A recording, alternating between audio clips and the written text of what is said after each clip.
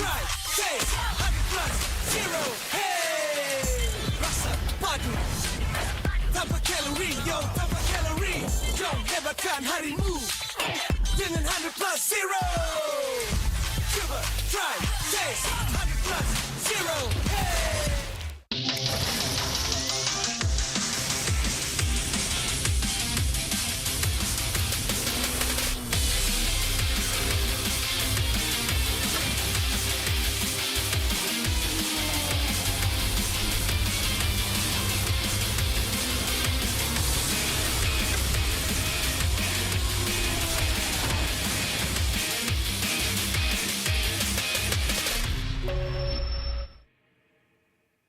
CeraVe baharu, blemish control, membersih. 2% salicylic acid untuk membersihkan pori dan 3 ceramide untuk melindungi kulit, memperbaiki. AHA, BHA dan niacinamide untuk menangani jerawat, untuk kulit bersih dan sihat. CeraVe.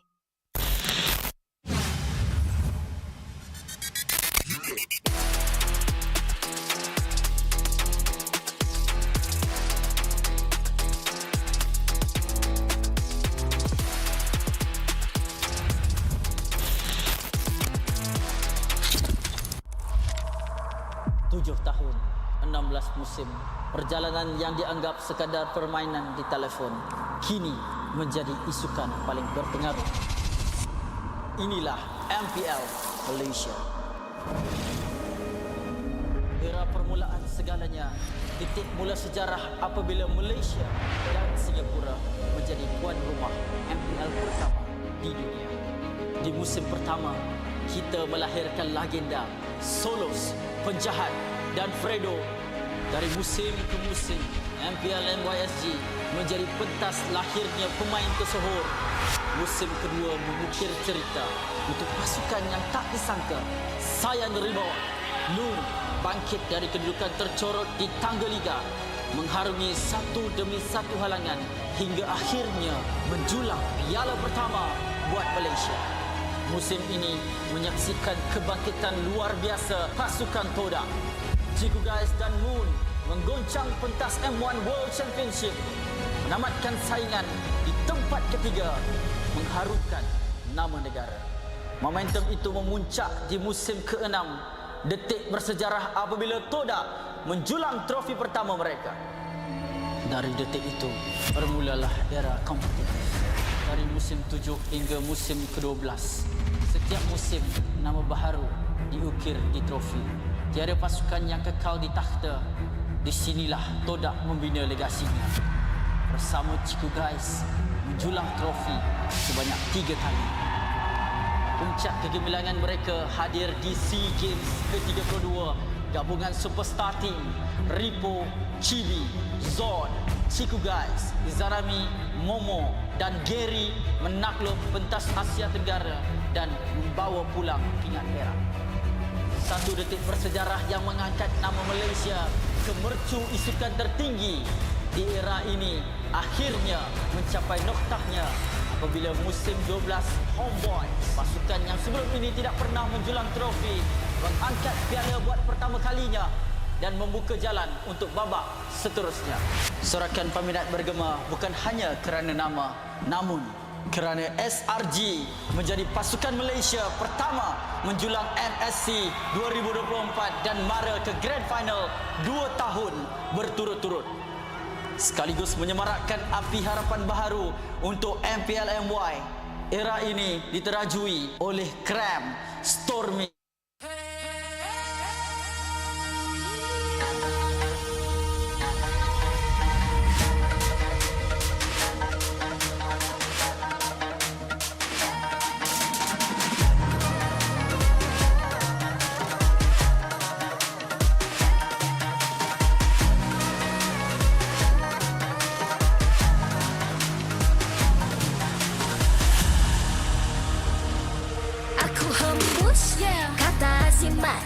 bila terjatuh, aku beringat jalan dah jauh, cari titik bermula. Krak, krak, krak, krak. Jangan patah semangat. Semarak api bukan calon-calon. Biar apa menghalang, aku sambut datang. 1000 daya, 1000 alasan, harungi semua sampai di akhir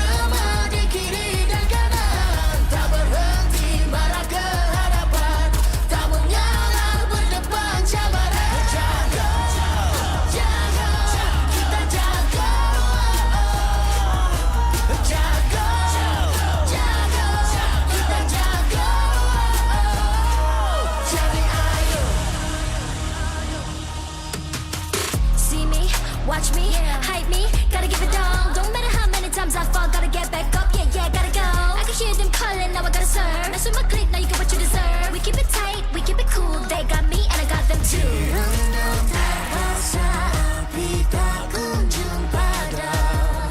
Marah ke hadapan kita sehaluan. Jangan simpan-simpan kita anak Malaysia. Kami tak senang mengalah, kami luar biasa. Semangat membara, harungi bersama. Jaga, jaga, kita jaga. Jaga, jaga, kita jaga.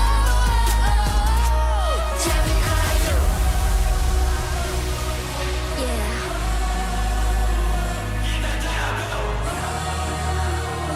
Are you ready?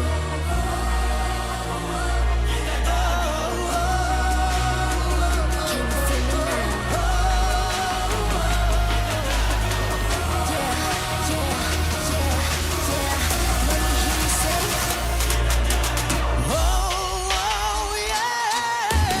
Langkahlah sama-sama langkah, bergema di kiri dan kanan. Tak berhenti marah ke hadapan, tak mengalah berdepan cabaran. Jaga, jaga, kita jaga.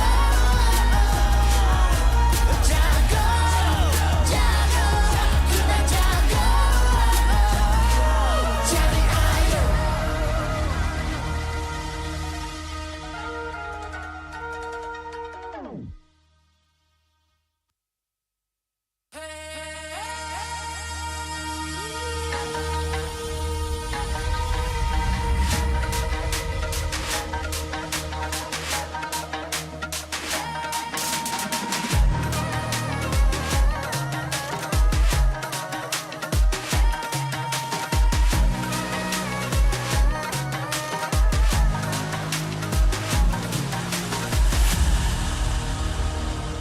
Aku hembus kata azimat.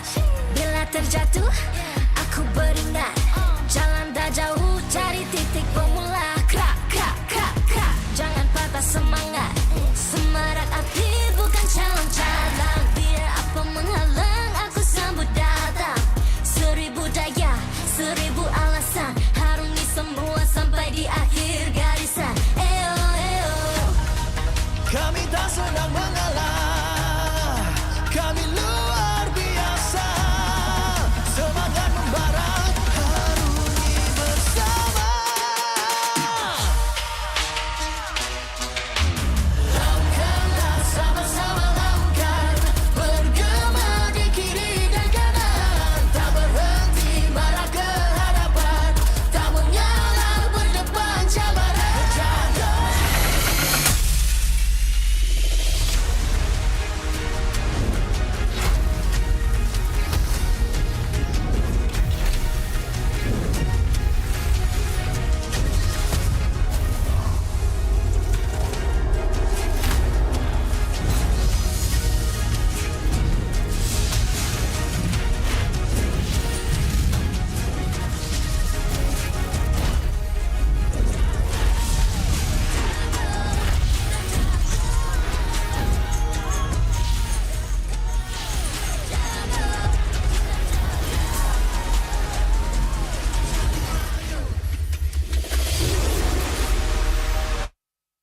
MPL Malaysia Season 16 is powered by Moonton.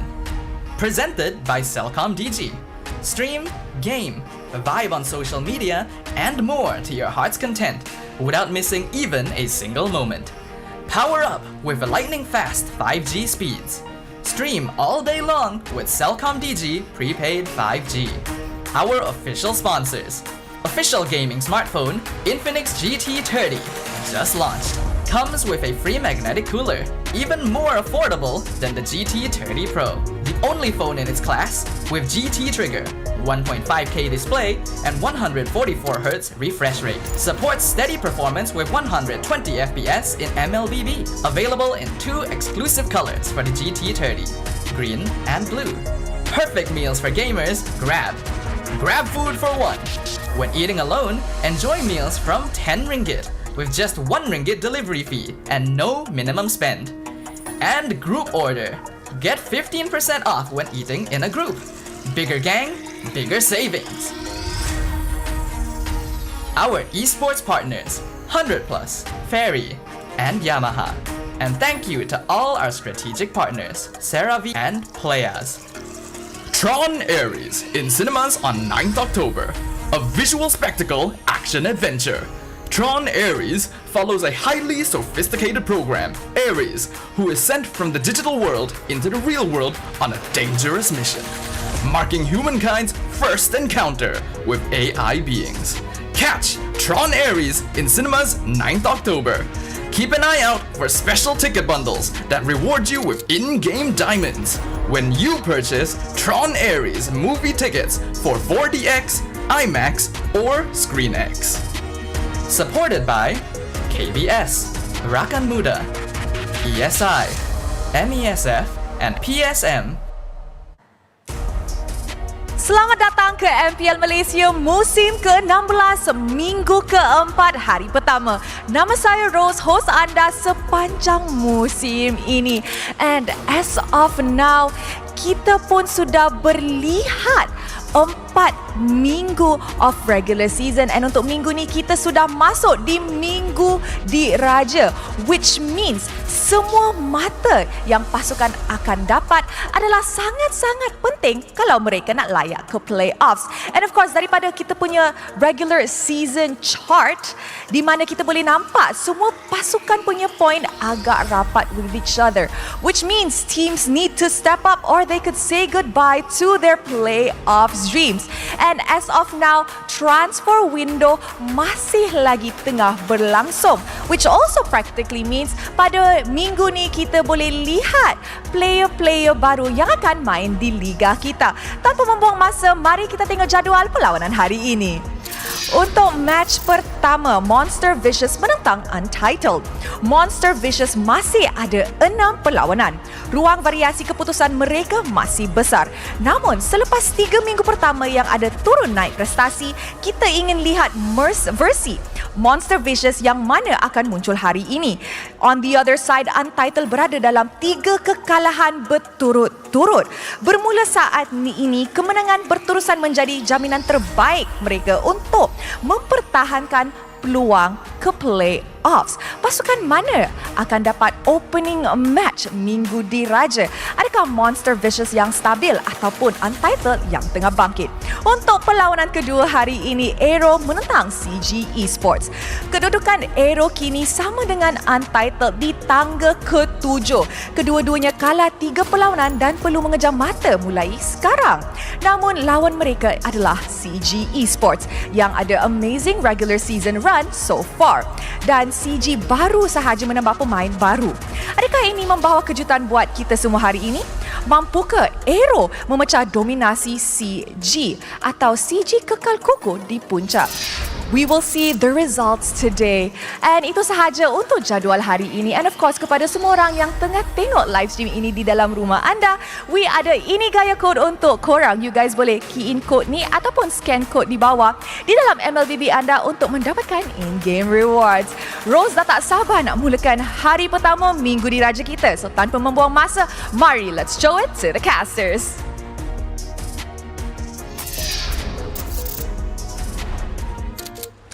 Thank you, Rose, so much. Welcome, everybody, to the MPL MY Season 16 English broadcast here. We'd like to thank everybody who's watching locally and abroad for checking us out, especially here on week number 4. My name is Gideon Q, of course, with Husky here at the desk.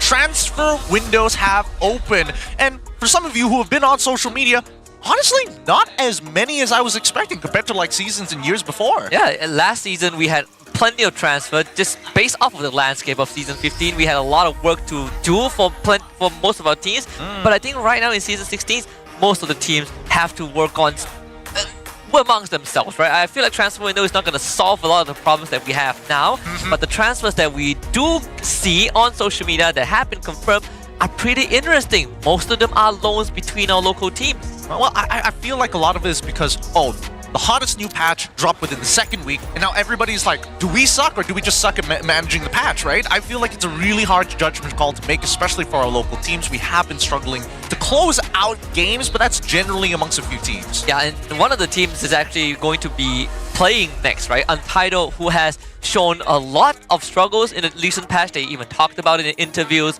We saw that come into effect week 2. Didn't get any better in week 3 as well.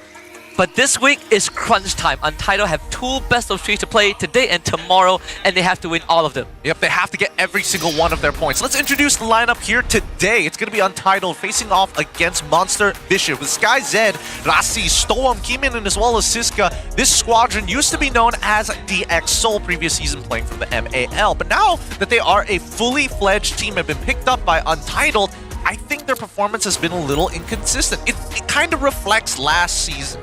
Yeah, it sort of does that, but the core difference is last season we see the evolution of the squad, right? Where they do better week by week. Sure, they give us a full 3-game series every single time they step on the stage. They give us a lot of the highlight moments, but at least we see the improvement. This season, it feels like the complete opposite, where they're struggling to find themselves. I mean, we say that all the time for teams like this, but then similar position, Monster Vicious also played in the last season and played the season before. Slightly different lineup, with only Ruffin as well as Uni being the original members still standing. Now paired up with Leone, Mondos, and as well as Momo. And let me tell you, week 3, they actually looked great. Other than Uni dying that one time at the most crucial moment, but they still won the game at the end of it. Yeah, and you want to take every single win that you can. I think Monster Vicious, when they're at their best, they looked unstoppable. There are similarities that we can draw between these two teams, where they are very powerful from that early to mid game. Late game is where you start to get worried whether Monster Vicious is going to accidentally drop the ball, or will Untitled start panicking and make, very rash calls. I hope it doesn't come down to that today, where, who throws first. I want to see Untitled perform more than I want to see MV, because I felt like MV are in a pretty comfortable spot after week 3. I think they are in a comfortable spot, and I think the majority of their underperformances just came down to Uni, their main shot caller, being sick for the majority of the season. But now that he's now in good health, I'm hoping that nobody else goes through that exact same thing. There is a lot of expectation for them to do well. They're coming in as the favorites in comparison to Untitled. I'm just curious about the performance of Rasi, because that was the big question mark that I was left with during week number 3. It's like, what is he doing sometimes? Yeah, and then you look at the comparison between Game 1 and Game 2 of that series. You sort of wish Game 1 never happened, because we could have gotten a 3-game, 3-game banger. Either way, I think for Untitled, they need to really pick up the pace, because when you look at the race to the playoffs, you look at the starting grid, of course, Todak and GMSK are at the bottom, and then Untitled, they are tied up with AERO Esports. But the only benefit that they have is that if they both tie in total points, they win the head-to-head.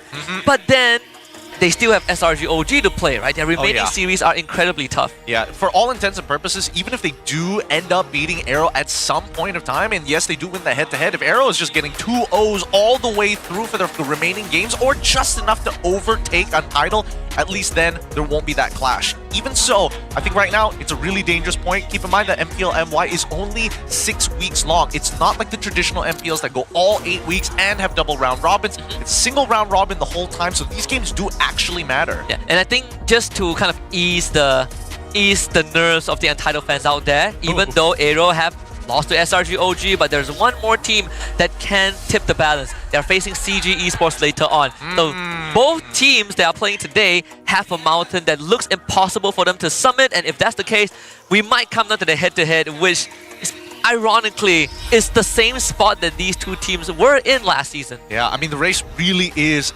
all gears maxed out. They're looking to get their top speed as soon as possible, especially to make them feel a little bit more comfortable as they progress throughout the tournament. But with that being said, let's talk about this game. What do you guys in the audience think that Untitled can do to step up for the remaining matches? A, reigniting the chemistry, B, refining the draft, or C, sharpening their gameplay?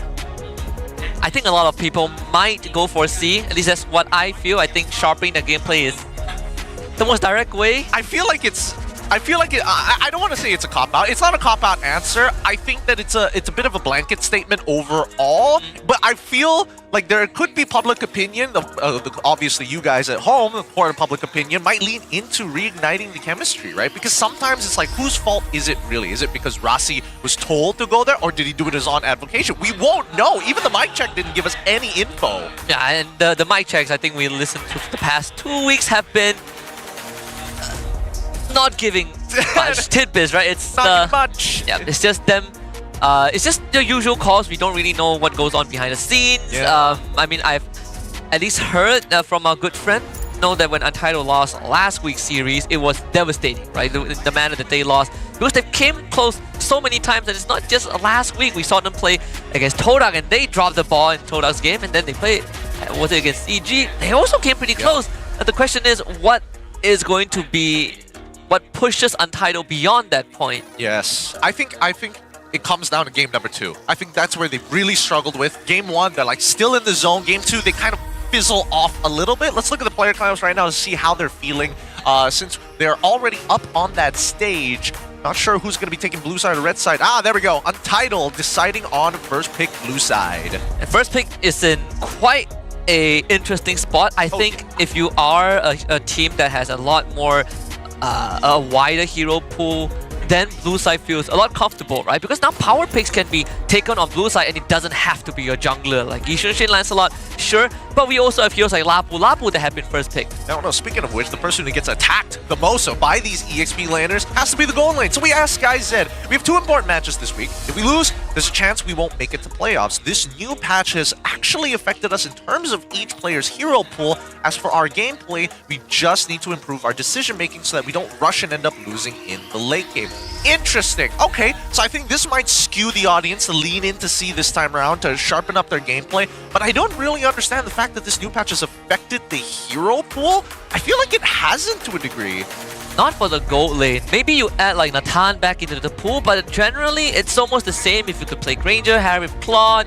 Yeah. We've seen them play Beatrix, that didn't work out well against Vamos. But in the grand scheme of things, I feel like if you want to talk about hero pools being affected, you probably will be looking at jungler, where there's now a clear distinction whether you want to play util or assassin, and maybe the XP laners, right? Like some XP laners play Uranus, in this case Momo from MV. They've been giving him big frontline tanks that is just there to stand back. But one thing that has been echoed is definitely the patch affecting them. I remember Coach Steele talked about it in week number 2. Last week, was it Storm also mentioned there, or Storm or Siska? And now Sky that brings up the same concerns again. Well, if we're talking about concerns, let's really put a magnifying glass on the problem itself, right? Is it the double fighters that's making it hard? Is it because just, you know, the changes to Bane? It's kind of tough. We'll get back to that in just a bit, because we also got a player quote from Uni, and he says that, I think Storm in Untitled is a real threat, since he's the main shot caller for the team. What we want to prove against Untitled is that we weren't our true selves in last season's playoff. To Untitled, we're ready to put up a fight against you. Yeah, it is.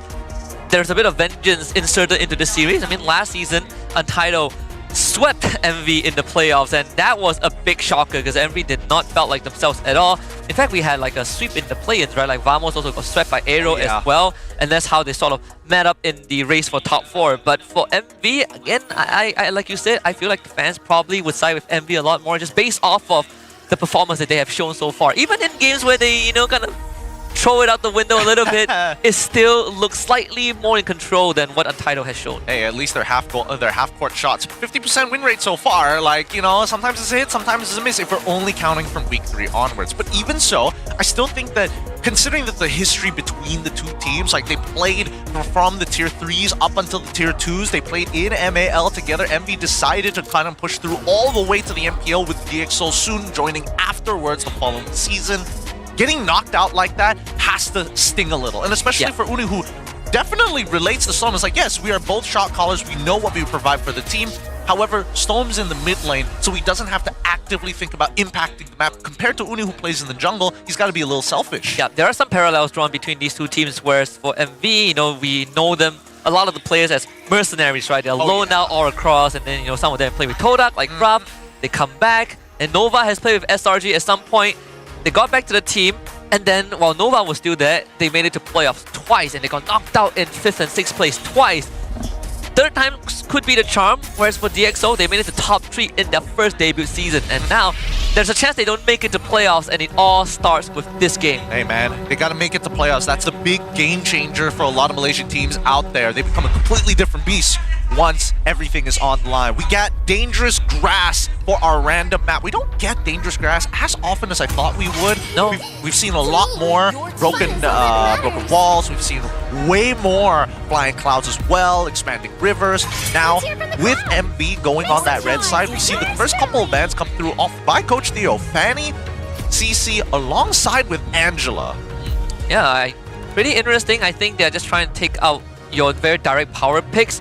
Untitled have played Dangerous Grass 3 times, they've won none of it, whereas this is the first time that we see MV. And you know, like I think Rose mentioned earlier on during the schedule, MVs, they haven't had to play much series, right? 1 series per week, so it's going to ramp up for them for the second half of the regular season.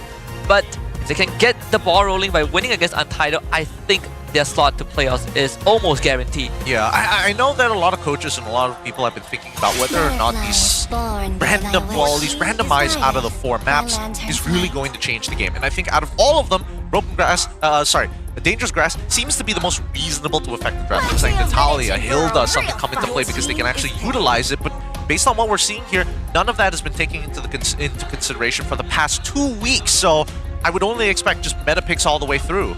Yeah, and of course, a fun fact for Siska, it turns out his IGN comes straight from Doraemon's character Shizuka. So if you are over the age of 25, you probably would know who that is. Hey, I had to think of Doraemon it. resonates with more kids than you believe, okay? It ain't just Agent Ali. Now it's Coco Melon. Now it's... Upin and Ipin. What do you think? You think babies are watching Doraemon? No. Kids, teenagers, they can pick up a book every once in a while. Well, I mean a comic book, I guess. I mean, back then it's like between Doraemon and Crayon Shinchan, you know, you pick a poison. Do you prefer a kid that pulls down his pants in public, or do you a magic cat? A magic cat, yes. Well, technically a clanker if we're really thinking about it, but let's talk about the semantics, right? All right, Khalil, first lock-in for Untitled as their opening pick. That gives them a lot of flexibility when it comes down to like even the gold lane because Beatrix is now playable. However, MV still making sure we've got a way to sweep you underneath the bus. We are leaning into Ruff's hero picks. They're not going double fighter though. Yeah, and this is also enabled by the CC ban from Untitled, right? You get rid of the bad lane for Arlet. We've seen Untitled pull out some pretty interesting Roma picks previously, which thankfully isn't going to be the case. We've seen them run the glue. Both ended up losing the game, sadly. But if they are going Kalea, you're looking at heroes like Farsa, like Lapu Lapu, strong heroes that can help the Kalea burst down the target. The Yi Xunshin is also a big power pick, which Kimin popped off on in Game 2 against Vamos. And even though they didn't win that game, we know that Kimin, once he's awake, his Yi Xunshin is a threat. Yes, it is a late scaling hero. It is dangerous to play against. Fun fact, did you know that today, on October 3rd, 2025, marks Momo's 25th birthday? Happy birthday, Momo! They did you dirty with a haircut, but at least it's your birthday. Let me know which barber it is. I won't go there. You don't believe their birthday deals these days. They're like, show your IC. Good. You won't look anything like the picture. This is exactly what we're going to avoid. I love it. I love it. Momo, still great legacy player, has done well for the squadron. And even with Kimmy locked in, I'm excited to see it because now Momo is going to be on an Arlet, which we've seen many times before in the past in his career. Highly mechanical when need be, but most importantly, those final slash. Oh my god, he's gotten some like nasty highlights. Yeah. Which also ties into, I think, some of the public opinions where we see Momo play majority frontline tanks. Like Uranus was one of the highlights for MV. And some people were asking, I think including me, when is MV going to give him a setup hero? Right, so now we get to see that Arlet back in his hands again. I mean, we've seen it being flexed like once by Nova into Rome, but that wasn't really the best choice. Into Kalea, it feels like you're setting yourself up for failure if you do so. I agree, and I think that at this point, MP is taking note. They probably heard you on broadcast. They're like, all right, we got to get rid of that Farsa. We want to take away as much burst as we can from Untitled. That way, that Tsunami Slam becomes a lot less of a problem, and some people might have to take Purifies. for all intents and purposes, Untitled might be just using this to say, hey, you have to take Purifies. Now we're going to be looking for winning lanes. We could still lean into the Harith for the gold lane. It could still be double fighters, a lot of different directions that Untitled can go. So they're focusing first on getting rid of the major counter picks, and that starts off with Gaton. If you want to talk about forcing people to take Purify, there is still the Cho choice for MV, right? They could go for it. It's dangerous grass, and that means a lot more angle to play with. Not the Gato itself. I mean, the other one is Badang, but I would always lean to the Cho for this map. I think it's the Grok, right? And the Grok, yeah. Yeah, I think Grok poses a little too big of a problem. At least Cho, there's some form of counterplay. Grok, not much, especially if your team is going even. You still struggle to burst people down. And worse yet, you might end up setting up for your opponent. Yeah. That also comes down to whether Untitled have the damage to really force Grok away, right? I think Lafel brought up a very good point on broadcast last week where games that Grok loses, a lot of times it's just Grok is either not allowed to set up or they just take the Grok out of the picture, right, this instance. So heavy magic damage could be the key for Untitled. Without the Farsa, we might be going down to the Eve. We've seen the... what's that hero called again? The Selena as well, if they want to do that. There is the option for double fighters since the YSS is on Untitled and they get to ban out the Lancelot, which still doesn't really stop Uni. He has shown the Lucas jungle twice. That is kind of in his back pocket, right? Baxia, Fredrin, they're still there too. Yeah, I think Lucas is a pretty dangerous pick. I think for him, if we're talking about anti-CC, the Martis comes in mind, the Lucas comes in mind. But I'm also thinking whether or not it's worth playing Hayabusa into the Ishin Shin matchup. It can get a little difficult since Kalia is always going to be like tailing you 24/7. But they've got Kimmy in the mid lane. They should be able to push that out. I don't think anybody else can really contest the Kimmy. Loyi doesn't push as quickly. Yves maybe has an option, but really wants to focus more on trading than actually pushing the wave until level 2 onward. So, Grok opener here. For the second phase, at least for Monster Vicious, this gives them a little bit more control, even if it ends up saying, hey, you have a pocket pick that forces out that wave. Don't worry, we got Grok to keep you covered.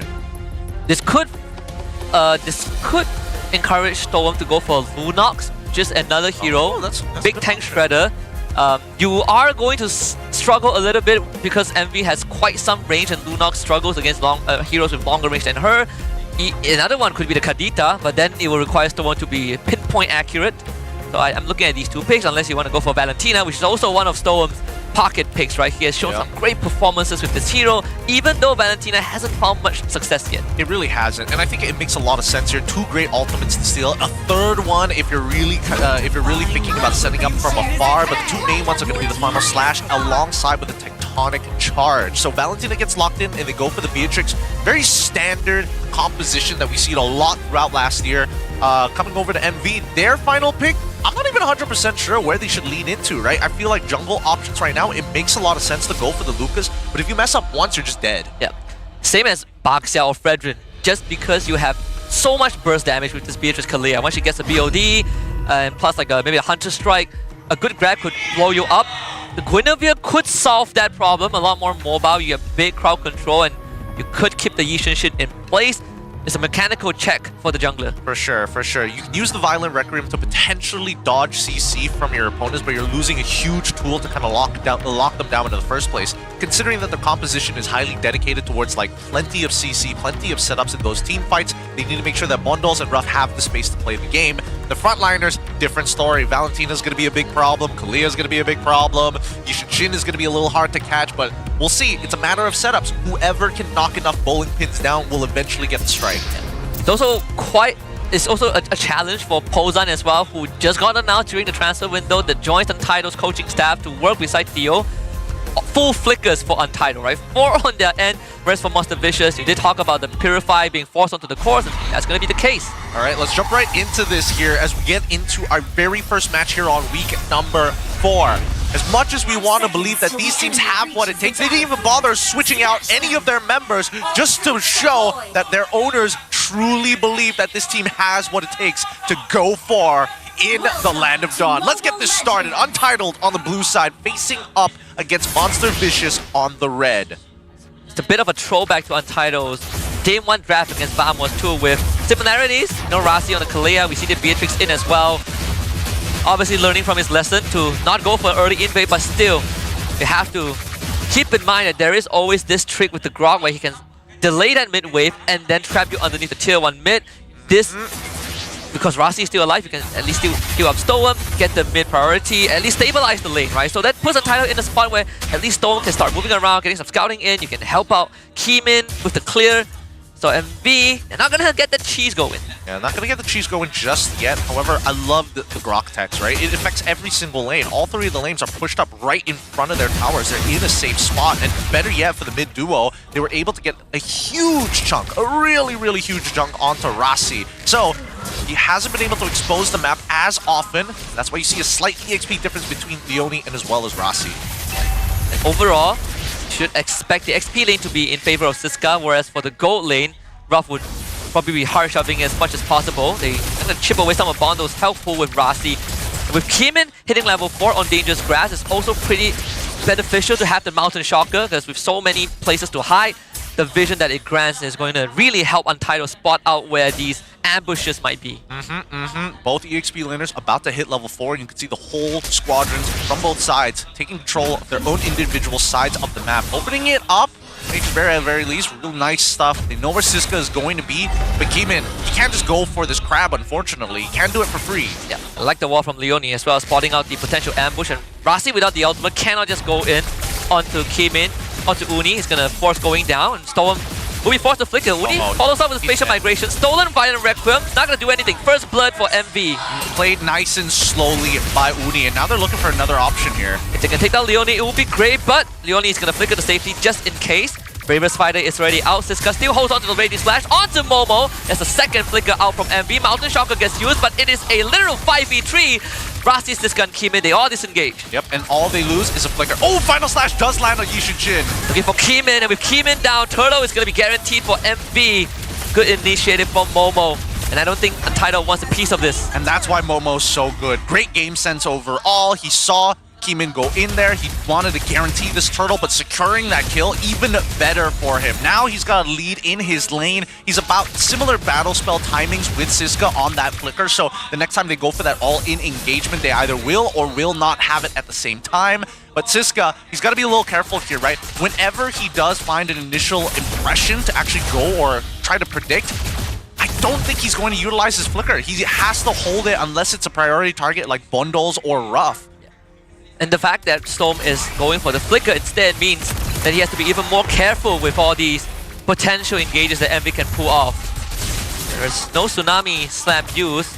Unfortunately, with SkyZ using the Bandit's Rage, they are not going to have damage for quite a while for the next 40 seconds. Well, the good thing is, the scaling for Untitled is not too bad, you know, with Beatrix, with the Yishun Shin, they are going to have some late game insurance. I am curious to see what Uni is going to eventually build. Is he going like full magic damage? Oh, never mind. Rasi just gone. Great rotation coming in from MV's side, maintaining control of the map. Yeah, hard to check bushes with only the Kalea.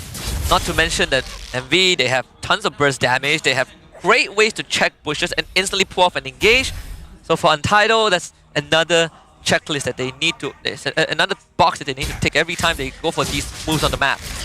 So far, game's is going as good as it gets coming in from MV's side. They want to accelerate it, but it really depends on whether Untitled actually match them, right? Because if we look at the gold lane, I think that Ruff is doing a phenomenal job. He's frozen the wave as close as possibly can. They find a kill into Rasi as well. Great rotation from Uni's side, but that's not all, right? It was only the 2v1 that made sense. Now Leone has pressure and could set up a dive on the bot side of the map. And this is what makes Grok so powerful. When you have control of the map, you can do this. You can walk into the jungle, you can set up ambushes. On a map like Dangerous Grass makes it even more threatening.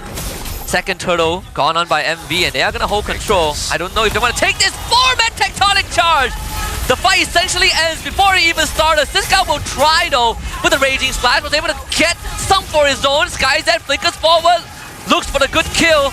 And MV actually ends up losing 3 of their own. Good recovery from Untitled. They didn't make the decision fast enough. They were all in position to get hit by the tectonic charge. A great setup coming in from Leone, but unfortunately, they weren't able to clean up as soon as it hit, right? Look, 50% of Storm's life just gone. They take him out first in terms of target priority, but they end up walking into the blitz.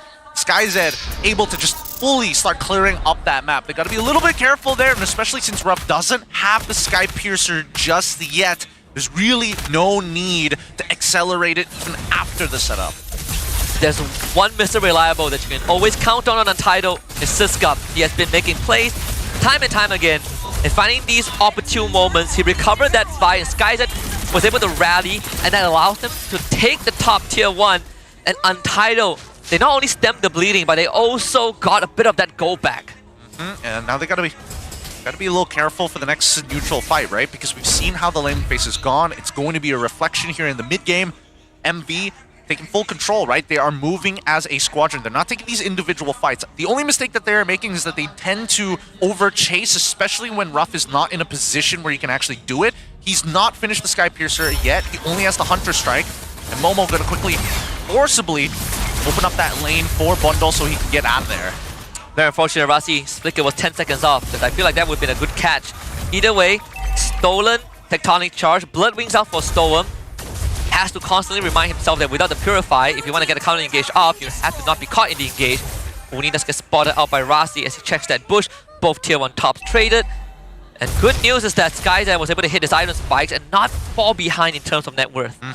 Still holding on and holding on strong. That's what you need to see. Ruff now already hitting his second item power spike. They're ready to go to war against Untitled. For now, I think that Untitled should not be interacting with MB. They need Yishin in a better position. Giving up this final turtle probably is going to be the play. Siska popping his ult to clear that wave. This is exactly what you want, right? Be uninteractive. Don't give MV that chance to extend this lead. The next thing Untitled needs to do is to work with the cooldown. Without the bravest fighter, it's not going to be easy, but they will try to blow up Leone, and they do it successfully. Momo comes in, final slash, dodged by Rasi's Flicker. Good stuff coming in from everybody on Untitled, right? Chaining their CC together, waiting for the turtle boat to land as soon as the Tsunami Slam connects. Preemptively dropping in the Bennett's Rage on top of it. Uni now has to be extremely careful, right? They know that they don't have the Tsunami Slam. They know they have a timing on them to actually start this fight, but as long as Siska is nearby, it could end up to be the same result, right? You find the setup where your entire backline dies, so they're gonna have to wait until this neutral pops up, the Lord finally spawns, and now MV looking to fight. And this is a scary spot for both teams. Have wobbly track records around Lord Pits, but Untitled was able to take control of the extra bush behind the Lord Pit, so that will give them some more room to work with. Mountain Shocker used as well alongside the Conceal. Rasi not able to find any target. Doesn't have the Flicker as well. He did use it to dodge the final slash earlier on. Yeah, they got vision with the turtle boat, but now they notice that the rest of MV isn't exactly moving the way they want to. Yeah, well, mid control, Rasi finds the grab, but the Bandit Range ends up missing. Siska now will go for full dive, hits them with the Tectonic Charge, stolen by Storm! And Untitled finds a good pickoff. That's the game changer we were looking for. The game changer that only Storm can provide. With the Tectonic Charge hitting 4, he finds his own. All those years with RSG playing as a support when your main role is a mid laner really comes in handy when looking for these opportunities. And that one pickoff was good enough. Goes back to the statistics we've seen. Sample size of most games that struggles on is when he doesn't get initiative. And that was what Untitled have gained themselves in the past 2 pickoffs. Now Lord on their end, Untitled looking to deal as much damage as possible to MB. Now, back to the farming game, right? Keemin, he's going to full clear his jungle, stay fast on it, make sure as soon as he gets his ult, he's looking to pop it as soon as possible. Not only to speed up where he travels across the map, but just to make sure that MV is confirmed. That's why Yishin on Dangerous Gas, so useful to have access to vision. And now, as the top side continues to push on in, MV need to diverge their resources, and it looks like they're willing to sacrifice bot tier 2. They're trying to defend the top 1, but with the presence of Untitled around, it looks to be very hard, so sadly, both side lanes will suffer some substantial damage. But if MV can somehow keep the mid-tier 1 up, all hope is not lost just yet. It doesn't seem to be the case. There is a Conceal. Rasi straight in with a big combo to try and finish off Uni. Uni survives and escapes, but Siska was able to zone out the rest of MV's backline. They lose Rasi, but Siska will now swing with a Raging Slash. They look for Leone and finally gets a confirmation, but the wall blocks up Kimin and allows MV to turn it around with 3. Ruff is not done just yet, but cannot catch up to Storm. close, very close fights there. It could have been 3 for the side of MV who go down, but the counterattack is just a little too good. The fact that Uri lived for so long, and honestly, his concentrated energy is keeping him way alive, way longer than we would have expected. That's 2 turrets in trade on top of the 3 kills. Luckily, the Holy Shielding stays alive. Quite a surprising turn of events with Pop Untitled. Felt like they did most of the things right. Even Siska was holding back the backline, but Leone's Earthen Rampart with his dying breath made all the difference. Now it's still a 1.4, 1.5k goal difference between the both teams, but I feel like if you look at the state of the map, Untitled still have more control. Yeah, they have way more control. Right now, even for Keyman, he's going for the greedy build, right? He's not going to go War Axe second item. He's going straight into the BOD. He's looking to clean up whatever SkyZ Rasi alongside with what we've seen Stoem do a lot of the Lord's work. And now, Siska, he's been so consistent, right? 4-man stuns, big damage, zoning off that backline. MV needed an answer to this Lapu Lapu, and they need it right now because Momo can only do so much. And based on the build that he's going for, it's not like he can one-shot his targets either. He's mainly for setting and then truly hoping that more CC would come out from their side so he gets resets. In fact, Momo doesn't even want to interact with Siska as possible because Siska straight up just kills him. Should expect the Oracle to be already purchased by Siska. Queen's Wings would be the next item. See Halberd out for SkyZ, who also has had a flawless game so far. 3-0-3, second Lord spawns, MV gains possession. Yeah, they can't afford to let this Lord go through. This is the only way that they can come back into this game. MV equalize the score enough times, but now the 50-50 begins. Siska and Storm goes in, Tectonic Charge to the backline, good retribution! Keeman gets it! SkyZ finds his 4th kill, they lose Storm in the process. Momo dashing around with the Vengeance, finished off by SkyZ, and Siska willingly throws his life. 2-for-2 trade, but a Lord for Untitled. Dangerous. EXP alongside with mid laner missing for Untitled. Casualty report on MV. It is just Uni and Momo, Jungle, and EXP respectively. And that was a good attempt by Untitled. They knew exactly what they wanted. Hey, we chain our CC together, we zone out Uni. If we're able to kill him, that's great, but we need to get this Lord no matter what. It's so much worse being on the opposite end. Even though they have a Beatrix, but they don't want to commit their ults just to clear waves. See the glimpses of Storms, that Roma DNA come true. Forces to engage, willing to throw his body for the greater good. Even if he doesn't hit the Tectonic Charge, it does pose a threat. And that allows Untitled to, again, push the envelope. The Lord should be quickly taken care of. I don't think Untitled could get any inhibitors, but they sure as heck have opened the entire map. And on dangerous grass, it's a perfect map to have control of. Oh yeah, it is equalized between both of these squadrons. MV initially had a 1.8k, wasn't able to break into the 2ks or even into the 3ks in terms of gold deficits against Untitled at this stage.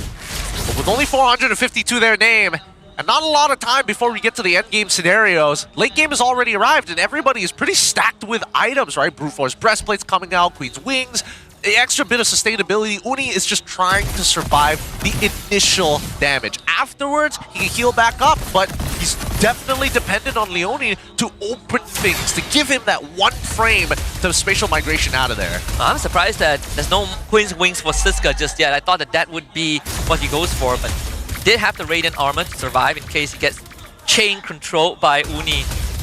Either way, now there's no more goalie for both teams. Untitled have managed to finally reel it back in and put both teams at an even state. And while Kimin continues to scale, he's already got the Endless Battle. He's now working up to his 4th item, but with the Endless Battle, I think he can basically almost guarantee anybody who's below like 15% of their 8 max HP should be blown up in like 2 to 3 hits. Rough. Him going for the Sea Halbert himself. Both marksman players play a really important role here, and there were many comparisons being made in the early days of their career between Ruff alongside with SkyZ, and I think people have been very, very harsh towards Ruff, considering he's had a little bit of a longer career in comparison. Oh, here we go! And then a slow retraction pulse and a full combo again, perfectly executed! Siska with a lash taker towards the backline and was able to hold all of them back! 2 kills for Untitled, and that is the perfection we were seeking for. Yep, that's the mechanics.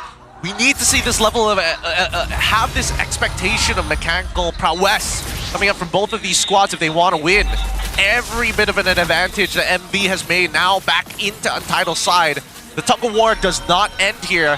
But I think for MV, it's way harder. How do you get a position? Do you force this fight? You're already 2 men down. And worse yet, Uni has no means to get into steal. Finally purchased the Winter Crown. Lord number 3 for Untitled. The best bet that MV can hope for is Uni gets a full combo with the Winter Crown to buy time. Easier said than done. I think Untitled have figured out the formula. They just gotta make sure that SkyZ and Keemin are not standing one on top of each other, or Stoam and Keemin, or in any combination with one of the marksmen in their lineup.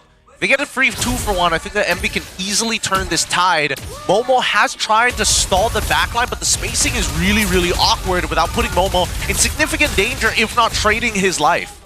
Something that the public and even the players have agreed and resonated time and time again is this late game management, right? We have reached the stage of the game where you start to question, can Untitled close this out? So far, seems like the answer would be a big resounding yes. We see the Holy Crystal out for Bondo, so the damage profile does go up. Mountain Shocker to confirm MV's position. No flanks will come true. And with the Lord crashing in, top inhibitor is guaranteed. Alright, so that means long lane has already been opened up. Keep in mind that the Lord will be spawning on the bottom side of the map, and the siege is looking very great. Uh-oh. Might be a miscom because Siska committed when Rossi backed off. Siska still has the radius slash to get away, but gets crowd control. Leone comes in with a tectonic charge. Rossi flickers away.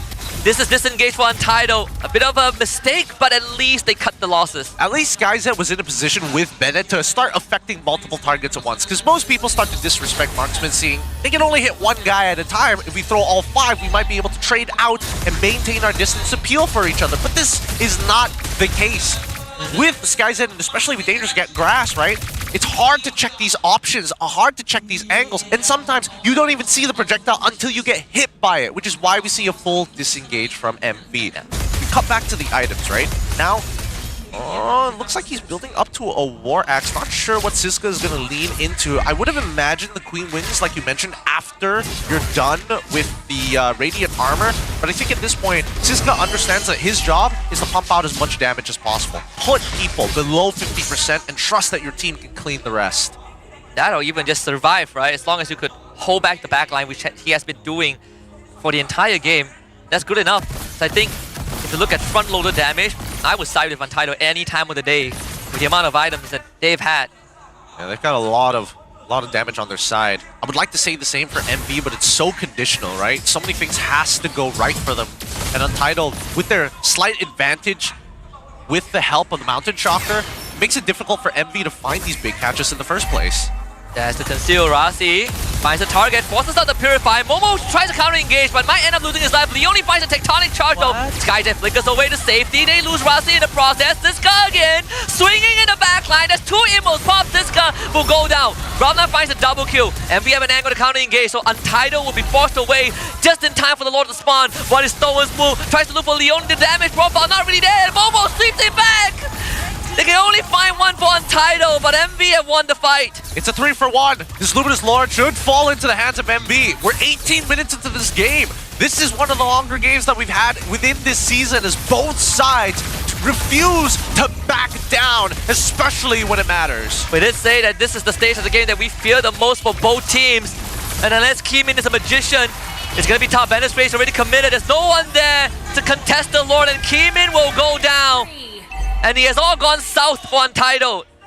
Could have gone for a steal, already chunked out Ruff. Ruff, very close to max stacks, but he's basically got it with how squishy a majority of the members from Untitled is going to be. Rossi has to be careful on who he targets with the Tsunami Slam. There are some times that they're not hitting. With the crown into a Vital Requiem, with disengage from Rossi to help them out, but it's going to be a 4v5 against a Luminous Lord. Stolen Tectonic Charge and a Dawnmite's purchase by Siska. It's going to take them a while to clear out this objective, but with Rossi's presence, it's not going to be easy for MV. So the damage not as substantial as they would have want. In fact, taking out a mid inhibitor doesn't damage Untitled as much. They still have a second wave to work with, right? SkyZ, unfortunately, will be able to clear waves very efficiently, but that's the only person they have to worry about. Anybody else who wants to clear waves has to commit a resource, a big one, in a matter of fact. Oh, Stolen finds another Purify out of Ruff. That would have been dangerous for MV, but it's enough to keep Untitled's base intact. God, Stone lost so much of his HP. So much off of the Stolen Tectonic Charge, losing 50% with how, in this case, Valentino works. Currently 70%. Oh, 70 stacks already. That's pretty good. He's 10 off from max stacking, but even so, still a dangerous position. He had to use the Winds of Nature. He had to use a lot of his resources. And now he won't have it for the upcoming fight. They can find Leone once more. It will be magic. I think the last fight was the tectonic charge from Leone. It really stopped Untitled from progressing forward with the aggression. Now we look at the real-time victory rate, 50 to 50. Oh boy, it is dead even.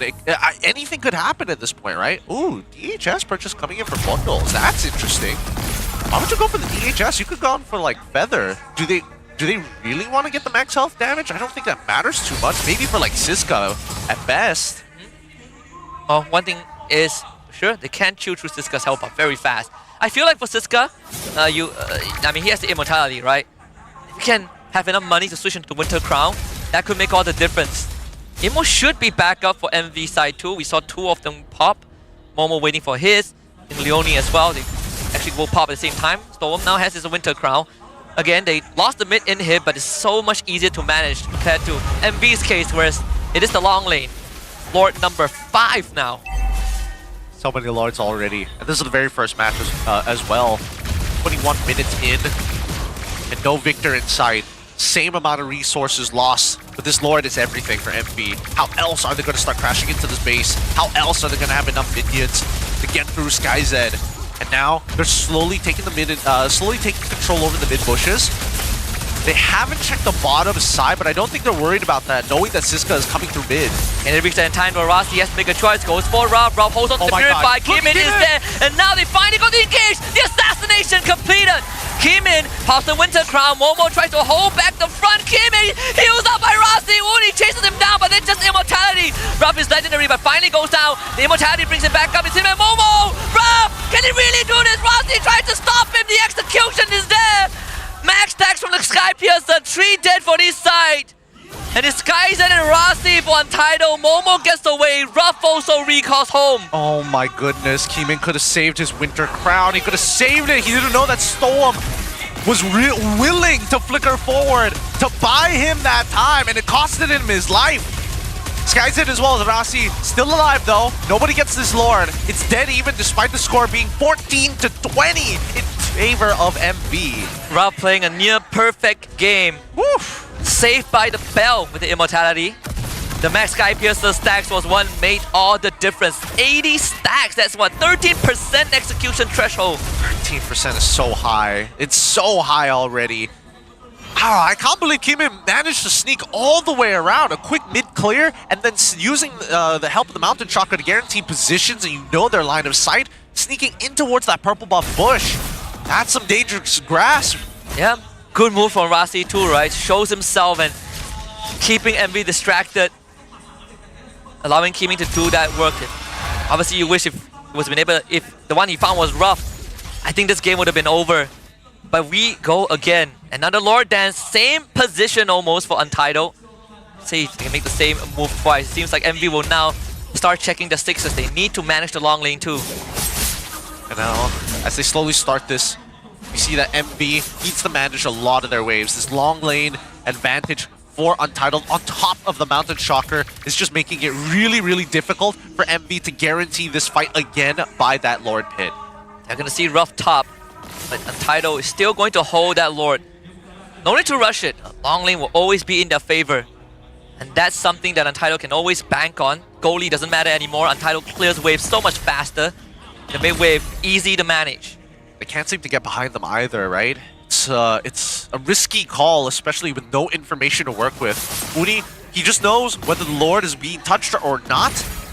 Oh, Rossi, even with the Twilight armor, he doesn't want to get bursted down by people like Uni, people like Ruff, for an example. I don't think it triggers the threshold. Maybe Ruff does, because he has Prolific Roar. I'm not sure whether Uni does that much burst to trigger it. SkyZ, you have to back off. Try, good dodge. Great reaction. Stolen Tectonic Charge, they bring Leone back. Can they finish him off in time? No, Leone terrified. The damage needs a bit more. Siska again to the back, and the Stolen Tectonic Charge comes through. Finally, Leone goes down. The disengage from Untitled, they've done the work. And MV, they gotta be forced to retreat. They gotta back out once again. They noticed during that fight. Where the heck did Yishin Shin go? Where did Kimin go? And look at that top wave already stacked in. Every fight is going to look like this, right? Either you start losing one, the onus is on MV to make the engagement, because the longer this goes, the better it is for Untitled. 60-second death timers is the bare minimum now whenever you go down, and that is going to give Untitled the confidence to work on this Lord after seeing Bondos up top. Final Requiem combo is not going to do much, and Untitled, they're going to put Stone in front. Stolen Final Slash. Be careful of the execution from Skypiercer. Work on the Lord first. This guy, Rossi, will do the work of holding him back. Lord for Untitled. Uni can't get much done, and Untitled calls for retreat. MV tried to chase. That's the Winston Crown use. Siska peels for Keeman, and Untitled once more assumes control of the game. Untitled, they've pulled it back at least. You know, I mean, both sides are trying to be as fluid as possible. Item swaps are coming back in, immortalities are coming back into play. Hopefully they have enough money for at least the Winter Crowns for these upcoming plays, because that's the big difference maker here. If you can dodge the Tectonic Charge, if you don't have the battle spell available, that's your second best option. Bondo sold his DHS for the Winds of Nature. Probably a way better choice. Again, the person that can turn this around is going to be rough. We have the counter engage from Momo and Leone. They have been really tugging with Siska and Rossi to see who can peel better. But if you need an output, Ruff has to be the one you lean on. Alright, here we go. Rossi goes in with the flicker, finds the cash onto Momo. Need to blow him up. Momo gets to move away, and Rossi ends up going down. And now Momo disengaged, but gets executed. Again, Ruff, very dangerous. Skyset goes down. Ruff snipes him, and Untitled's siege ends. That's a minute. As soon as it began, it also ended just like that. They do lose one more inhibitor, but it's not much of a win for Untitled, man. SkyZ, if he only had a little bit more time, he would have got his flicker up to be able to start dodging it. Now that it's 60 seconds, every trade matters, and Stoem finds one. Oh, no! And he missed the Tectonic Charge, Stoem! You can only buy so much time. Immortality, flicker, all used. How long can you hold on? Oh, he could have killed everybody there. 30 seconds. Oh, he can hold out. He can definitely hold out, right? Does he have the Mountain Shocker? No, he doesn't have the Mountain Shocker. Yes, the Retribution. He's got to take out the small little... Oh, but the next wave is almost there. And this is going to be the defense of a lifetime. And even then, there is going to be another minion wave. Keeman. Oh, you came so close. And again, it's so close, yet so far for Untitled. MV takes game one. MV played a better game. They understood the interactions that needed to be, they needed to dodge, and they still had the hero pool to do it. Big ups for Une here. Last picking Guinevere just to dodge CC. Very nicely done. A game that has broken the record for the longest game in our regular season, that pushed both teams to the brink. Untitled, this is probably the best game we've seen in quite some time, but still the same nightmare placed them. What, 4 out of 5 lords got taken, but yet it's one final siege that stopped them from winning. It was one hell of a fight, don't get me wrong. One hell of a fight coming in from Untitled side. They knew what needed to be done. It was just a matter of execution. I think Storm could have found a double kill at the very end there if he was able to connect with the Tectonic Charge, because he still had 2 dashes even afterwards. He might have been able to get Shadow Strike reset, and that could have been the difference maker. And I think that at least for Sora Pyong, you're calling in your team, it's like, okay, we did what the composition wants to do, but we have to talk about how we start executing, because our rotations from early game is great. Now, how do we get our opponents to forcefully make a mistake? Yeah. It's a game of inches and a game of occasional blunders for both teams. Feels like I've seen this way too many times. But again, we said that if there's one person that MV can lean on, it's Ruff with the 80 Skypiercer stacks. Yes. That was what really nailed the game for them. It did. And he managed to hold it out, because it was a bit of a slow start, right? He was getting the Skypiercer a little bit later, and the lane was already, I mean, in a better position than it was before. But after those fights, you would have imagined that he would scale from that point onwards, which he did. It just took a little bit of time considering that how chaotic these fights were. Not to mention that even SkyZ was matching up with him in GPM. Up until the very end, though. That does mean adjustments need to be made, right? And I think from a gameplay's point of view, yes, you could execute a couple of things a little bit better, but the combos and the ideas are there. How do you force your opponents to make these types of mistakes? Yeah, we also did say that it comes down to who makes the counter engage better. And in this case, I say Momo does it better. the birthday boy of Monster Vicious, XP laner, running the Arlott. We saw this incredible counter setups. And the last setup that he did when he got caught was actually what set MV up for success. Oh yeah, that final slash has been so good. A good way to slow down that fight. Don't let their combinations come off with ease. You got to be able to put thumbtacks on the floor, especially when they're trying to speed run through this game. Full tank build. Goes for the rose gold at the very end, just a wee bit of damage to get you over the top, especially with the amount of vengeance resets you're able to get. But overall, really good stuff from Momo. Yeah, unfortunately they couldn't finish him off, not when the mid lane is the Valentina, so fully on Skyzet.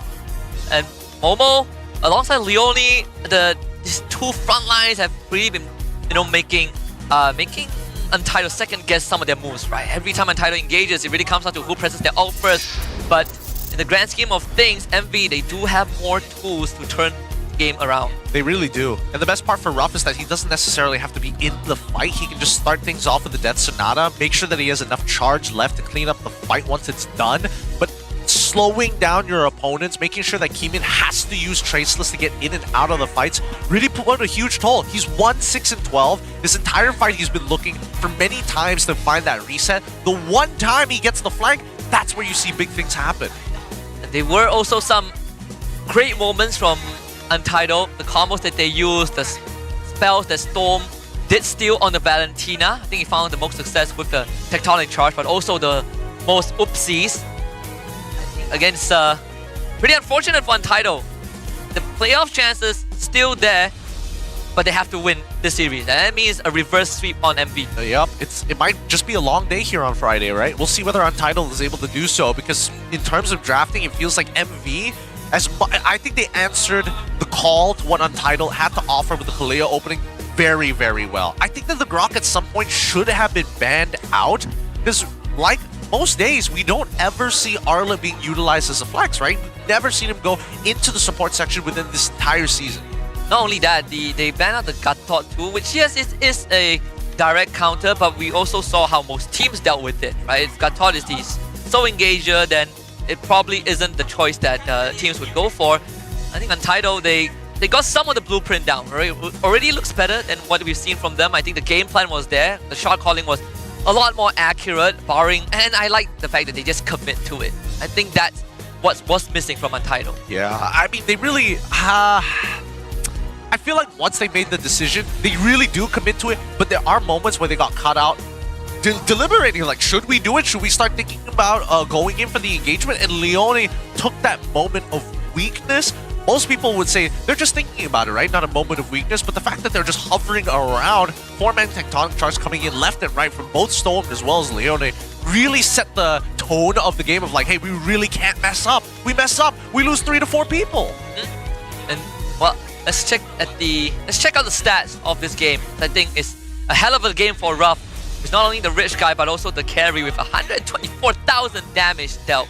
So much damage. He was able to just poke out his opponents from afar. 809, I was expecting his GPM to at least break into like the 780s, but it looks like he was still able to keep a majority of that farm. Once Uni hit level 15, he was taking all the orange buffs, making sure that he was stacked up for these fights. I have to admit that Bundles plays a strong Kimmy game overall, right? Yeah. He was providing a good amount of damage. He was bailing Momo out of some unwinnable positions alongside with Bundles, just to kind of set up for each other and not give away too much gold. Yeah, the double marksmen for MV side both only went down once, and I think Ruff, he went down one time, and that was before Skypiercer. And afterwards, didn't drop a single time, played a flawless game. And then running Purify also made it very hard for Rossi to catch anyone. It did. Rossi was having a tough time picking targets here. And there was no way to actually cover the distance on top of the Kimmy alongside with Granger because they're never in that fight and the front lines just kept on moving forward. You gotta show them a little bit of respect. Yeah, and one thing that surprises me is that I'm surprised that Baxia was ignored the whole draft. Yes! I thought that we would at least see a Baxia. Maybe that's what allowed MV to more confidently run this Kimmy. But either way, I think Untitled, they're not out of contention just yet. It just means that it gets harder from here on out. It gets significantly harder. I think that if they switched out Yishin Shin for the Baxia, it just means that their composition leans a little bit more to the early game, and it also makes sure that from SkyZ's perspective, he is pretty much the sole carry unless Storm scales. And we saw his items, right, going for things like Lightning Truncheon, really high damage, expensive items. But there was never enough of a lead to guarantee and solidify their placements, right? First one happened past the 9-minute mark, coming into the 10th, where we see Untitled actually fight back, but MV keeps on answering. The big game changer here was once Untitled manages to crack open that inhibitor. Once that inhibitor is open, the game state is neutral. Missing mid inhibitor, you're missing top side inhibitor, and we have long lane advantage. I think that could have been played a little bit better. Yeah, sadly, I agree. I think Untitled, right? 4 out of 5 Lords, they've been able to disengage from fights pretty well, as long as they didn't get caught up by the Rampart. They had all the ingredients to win this game, but they spilled the dish. It's just unfortunate. Sometimes you get into these ultra late games, almost 28 minutes. You make one wrong move with 60 seconds death timers, that is more than enough to tip the scales. Yeah, it's a matter of can you close out this game, and I think that right now both of these teams, they really struggle to kind of break through, and a lot of it is just Beatrix being an innate problem, right? It's just you try to get the wave in position, she blows up the wave. What are you supposed to do without that Lord? Looking and fighting for position, I think that Keeman, the one time that he was able to make that flank happen, I'm surprised that Untitled didn't try to re-simulate it, right? Was the risk too high to make it happen, even with the information from Mountain Chalker? I feel like it could be the case. We did see one time, we did see when they were thinking about it the second time, MV was checking the bushes, but I felt like MV also started lacking afterwards, right? When we got, like, I think Lord number 5. Yes. A lot of things for Untitled to think about, although I would say that it's also a game where Untitled were the one pulling the trigger a lot of the times, right? It's between Untitled trying to attack and MV trying to hold them back. That's fair. That's fair. I don't know. Does that mean that they want to go back to blue side again? Because it's not a matter of like, oh, we messed up in the draft. It's just a couple of things that we could have polished up on. But let's quickly look at the results for our little questionnaire for you guys. What do you think that Untitled can do to step up for the remaining matches? And yes, court of public opinion, 21% of you think that reigniting their chemistry is part of the problem, but everyone leans in to C. And I want people to, you can comment in the chat, did they do better? Right? I think, improvement is something. Of course, we want them to be a win. I think as an Untitled fan, you want them to win the game, but does it feel better than what we've witnessed so far? I think that this was like one of those few games where it's like we can't even think about closing because we're so dead even with each other, right? And we've seen the plays, it really just boils down to how we team fight and the mechanics that follow it, because there's many different outcomes that we've seen. We saw 3 different iterations of the same engagement of, oh, tectonic charge, what follows up afterwards. So if I were in Untitled's position, I'm probably thinking, right, how do we make sure that Momo has a bad game, somewhat a bigger advantage for Siska? Because they didn't find any lane advantages amongst each other. The only time was when they walked out to team fight.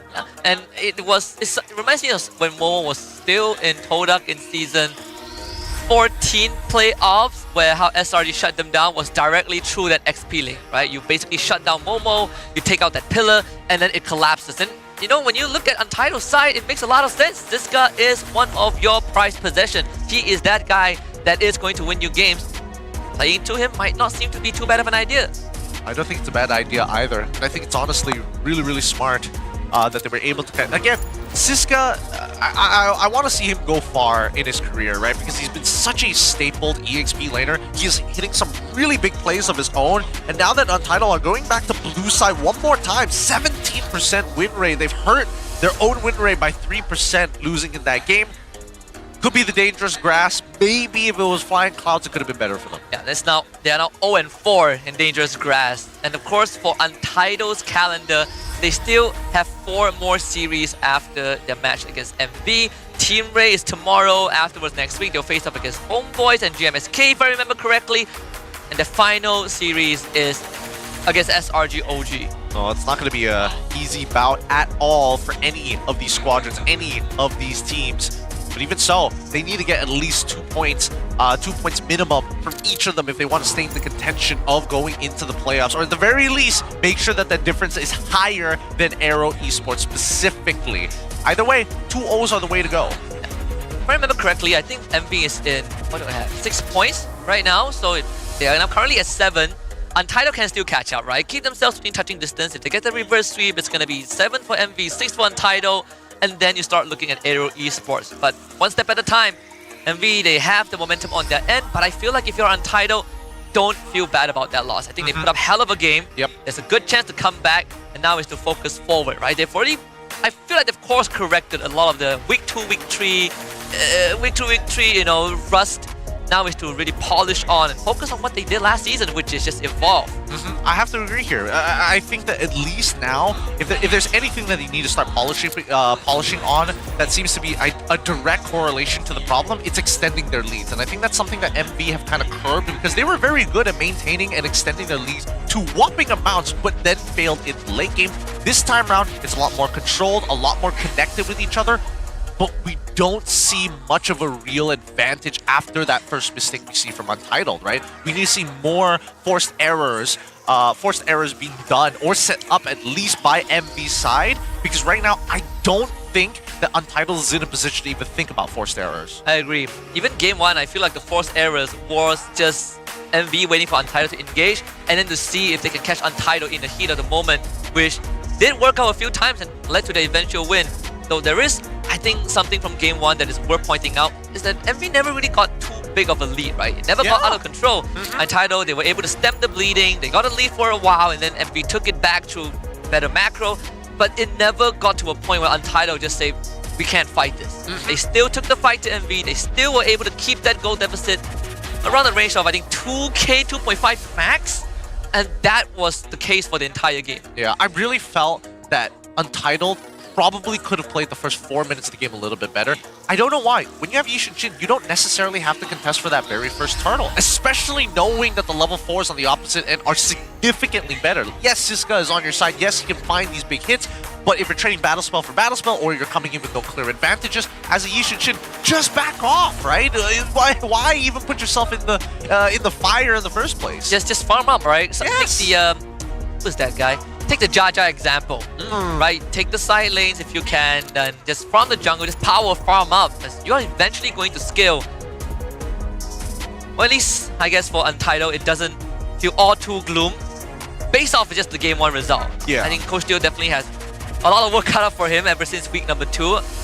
I personally think there are struggles with the patch in the hero pool is not really the main problem, Yes. even if they feel like that's the case, because they still work well with whatever they're given. Yep, I think that both sides have done decently well with what they are given, especially since, like, how often do we see the dangerous grass actually be dangerous, right? There were a lot of picks that you probably weren't expecting because you don't see, like, Rossi kind of using that title strike in mid-air because he's still hidden in some random bush that you don't usually check, or it's not one of the traditional bushes that most people are used to here in the Land of Dawn. But they picked it up very quickly of like, okay, wait, hold on, let's just open up the map a little bit more before we start walking out in a squad. Let's not walk out one by one, more importantly. And they even switched up how they want to open the map, right? Aside from having Mountain Shocker, Rasi bringing the +1, they put Storm in these dangerous spots, in these hot spots, so at least he has 2 dashes to get out. Yeah, they also trust his reaction time, right? Worst comes to worst, even if those 2 dashes isn't enough, guess what? You still have the Tectonic Charge, which gives you CC immunity as soon as you start channeling into it. So that's a get out of jail free card. Top of the Flicker, which they did run 4 of them. And it really comes down to just microseconds. In game 2, early on I saw when the game ended, Uni was talking to the marshals. Maybe there were some audio issues that they needed to iron out, so we will take a bit longer before we hop into the draft and also the map selection. I am curious about the map selection.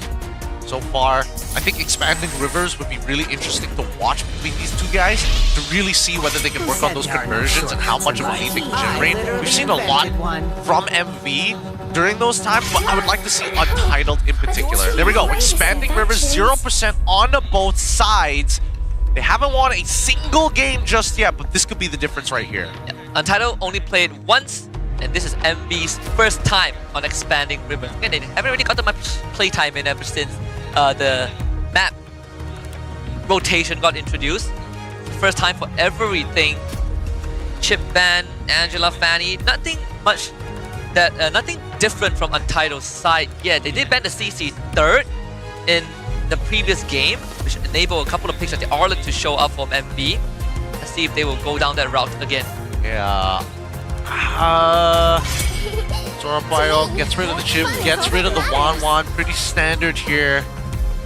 If this were the case, what was their third ban coming up from side of Untitled? Oh, never mind. Yeah, There it we was go, CC. CC. So it's the same bands from game 1. Exact same ban. Interesting. But let's see how MV responds, right? I think it's going to be exactly the same. I don't think they want to replicate.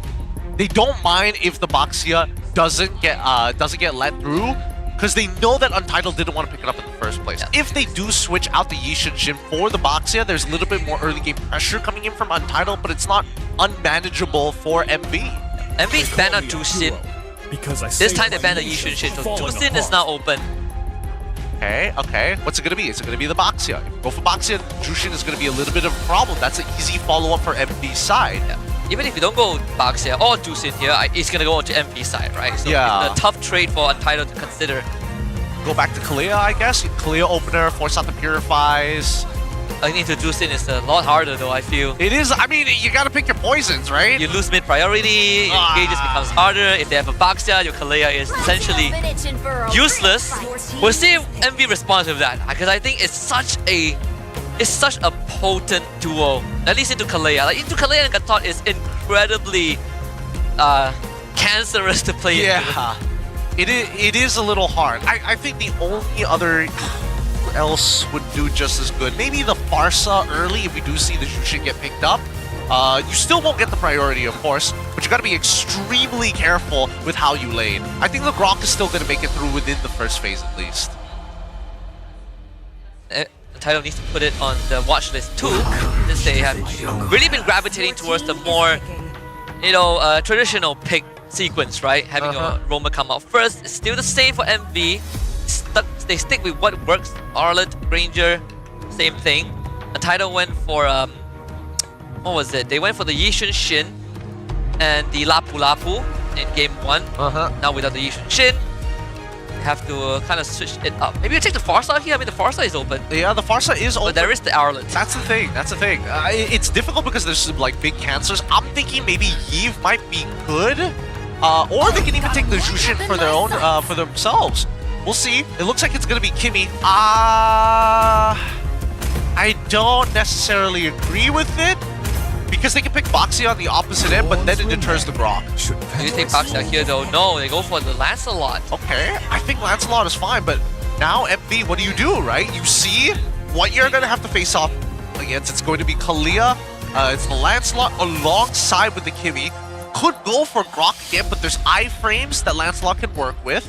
Kimmy usually is not going to be in a good position. You do pretty well into Kalia, but I think the Boxia just might be a bit better. And it looks like instead, they're going to be leaning into the Grok still. Boxia not touched. Untouched at all. And MV is also in a pretty interesting position because it poses the question to other teams. Is it worth targeting the jungle? Because they are one of the few teams that have pocket picks, right? Lucas, Guinevere, which we just saw earlier on. That's not to mention that Uni has been very comfortable, Hayabusa, the Fredrin, Baxia.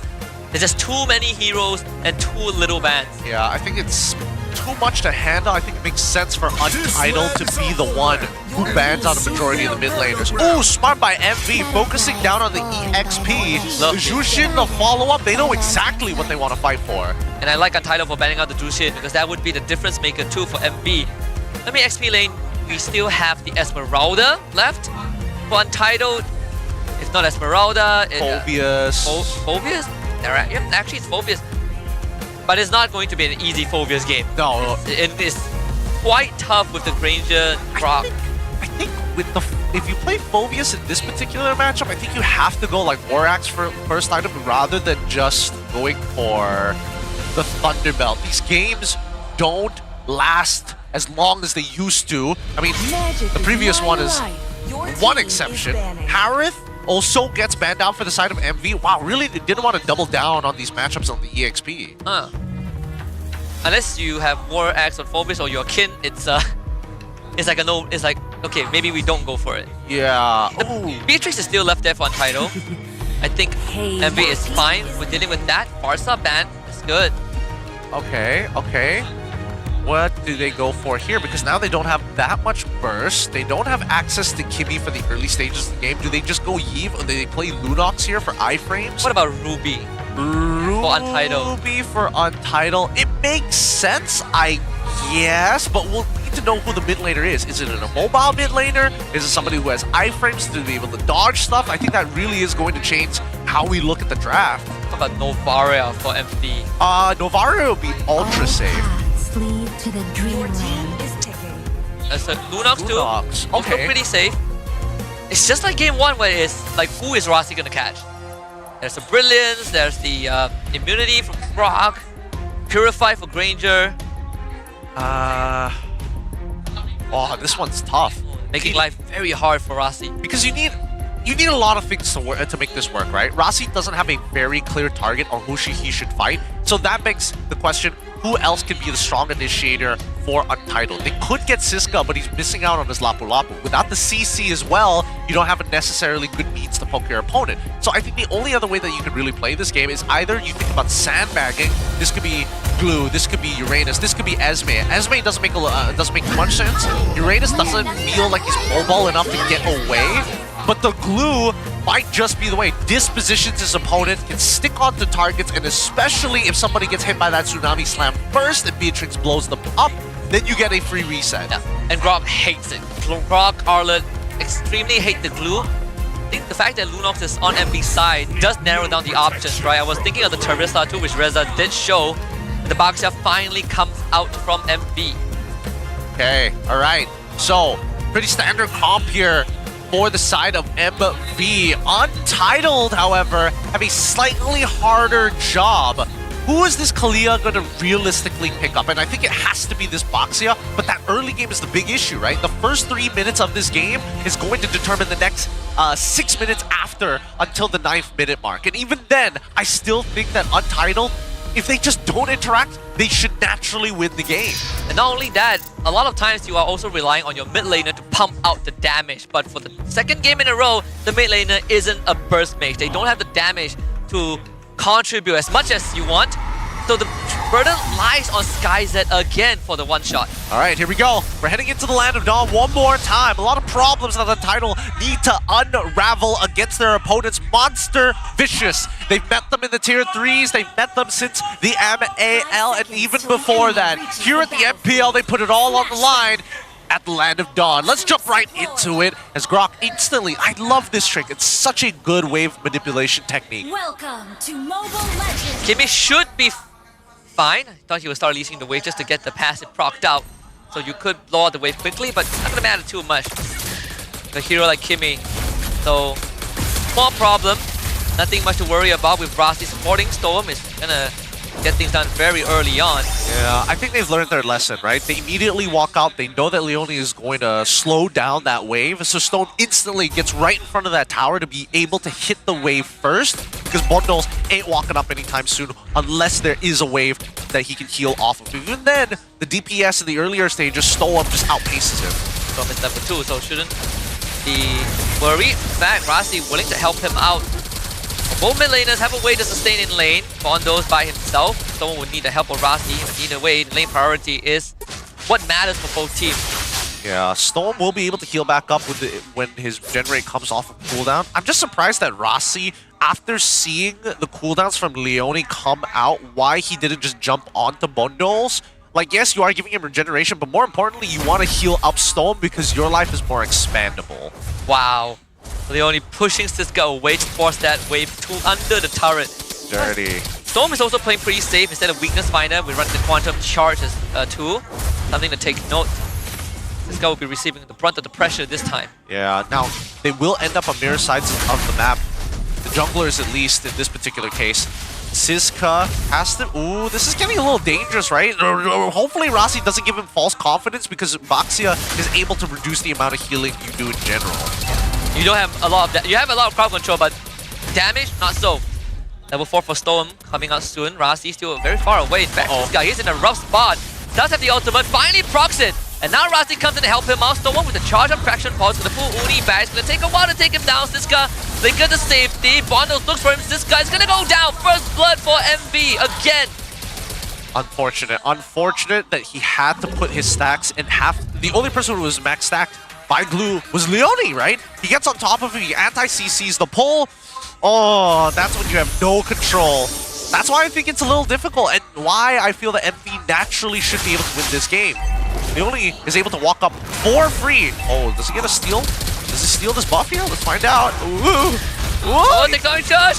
He stole it. God. He actually stole the buff. It's so worth it. And if he gets out, which I feel like he might, Turtle for MV. This guy really wants to try. The Banner's Rage goes wide. Momo escapes. MV with the full disengage. He gets pulled back. CC immunity for Leone. He's playing a perfect game. Nibiru's passion onto Uni, who is gonna walk out of there, and now it comes onto Siska, but his ultimate runs out. Storm gets zoned out. Flicker forced out. MV playing Untitled like a fiddle. Woo! That's some movement from Leone, right? Really well-timed anti-CC. Oh no, Keeman. Somebody's on a block. Okay, Rossi's there. He's gonna be totally fine. But MV, wow.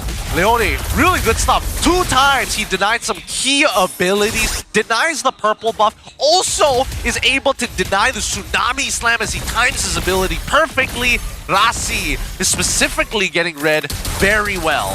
Leone is not done yet. Continues to pose a big problem. And this is what we say with this Kimmy pick, right? There's just no burst damage that can really threaten MV, which is why MV is moving up so often without much fear. And Untitled, sure you have crowd control, but the damage isn't there to supplement it. Not until SkyZ gets this item and actually hits his abilities. So until then, MV can keep doing this. They're gonna clear up the map as soon as possible. Storm a little late on that rotation as it looks like man-to-man defense here by Leone, right? Trying to be annoying as possible to specifically keep it. He doesn't take that much damage. Oh wait, hold on. This is dangerous now. MV, they're gonna call it off, but if they contest for this purple buff, they have to remember, where is Rossi? Oh, Rossi actually finds Tsunami Slam onto the Luna. Bondos goes into the Brilliance in time. Can he finish him off the Banner's Rage? Good sidestep from Bondos! And dashes away. Siska commits the Purify out! And Bondos escape. Good attempt by Untitled. Very good attempt indeed. Unfortunately, Bondos has some movement like his duo in Leone. Both of them showing up some great show of mechanics. Now with the turtle already spawning up, MV will take position first. Without these key abilities, I'm not sure if Untitled even want to attempt to contest this. I think they shouldn't, right? They're already, I mean, Keeman, he's slowed down, but he's not falling behind by a full level just yet. But they're basically 40% of the way. I think they should, but they will try. And a pixel perfect tectonic charge came in, stunned up the wall, the final slash.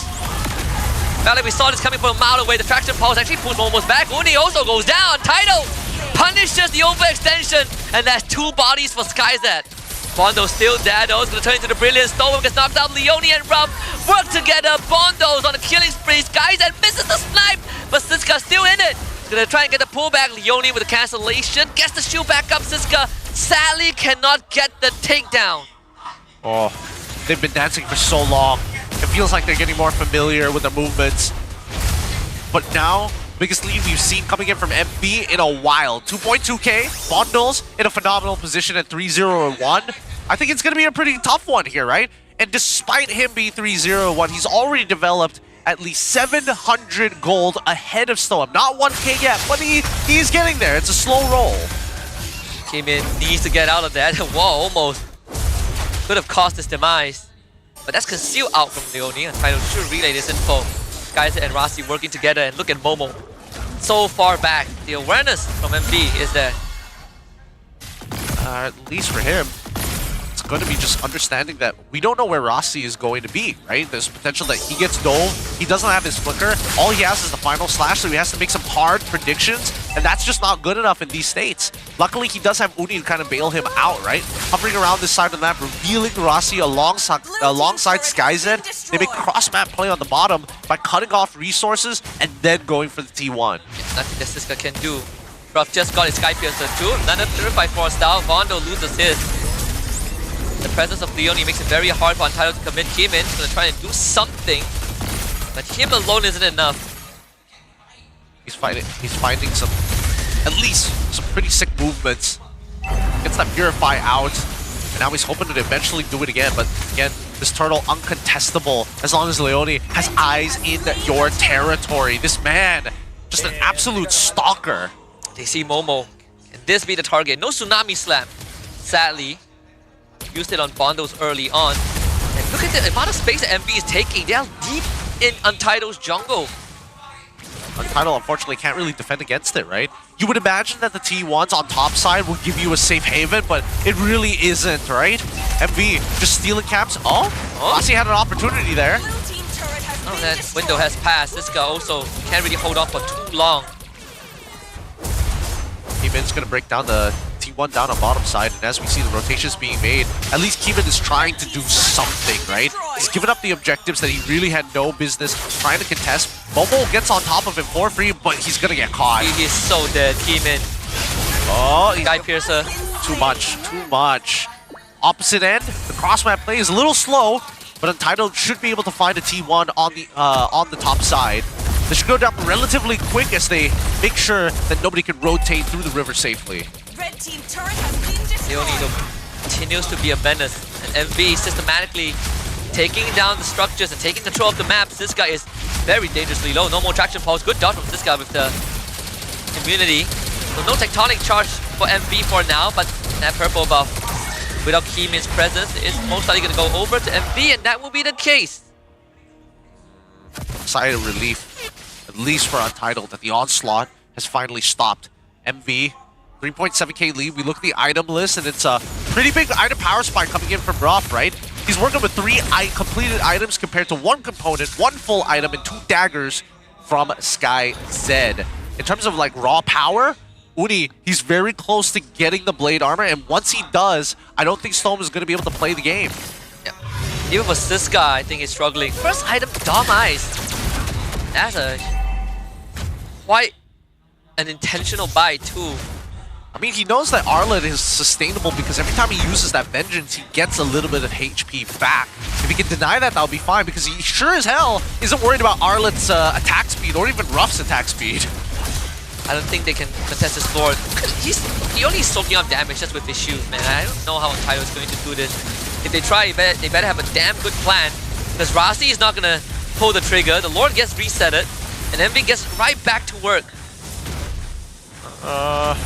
They're dancing around a little too long. Bot wave pushing in favor of MV. They're going to get a T2 off of it. This is the longer they drag this out. But Uni, oh no, they're forcing it. Uni's too low. They're going to try. Rasi goes in, but Keeman isn't around, so there's no steal chances for Untitled. MV being a pretty safe Lord. So dangerous there. So dangerous. A bit of a coin flip that I don't think MV necessarily needed to make. At the end, at least we see that Untitled is able to secure that bot wave. Top side, we have the Lord already pushing with the Lord empowered minions. I want to see this mid-tier 1 break. Let's see the play from Leone. Will he commit? Oh. I think, yeah, Leone just standing there is more than enough. Could do some heavy damage to the inhibitors, or at least pop the Holy Shield. Because that purple buff is gonna be gone. The only person losing out in all of these fights has to be Keeman, right? He wants the farm, he's looking for some side lane pressure, but it's Lord empowered minions. He's already got the Brute Force breastplate. That's going to be helpful, especially if he can stack it up before you get hit by the tectonic charge. Now with T2 on the top side and Luminous Lord, a regular Lord going to walk on through, all outer turrets just fall into the hands of MV. The Holy Shields, they should be able to hold the fort. Banner's Rage as well, so good clear, so they will give Keeman permission to keep on pushing bottom. MV, no angle to pull the trigger, so Lord gets taken care of. Keeman finds the bottom tier 2, and sadly, Uni can only cut the wave. Divine Glaive for Bondos, Untitled, they hold the fort, but this goal lead continues to extend for MV. We're now sitting at 5.2k. MV just playing maintenance right now, right? They're not extending their leads further than they have to. I think they've been playing a pretty clean game overall. This is a very different side of MV than what I'm used to seeing. I'm expecting more brawls to actually happen, more individuals trying to set up plays and bait their opponents. I'm getting none of that from MV. They are playing stone cold right now, and Untitled keeps smashing and breaking their nose across the wall. Does reflect Sora's approach to the game, right? Very textbook, very by the fundamentals. Since it was used by Leone, MV looking for the bottom tier 2. We'll find it, not a problem. Yeah. Keeman for the top. Not finding much off of this. Keeman might get a T2 on top side, and I don't think they can really do much about it. Momo will make it in time, so it's just structural damage. Yeah, they're just waiting for the next neutral objective, right? MV don't want to put themselves in a position where they give a free fight to Untitled, because right now they have the lead. And if they trade 1-for-1, it's actually more in favor for Untitled. And let me just double check the KDs. Yeah, other than Bondos, which is a very slight bounty, it's not enough to truly swing the game in Untitled's favor. In fact, I think 2k of the gold lead that MV has is on the roamer's role, right? So perhaps the core, like, you know, between Stoem and Bondo, Skyzer and Ruff is not too big of a difference. It could be that case. It could be, actually. I think I'm trying to get behind the idea, and the more I think about it, the more it makes us a lot of sense. Now with the expanding rivers, I would have imagined that MV would be in a better position, right? It's slow compounding interest, and Untitled are really struggling to breathe at this stage of the game, right? I mean, a good reflection of this has to be Keeman. He's level 14 to Uni's level 14. I think he would have been further behind if he wasn't able to get that split push in the first place, but it becomes clear when you look at SkyZ. 2 kills up on Ruff, who's 1-0-2, yet Ruff is 2 levels ahead of him, as a matter of fact. Leone, at a baseline, your supports should be at the same level. Just goes to show what Leone was able to provide during the early and mid. They can defend this lore somehow without losing a single inhibitor. That would be the best case scenario. I don't think it's possible. But I don't think it's possible. I agree. really don't. I feel like with Ruff sieging potential, how far Momo and Uni can actually stand up in front, specifically Uni in this case, right? He doesn't mind dying at this stage because he's very useless in these sieges. He's waiting for those inhibitors to break. Thank Ruff is literally outplaying Keeman. Oh, the Phantom Execution even gets cancelled by the wall. Lord is up top, there it goes. Tsunami Slam actually doesn't grab anyone. Bondo just goes into the Brilliance. Okay, no Brilliance to play with. Untitled might have an opportunity here. Not Fraction Pulse, actually. I thought they went for the Tsunami Slam. It's okay, there's still the Purify to deal with it. There's one inhibitor go down. Ziska very deep in. Wishing Lantern for Bondos. Leone with the Conceal. Rasti tries to go for the grab. Bandit Range is not out! They disable Skyzer so he cannot contribute, and it's just too late when he finally comes to his senses. MV just better with the counter engage, more than prepared, a wild oil machine, Untitled with 3 deaths and a Baron base, spells, another loss in the regular season, and that makes it 4 0-2s back to back to back to back. MV gains another 3 points. Oh my goodness, MV, that was a scary game number 2. Leone, you gotta get this Grok off of him, man. You gotta get it off of him. He's canceling abilities that he doesn't even see physically on his screen. How is he doing this? How does he get the timing down to a T? A split second later, a split second before could have been a world of difference for Untitled. Devastation doesn't even begin to describe what Untitled must be feeling right now. Playoff chances. It hung in the balance prior to this, but now it might have been extinguished. It really depends on the stars aligning. We still have a lot of games for the rest of the teams, but it might just have to come down to fate. It's getting slimmer and slimmer. The odds are not in their favor right now. This is going to be quite the comeback story if Untitled still make it into the playoffs. Even so, a good showing from MV's side. The cleanest game we've seen so far, but again, minimal lead. This is not a 10k checkmate angle that we all talk about. This is 5k that they were working with. Hyper efficient. Now, it's time to throw it over to Rose to have an interview with some of the boys from MV to check up on how they feel. Rose, how...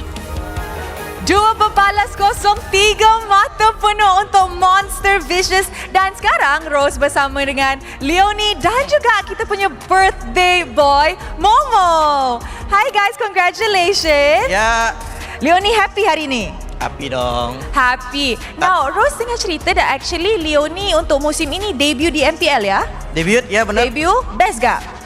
Ya, ini kan debut ya. Ya kita pasti semangat lah, karena ini semangat baru juga kan. Terus juga gua juga rookie di sini. Ya gua try yang terbaik aja lah. Suka gak environment dekat Malai ni? Dia punya environment, dia punya fans. Okay, suka? Oke. Halo Bang Respin, oi.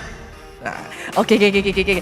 Now, dengar cerita Leone ni very outgoing personality. Suka buat kawan, suka borak dengan kawan. So, Leone, siapa bestie awak dalam Monster Vicious? Siapa yang you selalu kacau?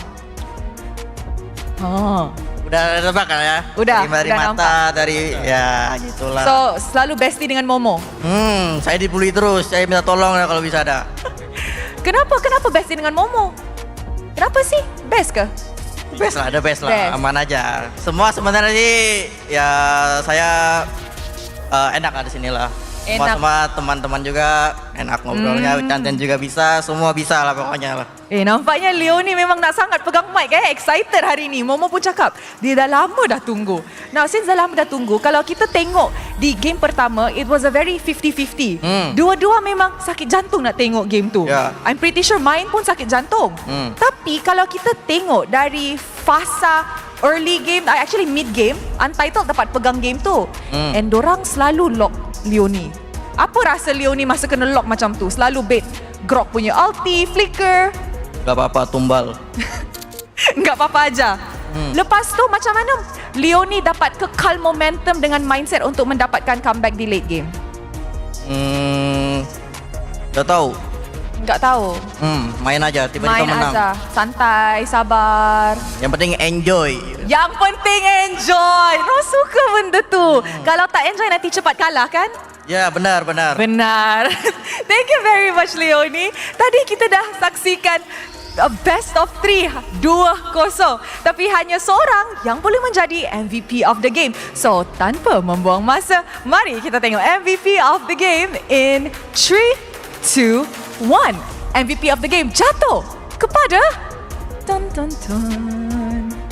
Siapa? Momo! Kita punya birthday boy. Guys, berikanlah tepukan. Hari ni Momo punya birthday tau. Happy birthday Momo. Thank you. Congratulations on your win today. Now, Momo, how are you feeling? Dah nampak Momo punya momentum bit by bit dah kembali dah. Feeling good lah. Feeling good. So, kita dah cakap pasal momentum Momo yang tengah kembali ni. Is this beneficial for you untuk your preparation untuk SEA Games? So, Untuk nampaknya, SEA Games? untuk preparation SEA Games. Mungkin boleh improve lagi lah dari masa ke masa. Apa yang you rasa paling penting yang you kena improvekan sebelum SEA Games? Mungkin mentality lah. Itu yang paling penting lah. Mentality. I agree sebab kita akan jumpa banyak veteran kan dekat SEA Games. Now Momo, kalau kita nak bezakan lah Momo season ni dengan season lepas, apa yang benda yang paling besar lah yang berubah? Besar mungkin gameplay lah. Itu yang paling besar saya rasa. Kenapa? Kenapa mungkin saya dah makin improve dan saya akan keep improve lah. Okay. And of course, daripada musim 13, Monster Vicious tak pernah lagi menang kalau lawan Homeboys. And Homeboys is going to be your next match. So, betapa yakinnya Momo kali ni that korang actually dah boleh menang lawan Homeboys? 100% lah yakin boleh menang lawan boys. Kenapa pula? Sebab dah ada Momo? Kan sebab ada Leon ni. Sebab ada Leonie ke ada... Kelakar juga budak ni. I like. And of course, before we wrap up this interview, Momo adalah seorang yang tercalon untuk legenda musim ini. You rasa terharu ke bila Chico announce hari tu that you're one of the legenda shortlisted untuk tahun ni? Sorry, longlisted. Terharu juga sebab tak expect tersenarai lah. Apa yang goal Momo? Sorry? Apa yang goal Momo? Personal goal Momo? Menang legenda ke tak kisah pasal legenda? Personal goal memang nak fokus improve diri sendiri dan champion lah. Itu first goal lah. Memang champion mentality lah Momo season ni. Betul. Ready to go M7? Ya, ready. Wow, itu yang kita nak, keyakinan Momo untuk pergi ke M7. Thank you very much Momo. Is there anything yang you nak cakap kepada fans? Thank you kepada fan Monster Vision dan fans Untitled. Keep support us dan jumpa korang pada hari Ahad nanti. Alright, thank you very much Monster Vicious. And sekali lagi, congratulations sebab menang 3 mata penuh. And with that, let us right back to the casters to analyse apa yang jadi dalam perlawanan ini. Casters, back to you guys. Thanks, Rose. Our MVP of the game going over to your boy here, Momo, a registered... No, you know what? I'm not going to go that direction. He is the man, the myth, the legend. Going to be a legend in his own right. Nominated for the award. 70% kill participation, but 1,000... Oh my god, I missed an entire decibel there. 1,492 in terms of damage per minute. 598, a better scoreline for his GPM compared to game number 1, but this one was so much cleaner. Look at his item build, right? He's even going, he's even making sure that he has the Fury Hammer for that extra bit of damage. And this game, unlike the last game, Momo didn't have to really put his life on the line too often. It's a lot more straightforward, and MV were able to play a more textbook style of games, right? There's nothing fancy in this game too. It's all about, you get Untitled in an uncomfortable spot, you identify their weak spots, and you start choking them out. Yeah, and I mean, in teamfights it became even harder, right? Because now you have 2 engagements that actually work in tandem with each other. One more significantly more powerful if Momo starts it off for you, and then you disposition them into the tectonic charge. Then you've got way more issues to deal with, all of which Momo was able to just be that threat, that looming threat. Leone had a great game. Don't get me wrong, his early game was like, wow, why is he allowed to do this? This feels illegal. Though I also kind of felt like after thinking through it, the drafts for both games, is Untitled really addressing the issue, right? Like, are they addressing it from the draft perspective? Because it sort of feels like that Untitled, they wanted to change the game plan a little bit. Yes. But it put them in a worse position because they're not really addressing what MV is bringing to the table. That's the thing. It's all about pressure, right? How much pressure can you start applying to your opponents? And if the early game just doesn't go in your favor, it's just a downhill slope from that point onwards, right? Kimmy was a good idea, Lancelot was a good idea, but if you're leaving Baxia open, if you're playing Kalia into Grok, it just doesn't feel that great. Yeah, it really feels like Untitled that they didn't want to make too much changes, they didn't switch up the draft too much. This is, I think, the 3rd Kalia game they played, if we just take Vamos the series, right? So, yeah, out of 4 games, they played 3 games of Kalia, with the Beatrix too. I feel like some changes needed to make to start from the draft itself. It feels insane that they're just hitting their head against the wall without really changing anything else. Some may say there might be a spicy outlook on the game. Husky, do you have any hot takes, as some may call it? Because your minute is about to start. All right, put the camera in, put the clock out. Let me just get into my hot takes phase. So, they call it hot takes, but sometimes I would like to call it cope take. You know why? Because I really love Untitled as a team. And first of all, I want to say, they're not a bad team. Sure, they won 1 series, they dropped 4 series in a row, but when you think of it, there are a lot of things that they did right. But I'm not here to talk about what they did good, I'm here to give you something that you might agree on. First of all, Untitled not addressing their main issues in the draft, right? They're picking heroes that they're comfortable with, but they're not directly dealing with what the enemy is bringing to the table. We saw the Arlet, we saw the Grok, no address at all. They pick heroes like Kalia, but they are not allowing Rasi to do their job in the draft as well. Something that Coach Dio might need to look into. Second of all, I think our teams need to start appreciating heroes like Arlet and Grok a lot more. Setup heroes are everything. Crowd control, win seal games, win seal fights. But here in the Brawl server, we only like to fight. Maybe having setup heroes will make fights easier? Food for thought. That's my 1 minute. Get more setup heroes, fight better, win games. Still, with 2 seconds left on the clock, those are your hot takes coming in from Husky. Let's quickly jump on over and look at the item build for the post-game match, just to get a rough idea of how exactly this actually progressed. Because the earlier stages of the game, the biggest problem for Kimmy are Baxia and anybody who is able to utilize either the Blade Armor alongside with the Radiant Armor. Now in Momo's case, he is more of like, I'm here to clean you up, so I don't need the Radiant Armor. I just need a bit of shields, a bit of MR to survive the initial burst, and then I'm gonna cut you down with like your butter, right? On the opposite end, Leone, having both literally in front of the face of Storm, did not fear for his life at all. Nobody really can put him in that position. Nobody can threaten him other than SkyZ. And even SkyZ, he learned his lesson from that previous game. I cannot afford to die. There are some spaces I just cannot take. That vacuum is too much. Yeah, and the final defense was really proved that point, right? They were about to get a full combo, and guess who stopped SkyZ? It's either Leone or Momo, right? Couldn't get the Bandage Rage off, and SkyZ really tried. But this game, Siska was also put in a spot where, unlike having Lapu or Esmeralda, he is not the one that makes the play. He's the one that's trying to stop the play from MV, but there's just no way to do so with a hero like Glue. Oh, you think that you are durable? Boom, Sky Piercer in your face. Boom, true damage from the Lunox. It is... I feel like it's an outdraft from MV because Untitled, with this Kimmy pick, didn't solve any issues, but created a lot more problems for themselves. I think the idea behind Glue isn't that bad, right? Because if you're going for a tank, Uranus or Esmeralda are usually the ones you start thinking of, but they don't really synergize with their team, or does it really answer many of the questions from the side of MV? Maybe your laning phase might be slightly better, and I think either or. Siska came out of the laning phase pretty healthy overall. It's just, unfortunately, the mechanical mistakes of, oh, I have to wait for you to use an ability first. I need to make sure that you don't have your anti-CC, because again, we've seen too many times in Game 2 specifically that Leone is canceling people's ult without having to do much. It's just great timing on Leone's part. Yeah, not only dealing damage to the base of Untitled, dealing damage in the economy, but I think mental damage is also there. Oh, You start playing really scared, you start second guessing, and that's a mental block that even the most experienced teams run into, and it was very apparent for Untitled side in game number 2. Really on the ropes. I mean, they have had 4 series losses consecutively, 3 0-2s, 1 1-2, and that was against Todak. Yep. 4 points still on the leaderboard. 4 more series left. 1 is against SRG OG, so I think a lot of people will count that out already. Yeah. So there's 5 series losses, 3 more to go, and it's not easy games. They have Team Ray tomorrow. Maybe that will restore their faith, but even Team Ray, they got AERO 404 in now. Yeah, they got AERO 404 in. That probably will start changing up how the matchup will look like. I don't know. I'm scared for the team because it hurts confidence, right? Coming into taking so many series losses against teams that are not at their tip-top shape as well, right? We look at the highlights, and these early game scenarios probably shouldn't have happened, right? Yes, you did die early in the Siska did die in the early stages of the game.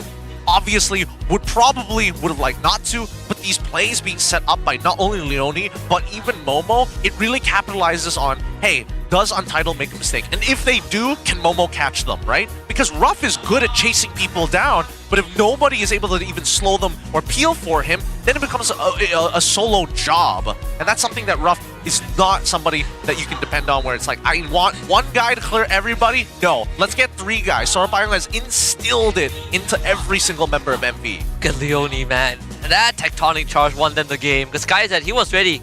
He was about to unleash a full-on rocket barrage, but then Leone did the work and then stopped Untitled's only win condition. And I think something that I feel like we've talked about this every now and then for multiple seasons, teams needs to decide to let go of turtles if they cannot contest.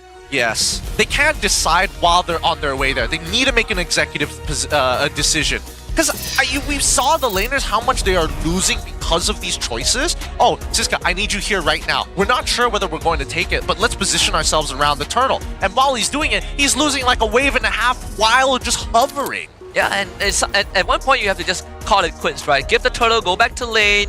If your jungler commits, then he dies, right? And whatever, there's nothing much you could do.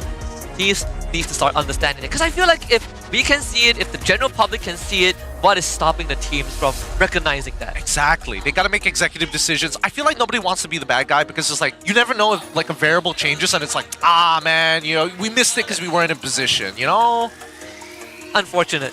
Well, as in the past, we got another big one coming up. Yes. AERO against CG.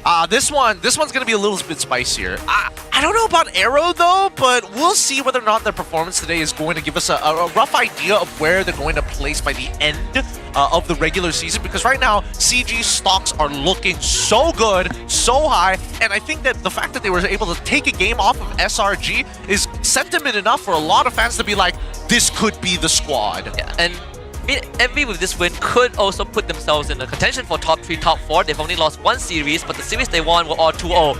So at least that's 9 points for them.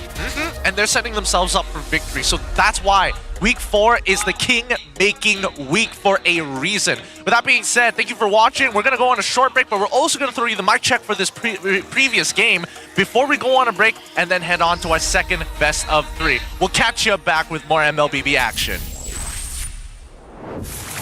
Granger ni. Macam dia pun kan?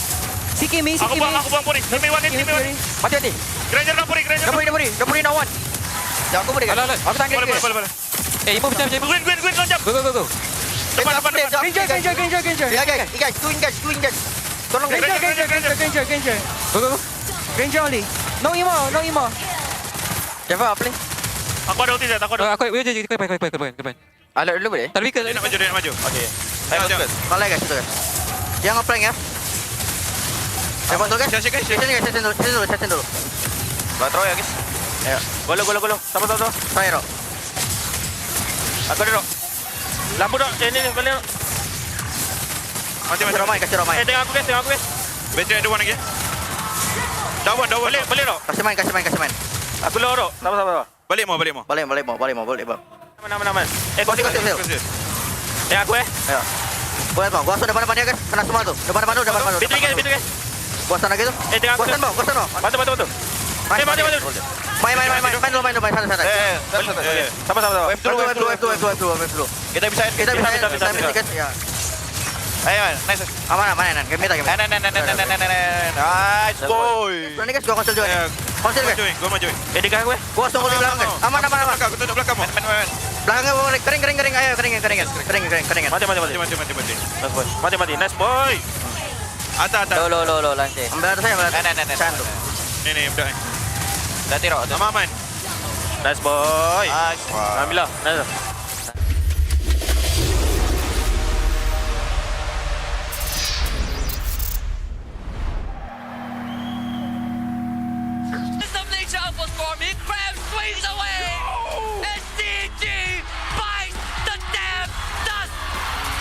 Chills. Literal chills. And that's it for the MPL Malaysia wrap up. Enjoy your Lapu-Lapu games.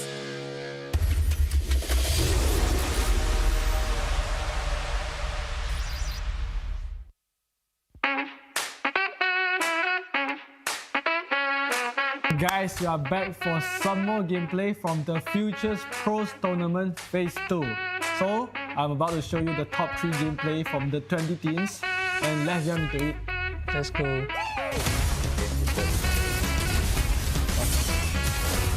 Wow, there's a very coordinated diving actually. This play I like it. It's very aggressive. They know how to zone from the second threat. Really good. Good diving from the team. Nice and good from the thought. Very cool.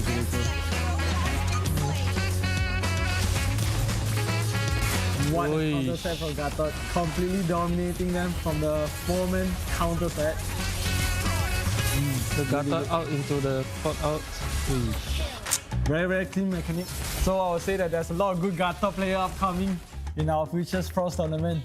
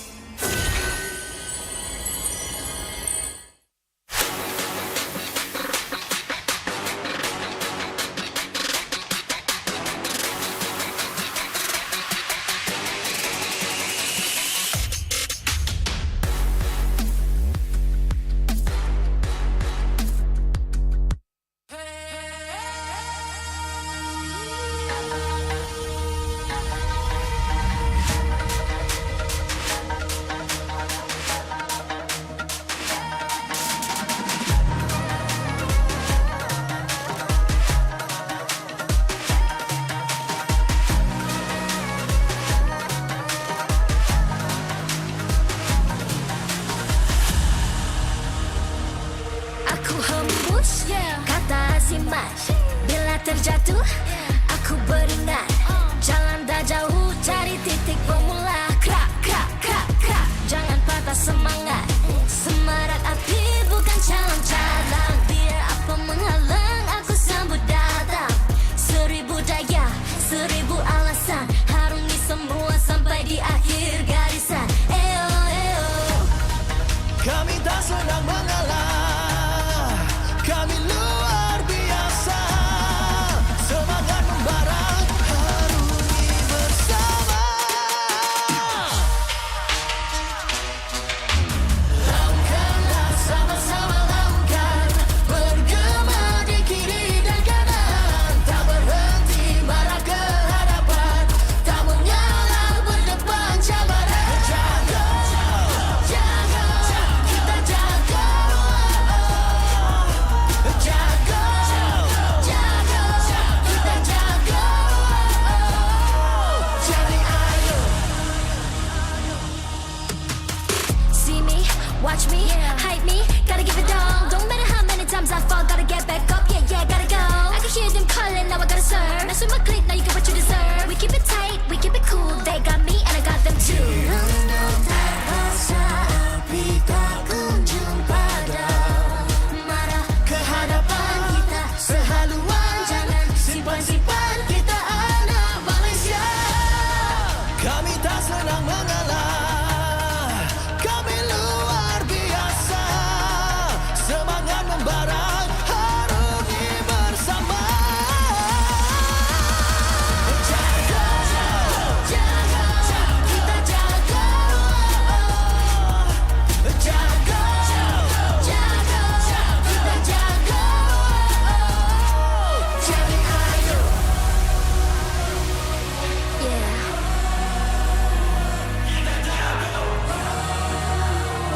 Are you ready?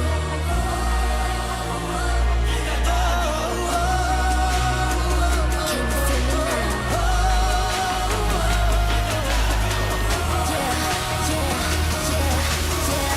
Let me hear you say.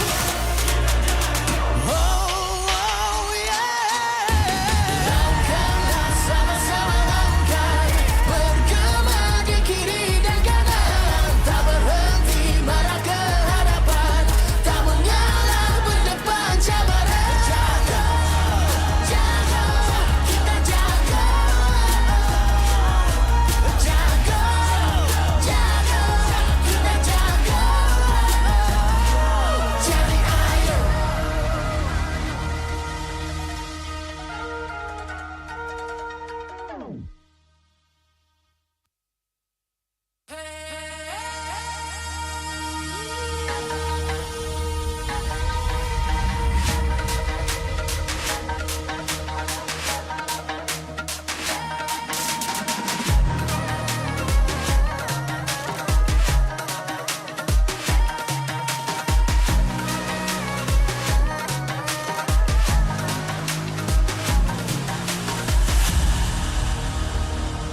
Aku hembus kata azimat. Bila terjatuh, aku beringat. Jalan dah jauh, cari titik bermula. Krak, krak, krak, krak. Jangan patah semangat. Semarak api bukan calang-calang. Biar apa menghalang, aku sambut datang. 1000 daya, 1000 alasan. Harungi semua sampai di akhir garisan. Eo, eo. Kami tak senang mengalah, kami luar biasa. Semangat membara,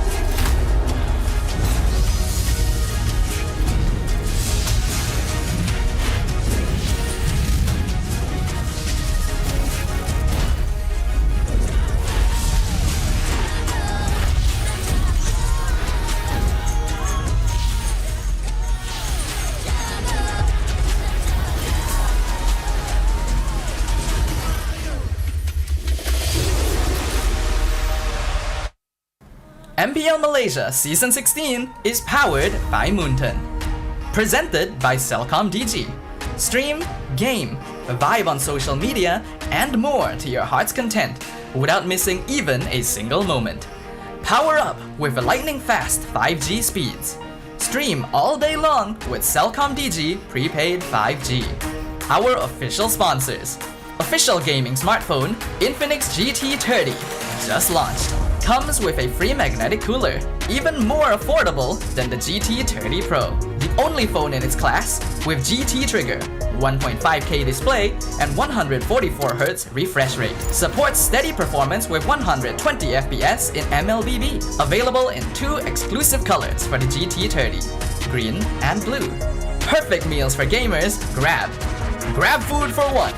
When eating alone, enjoy meals from 10 ringgit with just 1 ringgit delivery fee and no minimum spend. And group order. Get 15% off when eating in a group. Bigger gang, bigger savings. Our esports partners, 100 Plus, Ferry, and Yamaha. And thank you to all our strategic partners, CeraVe and Playaz. TRON Ares in cinemas on 9th October. A visual spectacle action adventure. TRON Ares follows a highly sophisticated program, Ares, who is sent from the digital world into the real world on a dangerous mission, marking humankind's first encounter with AI beings. Catch TRON Ares in cinemas 9th October. Keep an eye out for special ticket bundles that reward you with in-game diamonds when you purchase TRON Ares movie tickets for 4DX, IMAX, or ScreenX. Supported by KBS, Rakan Muda, ESI, MESF, and PSM. Hey guys, selamat kembali ke MPL Malaysia musim ke-16 minggu ke-4 hari pertama. Now, sebelum kita masuk ke last game untuk hari ni, Rose actually nak buat sedikit interview dengan CG Esports sebab dengar cerita diorang ada player baru. So, Sorry. FM marah. Hi guys, sorry.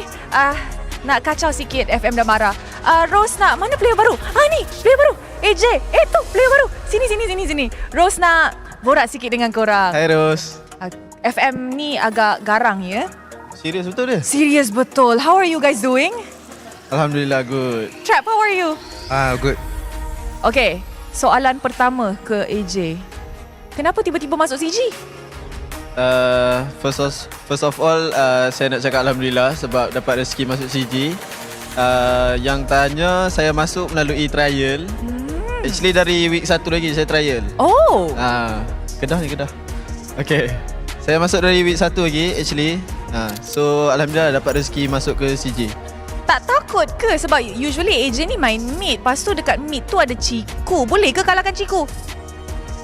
Itu semua atas tangan coach sebab coach yang akan settlekan pasal player lah. Player punya drafter semua kan. Macam tu je. Okay. Saya just buat yang terbaik and beat Ciku lah. Wow, buat yang terbaik dan kalahkan Ciku. One last question. Ni soalan sangat penting. Musim lepas AJ tak main. Adakah masuk CG tak main lagi ke main? Kita tengok nanti sebab semua keputusan depends on coaching staff.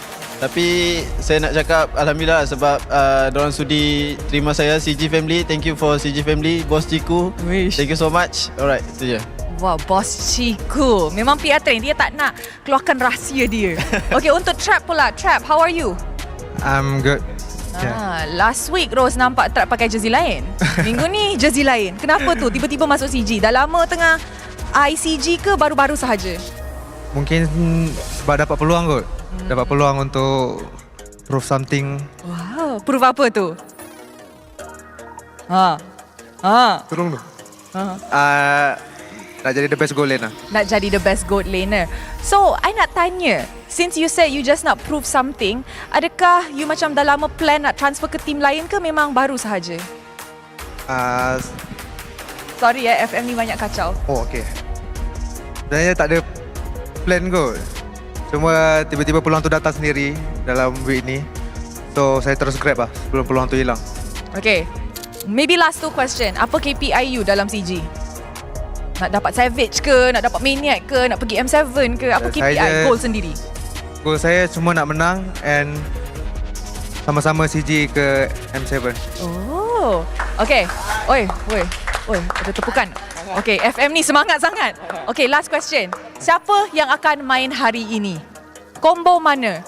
Adakah Chico akan main, AJ, Trap, Amzik? Apa ceritanya? Tak boleh beritahu lagi. Nanti tengok atas stage. Okay lah, thank you very much Trap dan juga AJ. Thank you very much kepada CG juga. Tanpa membuang masa, mari kita throw to the casters.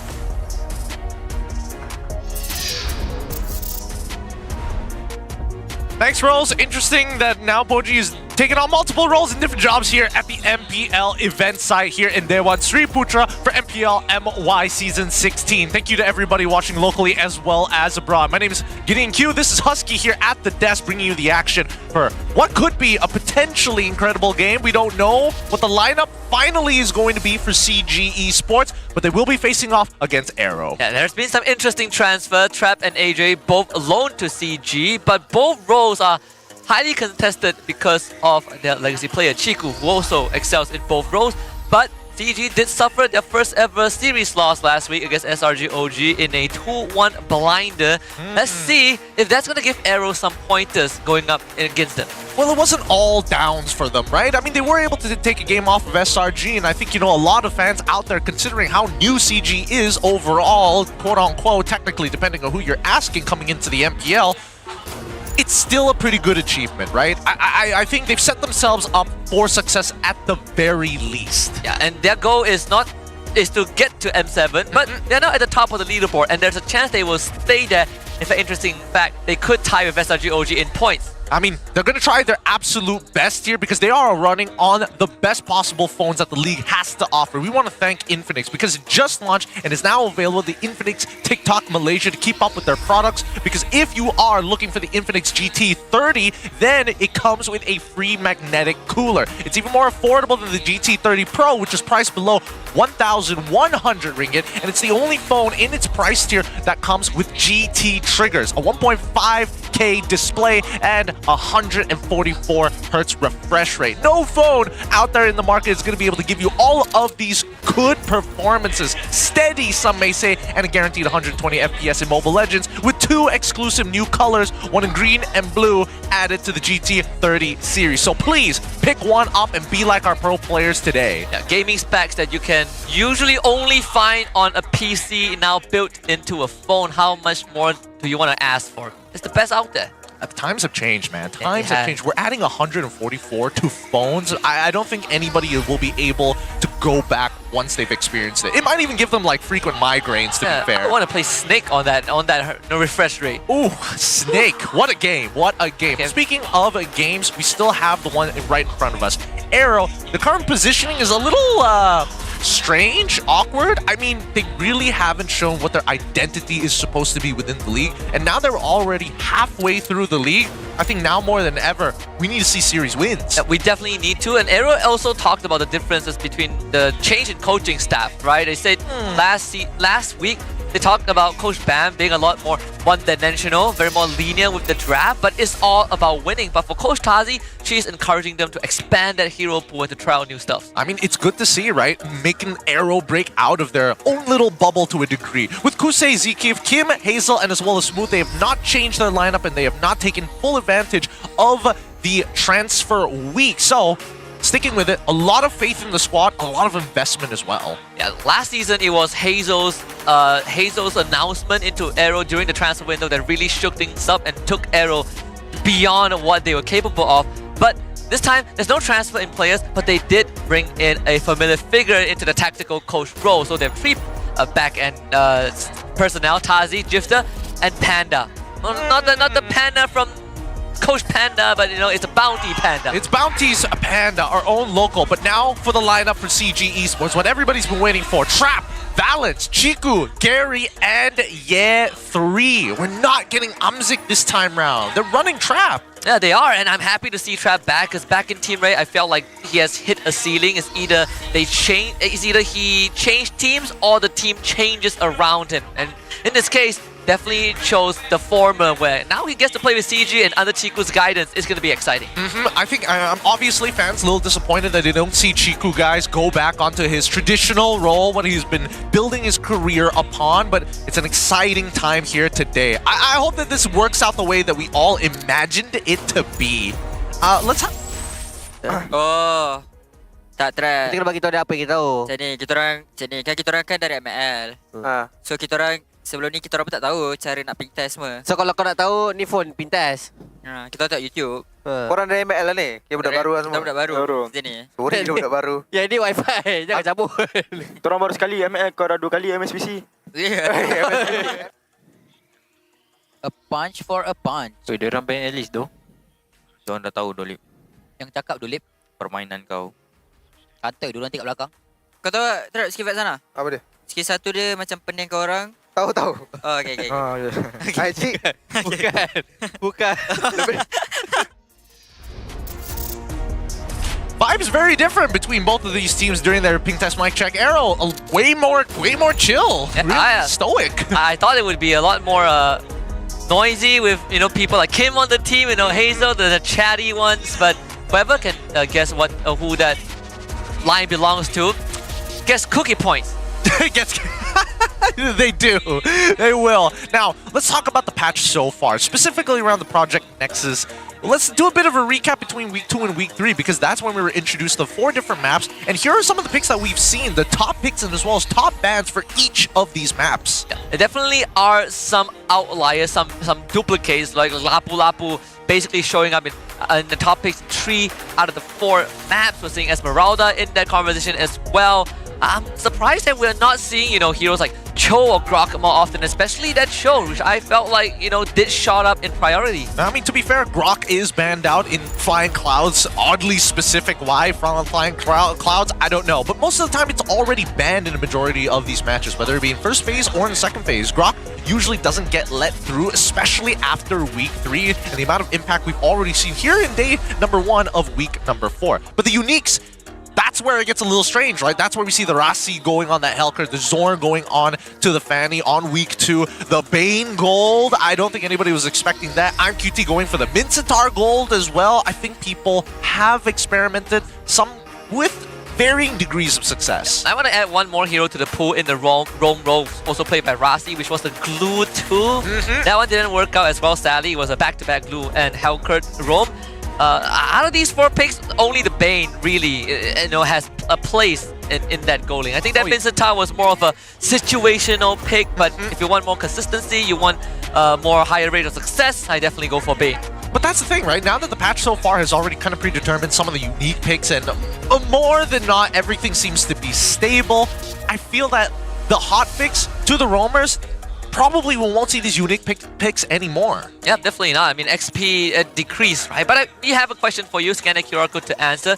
Do you think CG can keep the momentum and plow through the rest of the matches? A, yes, they will ride the wave and dominate. B, maybe, depends on their draft and focus. And C, no, they will still need to adapt to the champion mentality. Champion mentality. Interesting. It's very subjective what champion mentality means. We'll let you decide however you want to interpret it. But I feel like A is slightly biased. It's like, yes, they will ride the wave and dominate. It's like, what are we getting? Expanding rivers straight away? How do we know? It's a 1 in 4 chance. We don't know for certain. Yeah, and if they actually win all of their series 2-0 from this point onwards, the only way for them to fall out of first place by the end of regular season is for SRG OG to do the exact same thing, because SRG OG wins head-to-head, so CG still have a very good chance of taking first seed. What do they need? Like, what? 2 more game wins, ideally 1-2-0, and then it doesn't really matter as long as they win the series to almost guarantee themselves like playoff spots at this point. I feel like they're like close, but just in case a random team decides to 2-0 all their series until the very end, that could change the numbers. And we did float the idea last week that Toda can overtake CG mathematically, but if CG wins this series, yeah, that wouldn't happen. It's looking a lot less likely. But even so, AERO very unique position because I feel like CG, it's clear how they play the game. They play like veterans, right? A lot of their calls are, we're going to die on this hill, whether the decision is good or bad. How we're going to do it is going to be communicated well. They've had some really clean games. They have, more importantly, I think their fundamentals are just so solid. Yeah, even, and then you look at AERO, who are still trying to find that identity, which sort of was lost when you compare to last season. They have come off of some pretty tough losses, right? Yes. They lost to SRG OG. It's like, okay, that one is understandable. But they lost against Vamos and they got crushed by Vamos.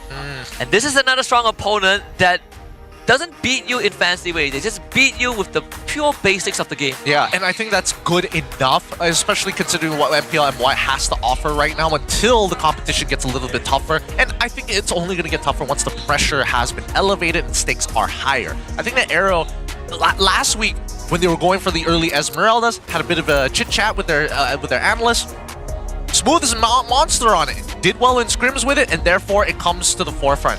I don't know if that's going to be the case. Maybe scrims didn't go well. Maybe they're trying something else. Yeah, and I think a lot of pressure is most likely going to fall on Hazel's shoulder because he's been catching a lot of flack. Right? I mean, you put his quote-unquote inflammatory statements aside, like the ego checks. If you look at the gameplay itself and how other junglers have been responding to it and manhandling him, it's going to be a lot of pressure. I think possibly a same position as what Keemin is facing right now, where you are not able to get much going in the jungle role, but even worse, you're getting capped by other junglers. Yeah, but that's something that the coach is going to look to cover. Now, speaking of coaches, we did get a quote from Tazi. I entered the professional arena because I was given the opportunity to be a coach in MPL. I didn't waste that chance, and now I'm here. As for the competitive scene in MPL MY and ID, I think it's about the same. Ooh, that's a bold statement. In ID, there's the strongest team Onyx. In MY, there's SRG, so there's a lot of homework to do. So there are parallels between MPL ID, and I would agree that we probably mirror MPL ID a little bit better than we do with the other regions. Yeah, I mean, in recent seasons, we definitely have been catching up, right? I still feel like there's a bit of a gap in the regular season and how the power rankings are, but we're getting there. Season 16 is looking a whole lot better than last season in comparison. I will have to wait until playoffs because I have to admit the playoffs was quite a fun time for MPL season 15, but that's not the only quote that we have. We also got a quote from Coach Maria. The person who inspired me to become an analyst is Coach Rex Bin, who rose from analyst to head coach and led Gaiman Gladiators to the grand finals of MWI at MSC 2025. Working behind the scenes, my goal is to understand what it takes to develop the best local coaches. Yeah, and CG Esports and AERO are two of the teams, I think the only two teams right now that have female coaches, right? It's not easy to come by, especially those to play on that big stage. It's what we're used to, a more male-dominated field, but they have found their own successes, obviously, with Coach Maria being a more newborn coming into this. But I like the inspiration, right? Even Coach Rexvin of Gaiman Gladiators came from a very different background before he became a coach.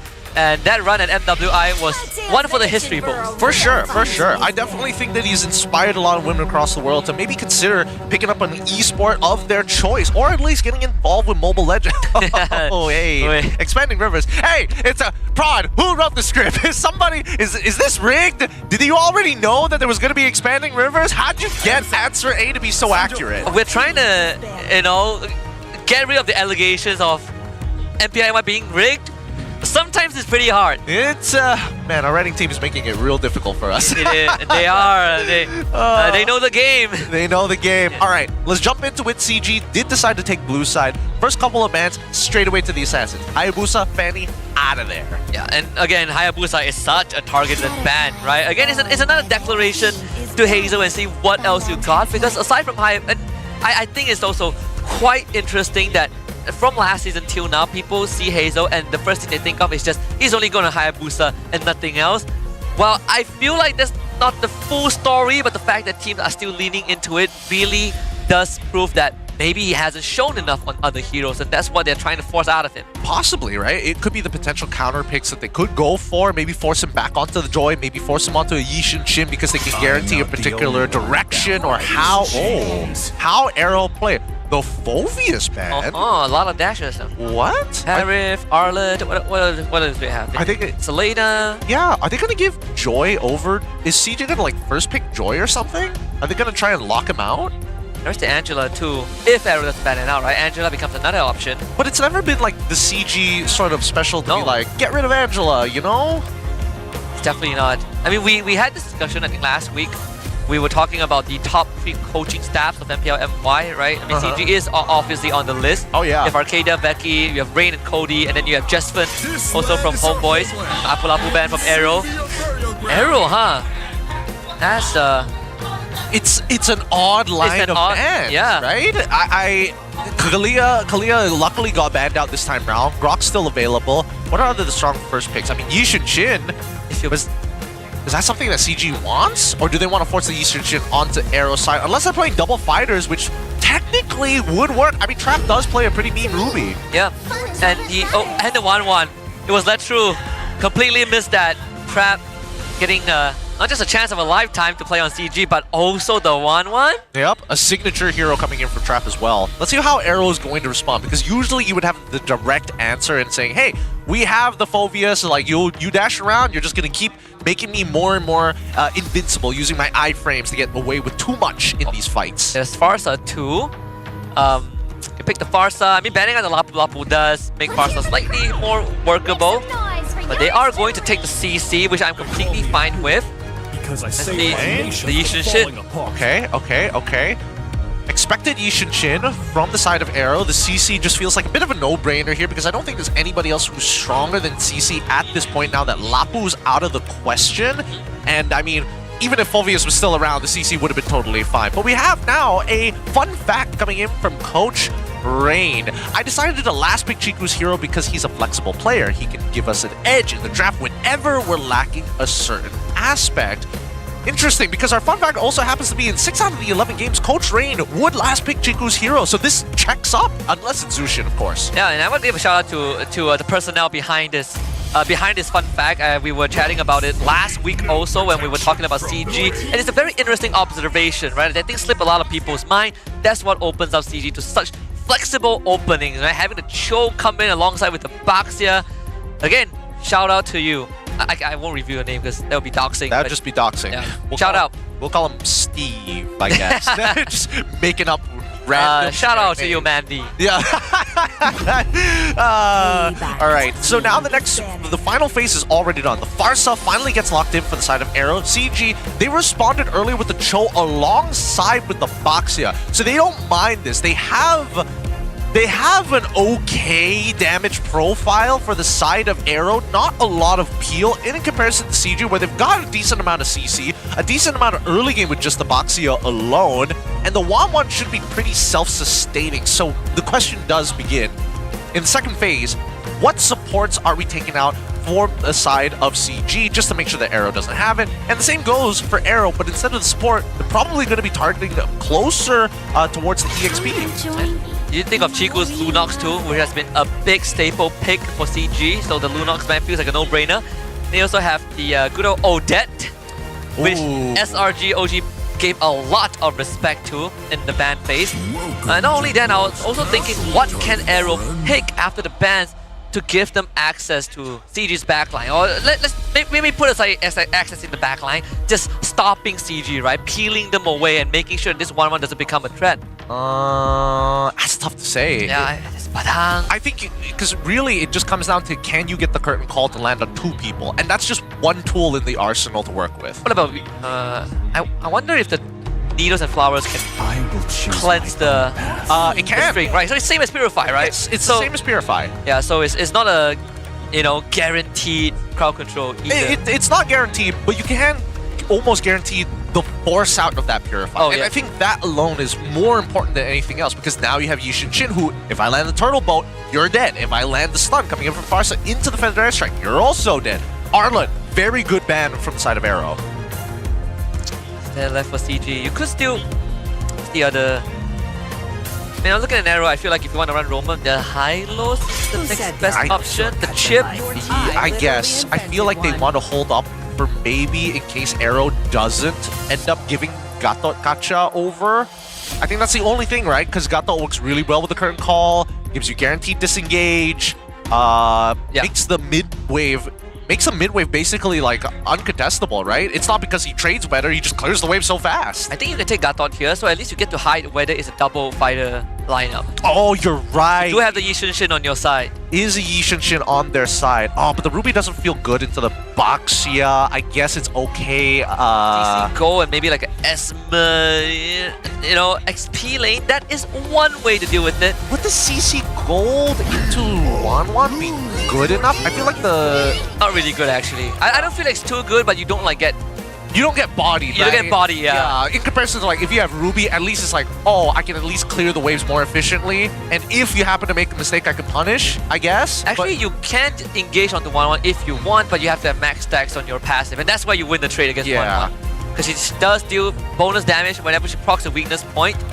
But she has very little tools to deal against you, especially when Vengeance is up. It's like Vengeance against Inspire. Right? Yeah, that's true. Like, who presses the buttons first. It's all gonna come down to battle spells, but the glue lock in from AERO kinda surprising. I'm not sure if it's gonna be a support for Zeke or whether or not they're just gonna keep it as a traditional EXP. Here's the Benedetta alongside with the Odette. Wow! We did talk about that. Okay. Benedetta was also picked once. I remember Benedetta, it was picked when they were up against Untitled, right? Then the Odette, and that's what makes CG such a scary team, right? We like just now Coach Train said, Chico is flexible, and not just, and he's flexible in terms of the heroes he can bring out. And this Odette is not like new. This is not a new thing, right? He literally picked it on week 1. Alongside the Xavier. Again, all of these picks have been out to the public, and now AERO, do they have an answer to this? Do they have a means to stop the Swan Song and keep their backline alive? I think Bane is not a bad shout, but they're gonna go for Terizla instead. You can't go Bane because they already have the glue. I feel like if you review your Roma, then maybe Bane becomes an option, right? But they did review the glue, and it's still a glue roam. I'm not sure how this is gonna work out though. It just means that the early invades is probably a no-go coming in from AERO, especially since it's Boxia, right? So Zeke could try to affect things early on, but it's about maintaining lane pressure, and I think that's gonna be a difficult case with Cho. Seemingly, I'm guessing, is also gonna take Concussive Blast. Clearing those waves is not an issue. It's gonna be a pretty passive motion for AERO. At least they won't fall victim to the Cho cheese, at least not with the CC. Or Terizla, so that's something to look out for. But this is the second glue roam we've seen in MPL MY. The first one was used by Rasi, and that was unfortunately a loss. Let's see if AERO can turn that around. It might be enough, it might not be enough. The only way to decide it is in the land of Dawn. Welcome, our second game here begins right now in this best of 3 series. It's CG Esports facing off against AERO Esports, and only one of them can continue to get points and move on. Now, gold, it's going to be CC heading over there instead of the Terizla, understandably so, but this mid lane is going to be the cornerstone of every motion we see from this game. One good thing about having the Terizla into the Benedetta is that the Benedetta doesn't hurt as much, and you also clear waves relatively fast. But the downside is that the Benedetta moves a lot faster, so AERO needing to keep up is going to be a tough task. This was sort of what we expected, you know, Kusei can stand in front of Trap and at least help AERO get priority somewhere, but Z-Kim is gonna get knocked out by the Jikundo, able to barely get away. Yeah, Hazel comes to respond and Balance doesn't want to trade his life away, it's just not worth the time. Fortunately for Hazel, he did not get the Lethal Wanderer. Retribution not up in time. In terms of emblems, we're seeing 2 Concussive Blasts coming out from the side of CG. Chiku making sure that he's going to have enough damage. Same goes for Ye 3 as well. I'm guessing that they're going to target Kim. He's the main damage dealer, but I do get a little worried, right? If they don't get Kim alongside with Hazel and they end up losing Trap, I don't think they can handle Kusei and Smooth by themselves. I agree. I do wonder if they would look at Hazel and Kim and ask for maybe a rotation down bot. Right? You don't have to necessarily take out Trap, but if you can force him into an uncomfortable spot, I think that's good enough. Because Kusei doesn't have to recall, but the one thing he lacks is that wave clear. So Trap can easily go for these safe recalls, come back to lane, and not really lose anything. Yeah, speaking of lane states, right? Both Golden as well as EXP, not exactly the most favorable lane states for CG, to be perfectly honest, right? Smooth, he's got a good freeze underneath his own tower. They finally broke the freeze, finally, but he hits level 4 right on time to join this upcoming fight. Down on bot side, Kusei, he's already on the move. Yeah, Expanding River is going to bring them in. Very early feather airstrike, so Valence eats that up. Smooth was able to find Chiku, who goes into the Swan Song. Kusei tries to follow, but the damage from the Swan Song is pretty nasty. Still though, First Blood goes over to AERO. They're trying to navigate this the best they can, and all of them somehow get out. What was that? What happened there? Kim opens up with a feathered airstrike, and then everybody else gets distracted by the Swan Song flicker coming in from both Valence and Chiku. And now they find another one catching Smooth off. If they can get Valence, that would be a good trade by Valence. Smooth with the movements. AERO, they lose one, but they get Turtle. Surprising deaths indeed. I would have imagined that Ye3 should have been able to get out of there, but the early game seems to be heavily in AERO's favor. Both Terizla as well as CC a lot more sustainable in the earlier stages of the game, but Smooth doesn't mind dying, right? And he held out for so long with 0 stacks of Festival of Blood, so it's not like he had Spell Vamp to begin with.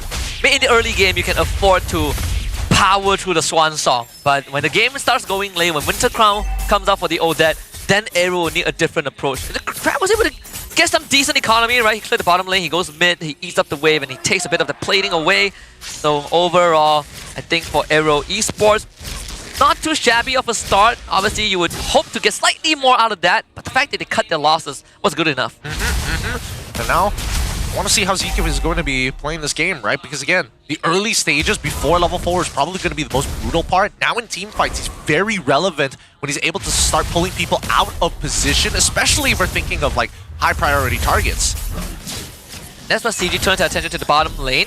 Good retribution from Gary. Get rooted down. They want to turn on to Gary. Better airstrike is out. Gary in a very rough spot. Good stuff from Kim. That's the second kill for the Farsa. That's exactly what you want to do with that glue, right? You're pulling the more immobile members, especially when very close there, almost connecting with the turtle boat, but they've zoned out Trap entirely, right? The gold lead for Kusei by himself, not only from the laning phase, but because he's getting help from the rest of his team, he is skyrocketing. 2 assists as well. Trap has 0 kill participation. And that's what we wanted to see, right? AERO finally making that rotation and pushing Trap out of the lane, and Kusei can keep doing this. He has 2 choices, right? I can proxy the wave, and then I force you completely away and let my wave crash and die to the turret, or I can shove the wave out, and then because the turtle is at the bottom side, I don't have to worry. I can keep you at bay, and then I call for Smooth to join. We talked about fundamentals and timings. Right now, it's pretty good. Oh, the kick onto Zeke. Oh, the isolation. Zeke, very durable.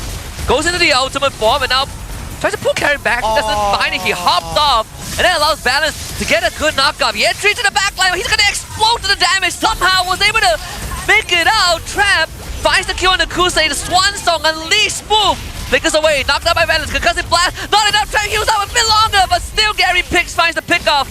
AERO, they have ran out of damage. They can't really follow up much more. CG finds 2. They find 2 and they back out. Zeke, man, he almost had it there. He made that pullback. Kim would have been in a phenomenal position. Kim cannot afford to die. If he's trading battle spells, let it be with Ye3's ult and Petrify. He got hit by it. Luckily, he didn't get one shot just yet, but this turtle is still up for grabs. Anybody can go for it. Hazel, he's been power farming this entire time, and thanks to that kill on the bot side against Gary, he now has a lead, a clean level lead. And if he does this quick, he should be able to steal it away before Gary hits 9. But no, he's back in the fight. Auto Shocker is used. Gary trying to find an angle. Smooth's gonna try and body block him. Good stuff! Another feather airstrike follow-up. Valence will not find an opening this time. AERO will get the objective, but CG turns to the macro game, right? Take the top tier 1. But Trap might need a bit of help because Kusei is zoning him away. Yeah, talk about fundamentals. Right now, CG have 2 major issues that they have to worry about. They can only make sacrifices for one and not the other. I think they made the right choice by taking this T2, but Trap, I think he needs to swap this lane, right? He's not getting enough off of this. He's barely farming as well. Kusei, a full level lead. Unless he is getting humanitarian aid from that mid lane, I don't see this game scaling well for him. And Valence is also struggling to find these angles too. Zkif is currently not an option, right? You might need Chiku to be around if you want to go for the kick. Valence finds the kick on the Kim. Chiku now just a full Swan Song, and that's what we talked about. Backup coming in from Gary. 2 AERO doesn't want to stay there. Gary hops on the Kusei, vengeance maybe a bit too late, and Chiku finds another Beautiful stuff coming out from Chiku's side. An amazing lane gank here, and Valence set it up incredibly. He really sold the idea that they were coming down the riverside, but Chiku was already in lane. We got to see a couple more of that, because AERO, they're not going to be as creative, but CG still utilizing the fundamentals, understanding what the status quo should be. Trap finally getting his Haas Claw. That's going to keep him in lane a little bit longer. And thank God Smooth shows up here. Trap is more than happy to deal with Smooth. That's what we talked about, the fundamental checks from CG. And still, AERO, they did lose that minor goal lead that they had, but it's still an even game. I think coming into this, we saw what CG could do against SRG OG, but against other teams, I think the general consensus is that it's not going to be close, not going to be even remotely close, and yet here we are with AERO really keeping up with the movement. It's looking good. Hazel's second item, everybody's hitting their items on time. We got 6 seconds until the next turtle is about to spawn. Trap's got a little bit of items. He might be able to participate, but I don't think that he should. I think that he doesn't provide enough to it. He could be a potential liability if he accidentally falls into one of the globules from blue. Now they're going to catch Balance again. Balance going to keep that kick. The Petrify was forced up on Yetri by Kusei early on, who was hunting him down as Yetri was trying to be a distraction. So something that AERO should note out. Kusei needs to communicate that. Without Petrify, it makes Yetri a lot less threatening. Balance sets up the steal into another Swan Song. Smooth comes in with a penalty zone, but they've already lost Hazel, and Smooth cannot do much all on his own unless Kusei can find a return. Chico flickers Kusei on the chase, ties him down. Kusei on a leash. And AERO still finds one, but Year3 with an assassination on the Kim. CG wants to fight. Year3 pulls it back, and now Trap finally gets a push. Kusei, he's going to show up into this lane, but he doesn't have his ult to work with, and that's his big threat against someone like Wanwan. Even so, Trap, he's getting a little more confidence. He got 3 kills off of that, and now he's in a phenomenal position. The whole laning phase down the drain. And now the goalie skews over to CG for the first time this game. It's still nothing substantial, under 1,000. But I gotta say, Valence on point with these setups. And he has been so for the entirety of the regular season. AERO needs to put more respect on it. Trap easily purifies away. ZK flickers on him. Trap gets stuck on, but the Swan Song setup is there with Valence. Trap still goes down though. And I think that's more than enough for AERO. Smooth is coming in, Valence to Chico. I'm not sure if we want to stay there. We Smooth around, but Smooth commits on the Chico. No flicker, no Swan Song, but they need a bit of follow-up. DK, can he keep up? Valence able to bail him out. Gary with the body block, so Chico escapes. What? But why? But why? Was Smooth that confident he was going to kill? I mean, he did the combination the wrong way over. He probably should have set it up with the Executioner Strike before going in with the 3 swings. Definitely a kill angle for sure, but I guess Gary, he did come in at the right time. Saved him in the middle of that combo. Oh! Whoa! Like the final blow does good work. And it chunks him out for 50%. Hazel lost 50% of his HP for that. Really good stuff from Year3. But I think, for AERO, it's not too bad of an approach, right? You are forcing out crucial resources from CG. DK, good body block. No setup. Again, it's really between Valence and ZK for right now. Valence has been finding some amazing flank angles, some great angles to kick them back into the Swan Song. He might find one again. Nope, gets out. ZK is going to keep him in place. Kusei with another tie down. The current call, Valence blown up. Year3 looks for Kim, couldn't find a full kill, but Smooth's going to get abandoned. Hazel looks for Year3, a 1v1 breaks out in the jungle. Year3 to navigate, good dodge for the turtle bow. Year3 trying to run away, but Hazel is going to cut him down. And AERO finds 2. Now, they're turning the score into their favor. AERO, the lead in hand, 500, and a good timing on these fights. They can almost guarantee this Lord. It's a 50-50 between Gary alongside with Hazel, but Hazel is 2 levels up, an advantage for him. It's looking more 60-40. Not even gonna make the attempt. Good stuff coming in from AERO. Very, very clean game, AERO. Now we'll assume more control of the game for the first time. With that lore, let's see how much damage they can deal, because so far no structures have gone down on CG's side just yet. Oh, not yet. But AERO, they're going to start pushing back. And they're going to be pushing back as fast as possible, right? With their missing mid T1, they need to at least open up the map by cracking the opposing mid T1, but I don't think they're going to make it easy here. They've got so many resources down there. Oh, at least they know where Valence is. The full damage Benedetta too, contrary to the semi-tank Benedetta we saw last time. Year3 played it. Blue team turret has been destroyed. Very good control. ZK He wants more. Rather than 4 people, instantly backs off. Balance not confident with the setup yet. But AERO has the full team here. Yeah, they're not even gonna go for the split push. I guess it's a little too dangerous? I don't know. Not 100% sure why they didn't send somebody into the side lane, or at least like smooth at bare minimum, maybe even Kusei, right? But I guess they just didn't have the information until CG started to show themselves, and even Ye3 showing up into the mid lane before they could reconfirm. Even so, there's still at least 110 seconds until the Lord actually spawns, and AERO have not been really converging big swings in their favor. They got a 3.2k, but it's slowly incrementing. I will say that I like the confidence from Kim too, right? With the flicker instead of a purify. They find Gary though, and they're just starting to hurt Gary. Can he run away? Nope. Kim. Quick snipe. ZK flicker to safety. Here comes Balance. He'll have to find a kick. Ye3 petrified to the back line. Tries to cut them all down, but Ye3 can't do it all of his own. And Smooth, counter engage, 3-minute penalty strike. Ye3 escapes Balance, tries to do another set of the Swan Song. Good from Chico, and he flickers in for 2. The crossbow tank goes off. Trap allowed to do work. Even trade that becomes Hazel favorite. Can Ye3 come in and clean up? And the air try, Ye3! Oh my god. So close! But AERO finds the wipeout. A full wipeout here. Kim literally on one sliver of health. If he was a little less accurate, a little less slow, maybe Ye3 could have been the one with the wipeout at the very end. He's even taking into precaution. Hey, I'm gonna get that winner crown. I gotta deny the crossbow tank, but I also, just in case, need to not die to Ye3 because he's been gunning for Kim this entire game. All 3 big team fights, it's Ye3 looking to cancel Feathered Airstrike. Kim has been good on it too. Again, the flicker made all the difference. And now it's 20 seconds until the next Lord spawns in the bottom lane, so AERO will shoot the set up top. They spot Balance now. He actually making his way to the mid lane too. Now when we look into the player from head to head, you can tell that the majority of these winning games from CG's side is inflated Chiku guys' stats when it comes down to damage done. Because gold per minute is looking a little more even than I would have liked to imagine. There's only 27 worth of GPM difference. In terms of kill participation, there is a little bit more, but that's true to the brand of Kim. He's very playing for his team, right? He will sacrifice anything necessary to make it happen. And now Zeke is at the point where he can actually tank these shots coming in from Gary for as long as he needs to. Balance will be waiting in the Wings Immortality online, so Balance with a bit more agency to throw his body for that setup. We see how much damage Chiku can deal with the Swan Song, not to mention allowing Trap to have space to get that crossbow tank. They should spot Balance now, coming in with the conceal, the setup onto Smooth.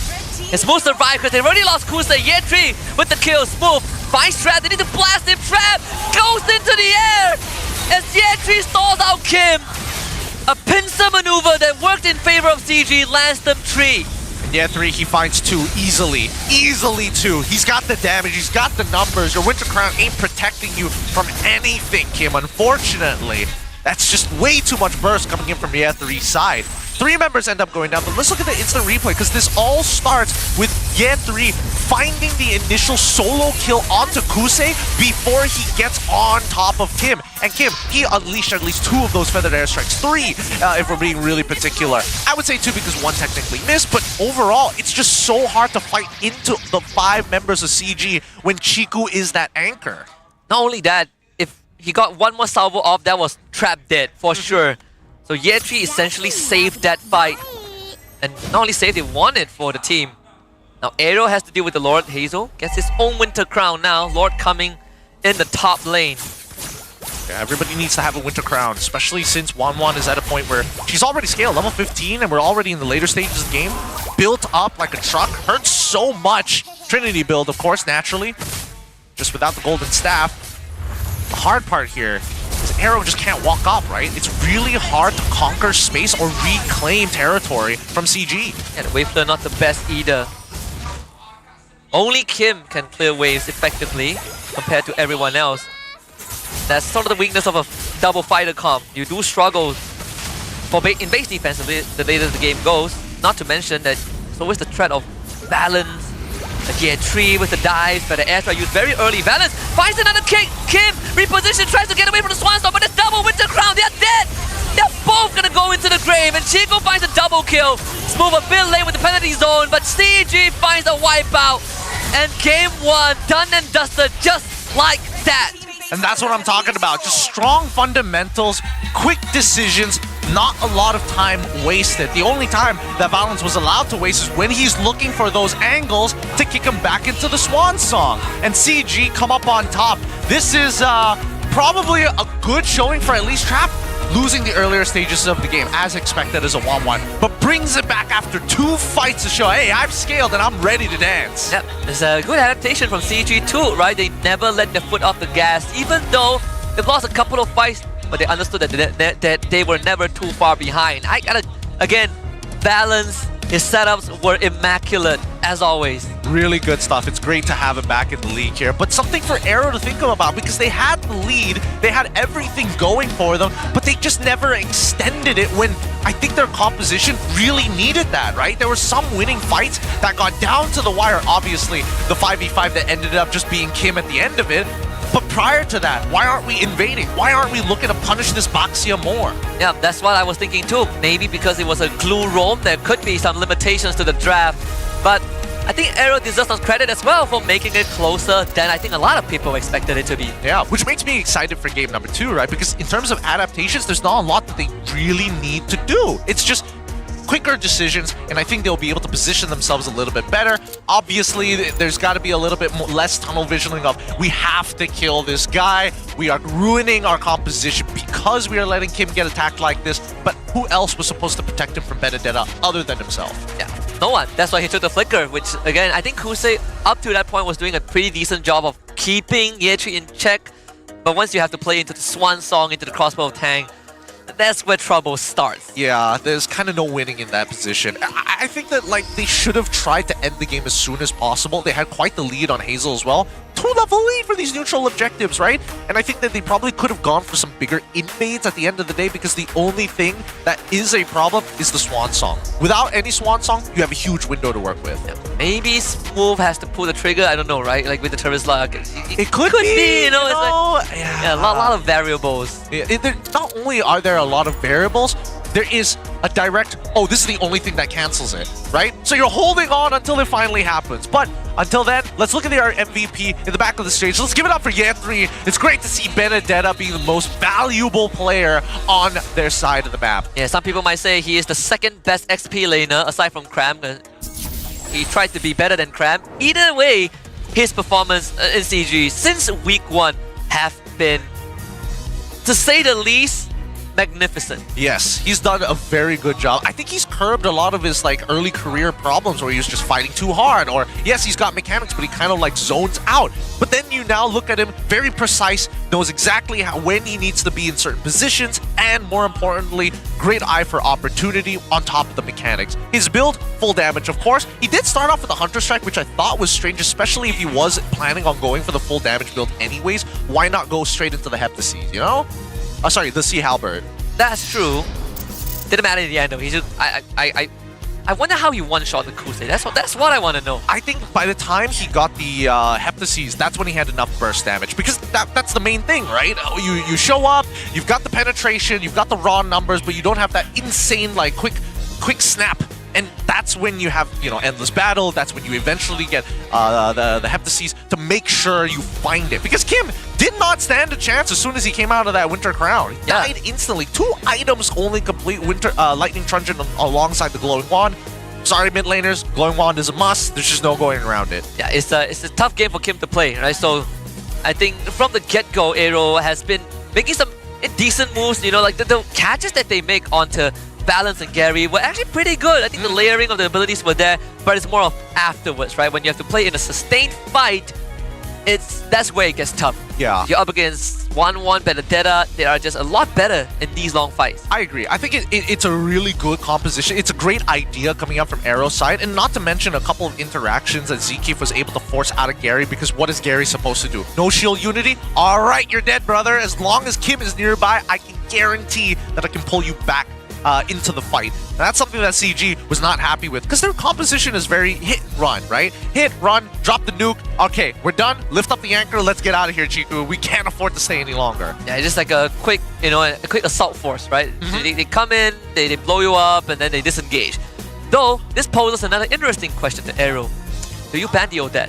Oh, I don't think they needed to ban the Odette, I think they needed to just play the early game a little bit better because you're kind of trapped in here, right? You know that you're going to eventually get outscaled. There's nothing that Hazel can realistically do to one-shot Chiku unless he's like, oh, I jump in, if my combo lands, then sure, I might be able to kill you. You might be at 1 HP and then I Winter Crown. But now you're out of position and there's nothing your teammates can realistically do.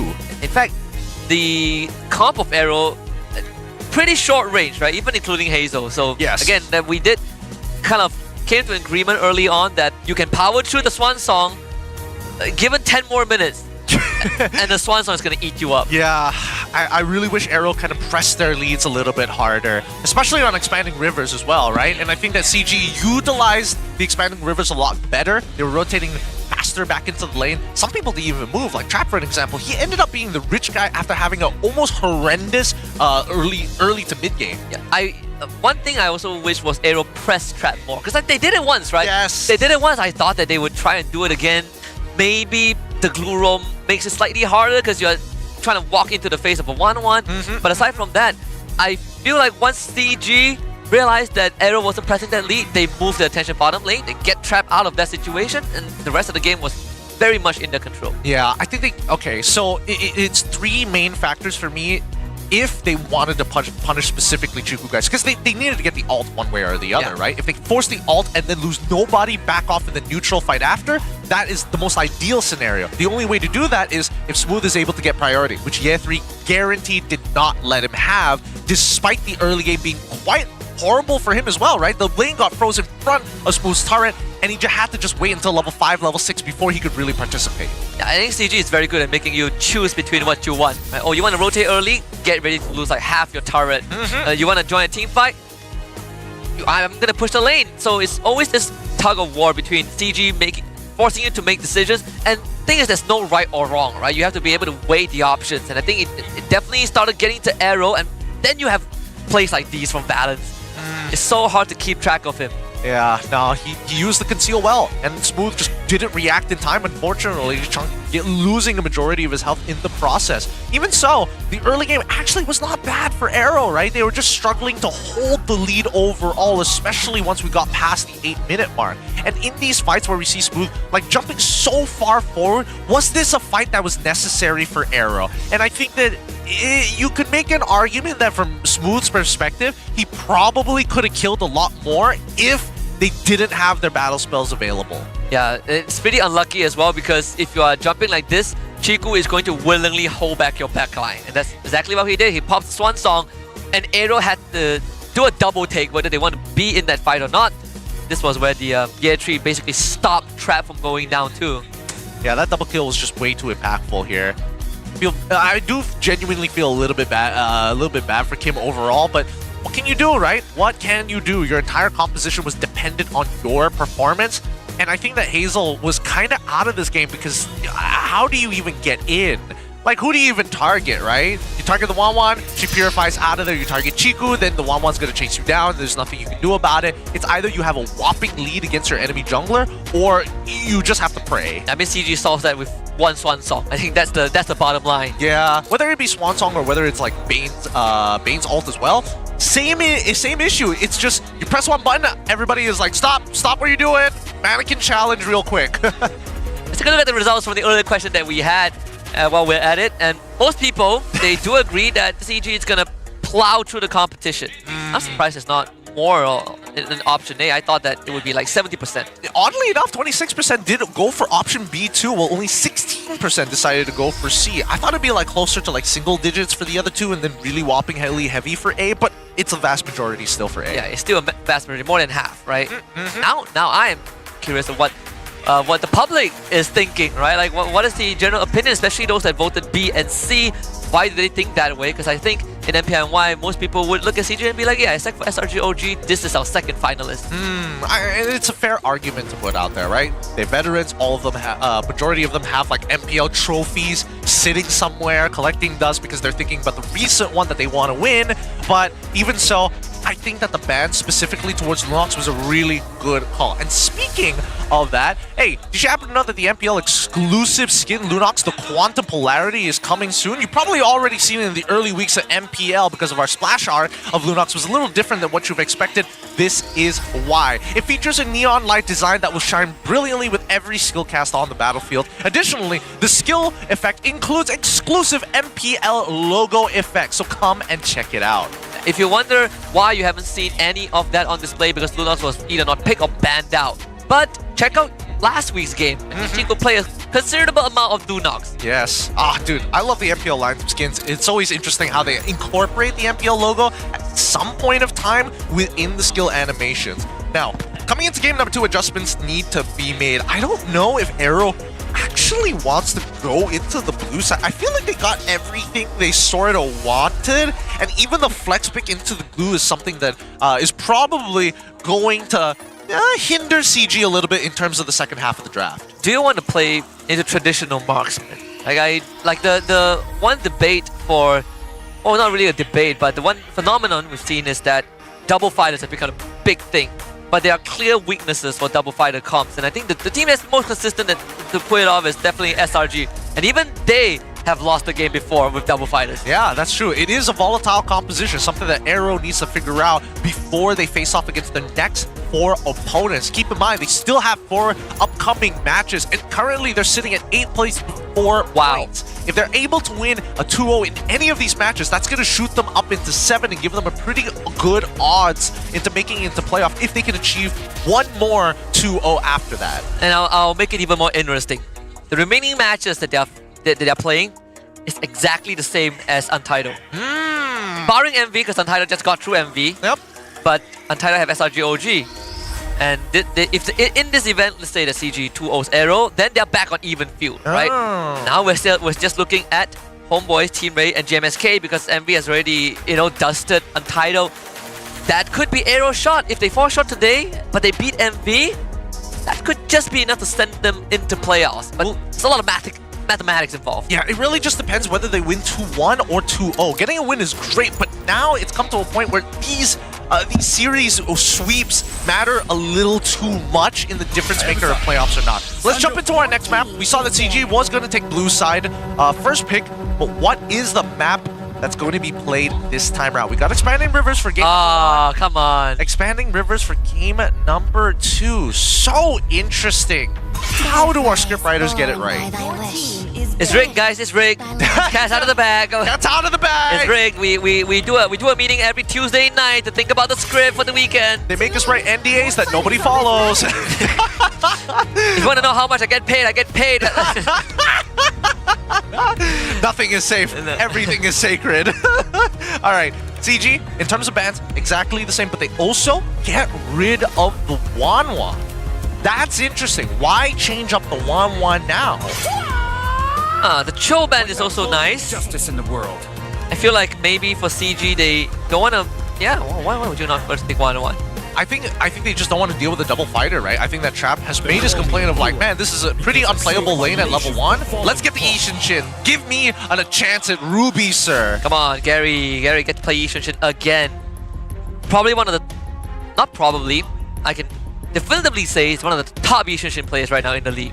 He's just that good. He's good. He's real good on it, especially on Marksman. Surprisingly enough, he's been playing so much Assassin during his debut of his season, and even when he went to an international under Team Hawk, he was still playing Assassins then. I would have imagined that Joy would have been his go-to, but Ishin Shin just seems to be inbuilt in every single jungler. CC, gonna get locked in. Ooh, Lance for the side of AERO. Alright, get a CC Lancelot. On the CG1. They don't have Cho already, but there's another power pick for balance. Actually, 2 more. Badang and Grok. And Grok has been really tearing it up. It's not the best into CC, like Grok doesn't like dealing with the CC, but if you want setups, woo, you can definitely rely on balance. And also, I'm gonna put this out there. Remember we talked about CG's chances of making it to playoffs? If they win 2-0, they're in. If they win 2-0, they're in? Yeah. Okay, alright. Let's see if they can break that threshold right here, right now. It's Lapu on top of the Kimmy for the side of CG, which is a little interesting because we've seen too many cases of Lapu facing off against CC And as long as Lapu hits level 4 without getting taxed too hard at level 1, he generally wins games. Yeah. CC, yes, it is good at laning, but without a combo component, like for an example an AOG on top of the curtain call, don't see her presence in the team fights. Exactly, and they do very different tasks in the fights, right? Lapu, he's gonna just YOLO throw his body, but for CC, you need to really pick your fights accordingly. The CC first pick has been sort of the setup for a potential double fighter for AERO, but with this Lancelot, it's a bit hard. We've seen teams do it, they pick CC Lancelot, and then maybe they go into a Kimi mid, or they pick double fighters and just hope that the Lancelot hard carries, but that is too risky. So AERO, they stick back with the Farsa, but this is a dangerous game to play. This is a very dangerous game to play. Actually, the more that I think about it, Gato looks so good for AERO. I want CG to be able to pick it up, but unfortunately, Red Side gets first pick on the second phase. And unless CG foresees the potential problems that will happen, because let's say, if Kimi gets locked down with literally anybody, it's with the curtain call, it's almost guaranteed that the AOG will hit. Same goes for if Yi Shin gets hit. And worse yet, he doesn't even have access to Purify because he's a jungler. So now Grok gets banned out for the side of CG, understandably so, but I would have imagined that they should have left it open to pick it up for themselves. Maybe they're worried because they don't have first pick in second phase. So it's an understandable response. Well, at least there's a Kimi, so you're not worried about the old dad. Which is a good thing. There's still the Lunox. Hey, wait, hold on. It's Kimi mid, so okay, don't have to worry about that. Yeah, I think mid laners have already been predetermined. The Ruby ban is a good shout from AERO. They want to deny the potential double fighter comp. What about Traps Harith? Is the Harith worthwhile? Or they go double fighters, right? Yeah, that's the thing, but I don't feel like there's good enough double fighters now that Ruby is gone and CC has already been locked in for the side of AERO. They've denied the big picks, unless it's like Bane or something. Yeah, I was thinking that. Either Bane. Or you go Lapu, go lane, and you pick like a... Okay, there's no good options into CC. No. Teresa gets eaten up. Yeah, I don't think there's any decent matchups, especially like at level 1 as well. You pick your role. I think you pick a roamer here again, and just keep the gold lane for last. Wait, no, it doesn't really matter, right? Because you have Lancelot. Yeah, you got Lancelot to find the big chunks. You just need combo components, right? How are you going to guarantee that Farsa is going to land her abilities, right? What's the setup to it? Kaja? Kaja I think is a little too straightforward. Hilda. Hilda? Wow. Hilda? You want to look for Yishun Shin, I guess? I guess you could, but as a roaming support, you're not really helping your mid lane at all. No, not really. Just go Gata then, right? You go Gata, get a guaranteed way to either cancel out Feathered Airstrike. You already have the Lapu face off against the CC, so that's one way you can deal with it. What else? What else? What are other supports that could potentially... I mean, they could go Tigreal, but I just don't see it happening. It's too big of a setup for like kind of nothing burgers. Gatos taken by CG, and they get the Phobius too. Phobius? Wow, so it's a Lapu go lane. Phobius? Huh. Really? Okay, so now they've got 3 ways to cancel out the Feathered Airstrike. I think that's fine. The Phobius might be a little bit of an issue. We might see like a bunch of lane swaps happening in the middle of the game, potentially. It does lock Kusei out of, what do you call it? The mask off, right? If they want to go traditional marksman. Yeah. Your marksman picks now look quite tough. But I remember one team lean into a Lancelot like late game and still run double fighters. I'm not sure if it was AERO, but judging by what we're seeing, it could go down that route again. It might actually. This Hilda is so bizarre, right? It looks like they're gonna go with the Alice first time picked within the MPL MY after the hot fix as well. She has been recently recently revamped a little. Minor changes overall, but generally a cool change to her ult and passive. But more importantly, that hotfix saves a lot of problems because last time it's really hard to kind of stick on your opponents without an Ice Queen's wand. Now you don't even need it unless your opponent has a Hunter Strike. Yeah. I think now all you need to do is you go into the fight, you build tanky, you get your passive up, and then you just press all your buttons, right? Stick onto them like glue. Yep. Gotta make sure that you can just power through that damage. But it does mean that your composition is a little more late game oriented. I mean, just look at the lineup here, right? CG, it is clear that yes, we have forms of scaling, we have forms of early game, we have forms of CC, and a good distribution of damage. AERO Esports, a little bit different, right? You're expecting Alice to play for the later stages. Kim wants the scale. We're highly dependent on Kusei to try and make moves happen across the map. But it's time. Let's head on into the land of Dawn. This could be a sweeping victory for CG Esports, and they could move on straight to the playoffs without having to worry about a thing. But AERO, they need an opportunity to tie it up 1-1.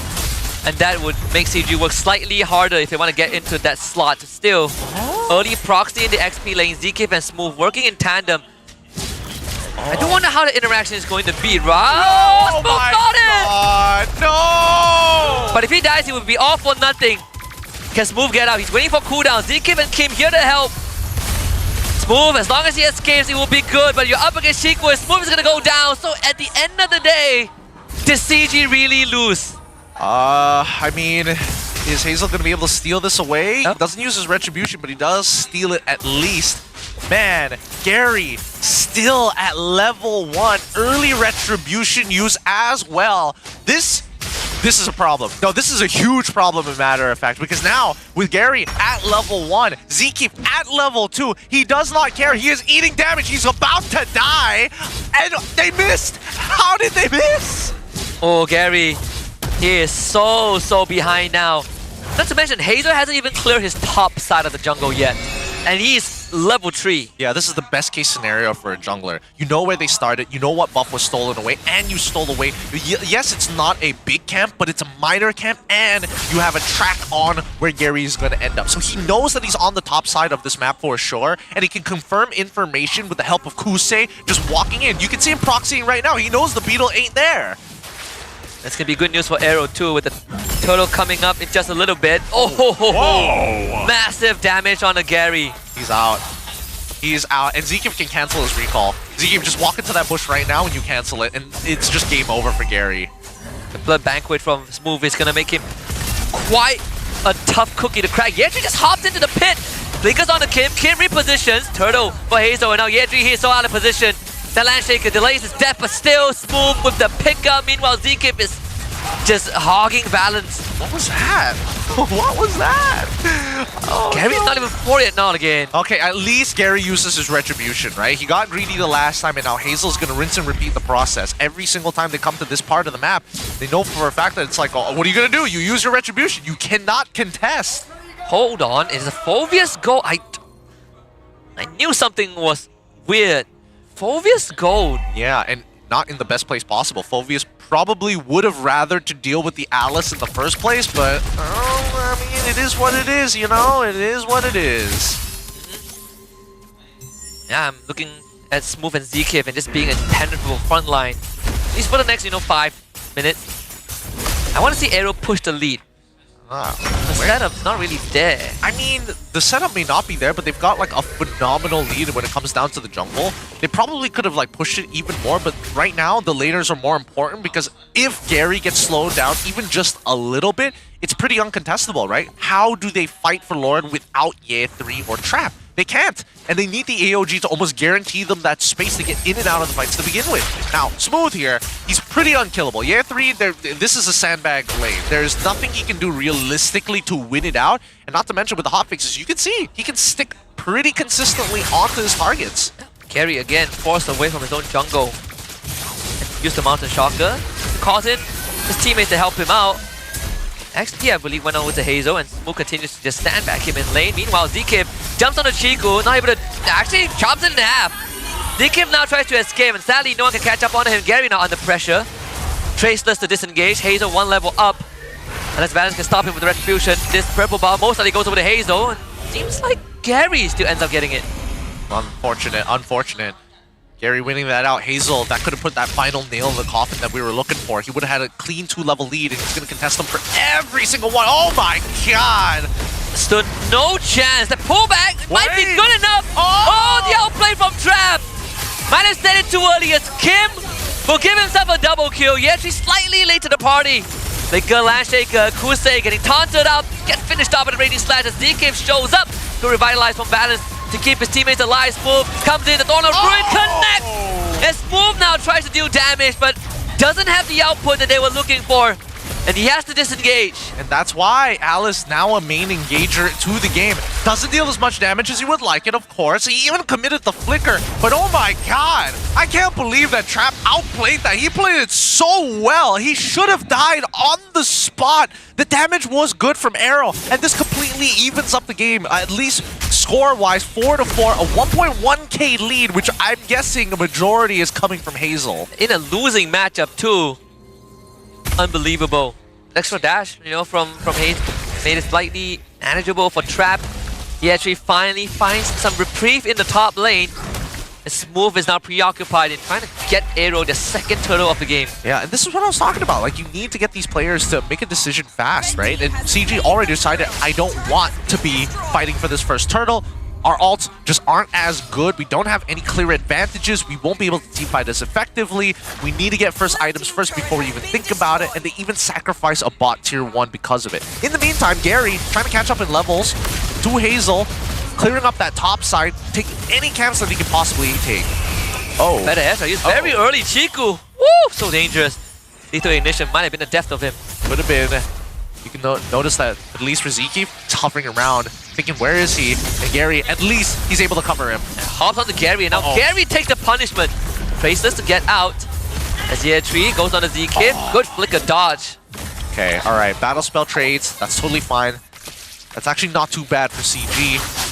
A lot better for AERO. They're trying to take this mid-tier 1, but again, CG just refused to give it up. It's even costing them a proxy on the top side, because you can see that right now Smooth is pretty untouchable, and Year 3 just doesn't have the raw damage to cut through that much health on top of the regen. I guess good news is that Smooth doesn't really deal a lot of damage himself.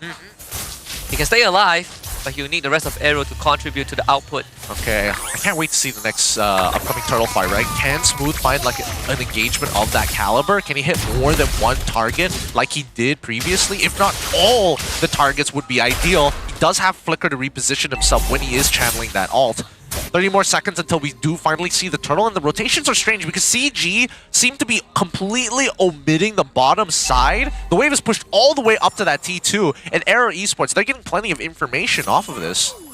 Yes, we can absorb the pressure, so they're putting that in his hands, but they are bringing Trap along with them. Maybe the CG's intention is to potentially start a fight. Zeke is so far from behind with Smooth! This catches Chico, guys! What a flank from AERO! Zeke gets out, AOG misses, Trap will not get away this time. AERO cracking the code from multiple angles, and Smooth gonna go in for more. AERO will not get extra, but they will get the turtle. They continue to dance here, but AERO in full control, and look at that, right? Yeah, Can Kim get out? Flicker. Yes, sir, not a problem. Hazel and Smooth now work together. Year 3 stunned up. Executed. What's the plan here? What's the plan? And now Valence is in trouble. He's tied down the Chico guys. They're gonna lose a mid-tier 1. Huh? And Valence burns down. What was that? Why make the decision to jump? If you're trading Battle Spell for Battle Spell, once you saw the flicker, you don't have to commit any further than that, right? You've kind of done the job. Particularly interesting choice coming out from Year 3. Could be the MVP mentality, some may say. Yeah, all XP laners are the same. Something along the lines of that. There's the War Axe for Trap. Yeah. Oh, look at... Wait, actually, Kusei has a whopping lead. Like, not a simple lead, a whopping lead. He is the highest gold earner for a hero that doesn't wave clear that well and is coming off of 8 assists in comparison to Hazel with 2 kills and 4 assists, and still he's trying to keep up with him. CG looking for another opportunity. Can't find it, so Mountain Shocker was used. I mean, Zeke is doing a fantastic job on this Hilda. He's just straight. Oh my goodness, wait. Zeke has the Fury Hammer. They will catch him this time. He will go down, standing a bit too far forward. And can they get Trap though? If Trap goes down, it's going to be a guaranteed good return from AERO. Decent trade, decent trade. Unfortunately, CG doesn't have the information of where this Lancelot is, and now that they've shown him bot side, they can't afford to lose their T2. If not, they would have probably pushed in for mid T1. Hazel, still a problem. He's 3 levels ahead of Gary. Now that he's got the items and can power farm the rest of the way, he should be starting to snowball out of control. 35,000 coming up from Kusei, 5,000 more than Kim. Chico is going to get jumped on by Kusei. Tries to run away. The Vengeance. Chico, stop attacking. Balance is here. Traction pulse. Easily dodged by Kusei. He'll tank tower on the way out. AOG follow up. Balance hits him. And Kusei ends up going down. Tram now joins the fight. Hazel just punctures him with the Phantom Execution. Hazel! Is this your moment, my son? Snot. Hazel overextend, but Z-Kim confirms the kill in the base. 3-for-3 trade. Oh my goodness, they're dropping bodies left, right, and center. And all of this while mid has been pushing in and the Lord has just spawned. They can buy plenty of time. Hazel coming up in 16 in comparison to Gary coming up in 7. I don't think they'll have the time to blitz through that Lord, especially since Smooth is already tanky itself. Kim is already back out. Kusei is back up alive as well. Now it's just minion wave management. That's how CG was able to sneak away a couple of games from Team Ray. They just didn't manage the waves properly. AERO making sure that they're ahead of the game, already affecting the bot side, trying to create a slow push, broken by Ye3. Was a bit of a shutdown goal going to CG, but AERO should still be able to take the store without any problem. As long as Smooth, ZK are around, Kim just gonna pop that feather airstrike. Zone out CG. First Lord for AERO, and let's see how much damage they can do. Ye3 taking some punishment from Kusei. That's a curtain call out. No curtain call, but they've got the Lord, and curtain call is generally on a shorter cooldown. CG, yeah. I wish they could split the map, but it's just too dangerous to do it right now. They have to survive this upcoming Lord. They can almost guarantee that it doesn't do too much because the sieging potential is highly based on Kim. I'm guessing that AERO is going to walk Kim with the Lord on that mid lane, pop that feather airstrike to try and guarantee an inhibitor. Kusei getting his 200 kill in the league too. Mountain Shocker used as the Holy Shield to deal with the Lord. This defense should be pretty straightforward from CG Esports. Again, double fighter draft, not best at sieging. So that's something that AERO have to constantly think about moving forward. But now that they're trapped in their base, AERO, this league can only go on for so long. They need to end the game off in the next upcoming Lord. If not, CG is going to bounce back. And they're going to bounce back extremely hard. They've got a Yishin Chin on their side. And here we go. Yeah, set out on the Kusei. Flicker from Smooth right into the base. Chico is no more trapped. Tries to jump on the Kim, but it's just too much damage from AERO. And this is Hazel this time. Free to do what he wants without the presence of a Phobius. Hazel just cannot be stopped. Top inhib goes down. It's Gary and Balance to hold the fort. This might just be a quick statement back here. It's not looking good. Mid inhibitors going. That wave is looking juicy. Gary, does he have his ult? He doesn't. Balance does have the AOG, and he tries. And the AOG hits an air ball, and Balance gets taken care of. AERO not going down without a fight. And Hazel makes sure that he stakes his name to get AERO to a game 3 against CG. 1-1, denying points off of Todak. Denying points off of CG, but more importantly, this gives them an opportunity to try and qualify for playoffs once more. 1-1, it's anybody's game right now. And not only that, they deny CG the direct entry into playoffs if they were to 2-0 this. So CG, regardless of the result of this series, will have to win one more for that guaranteed slot. Either way, good job, AERO. This is definitely a breath of fresh air. I mean, we looked at game 1, we knew that they could do it, but game 2 was clean. Yes, game 2 was clean, and CG were making some really interesting calls here. I don't know. I guess they wanted to fight for anything back, right? After a dominating game number 1. They gotta keep in mind here that they have to chill out for just a moment. Really think about the decisions. Getting battle spells and resources gives you a window, then play with those windows. They decided to they wanted the window and the frame with the plastered wall on top of it. Sometimes you want everything, but can't have the cake and eat it. In the end, it was AERO that really punished them. Well, I do agree. I felt like, you know, you were literally talking about Ye3, you know, kind of fix some of that that previous... And then it came out. And then it came out. Relapsed so fast. Did somebody say contraband? I think it's the Lapu mentality. It's the Lapu mentality. I don't know. I think I would have been happy just to see him like, oh, I got the Flicker out of the Farsa, and we're not fighting for the turtle anyways. I'm gonna just go back to the lane, you know? Nope, Flicker's forward with him. It's like, nope, I'm not gonna let you leave. I did it the last game. I'll do it again. One more time, he says. Stressed. I am stressed out for either one of these teams because now the ugly side has kind of shown itself, revealed itself, and it needs to be taken advantage of, right? CG, 2 games in a row have gotten blue side. Does this mean that Coach Rain is like, all right, we respect it by banning out the 1-1. Now, if we get blue side again, do we just leave it open? Do we just, like, what are we doing here? And the double fighter too, right? It was a pretty weird approach, I feel. I mean, with the, well, at least with the Phobia's goal. Yeah. It's like a dead lane, a losing lane. And more importantly, the jungle got destroyed. I think, more so, I think nobody has done a... I think they're thinking too far ahead because they didn't swap the lanes. As soon as you saw Kusei on the CC, you know he's going into the gold lane, right? That should be the baseline thought before you start thinking, wait, they're switching up the lanes just to outplay us. Yeah. Wonder who the MVP is going to be. I mean, this game. Oh, Zkeep did a fantastic job. Smooth too. Let's check it out. Really? Smooth coming up as the MVP of this game. Huh. As the Alice? Interesting. I don't know about this one. I love Smooth, don't get me wrong, and it's great that he got to play the Alice, but we only get to see him get one big engage. I think that was like the only one that we saw out of the game. Wow, we see the power of the Alice. Do we? I feel like I didn't get much. I didn't see much. It was just... He didn't have to do much, you know? That's also true. He got 12 assists just existing, you know? He stole the purple buff, and that I felt like was what started the whole chain reaction. Yeah, that probably was the MVP play of the game, to be fair. Really, if I was in Gary's position, I'd be fuming. I'd literally be fuming. I miss out on my purple, I miss out on my retri as well, and then one of my camps gets stolen on top of me retri. Like, this day couldn't get any worse. Yeah, it's and then there's some good calls from AERO, right? Like when they want to take the mid-tier one, and then ZK was like, I'm gonna run in from your orange buff. Yeah, that too. That was pretty hilarious. I'm not gonna lie, ZK has been quite the standout. I do think that his component build got a little greedy towards the end there, where he's just like, okay, I completed my components. What do I go for? Fury Hammer. Ogre Tomahawk. What? Buddy, let's calm down here. Like, wait, well, I just solo kill Gary. I can do the Chikus too? Alright, baby, it's on.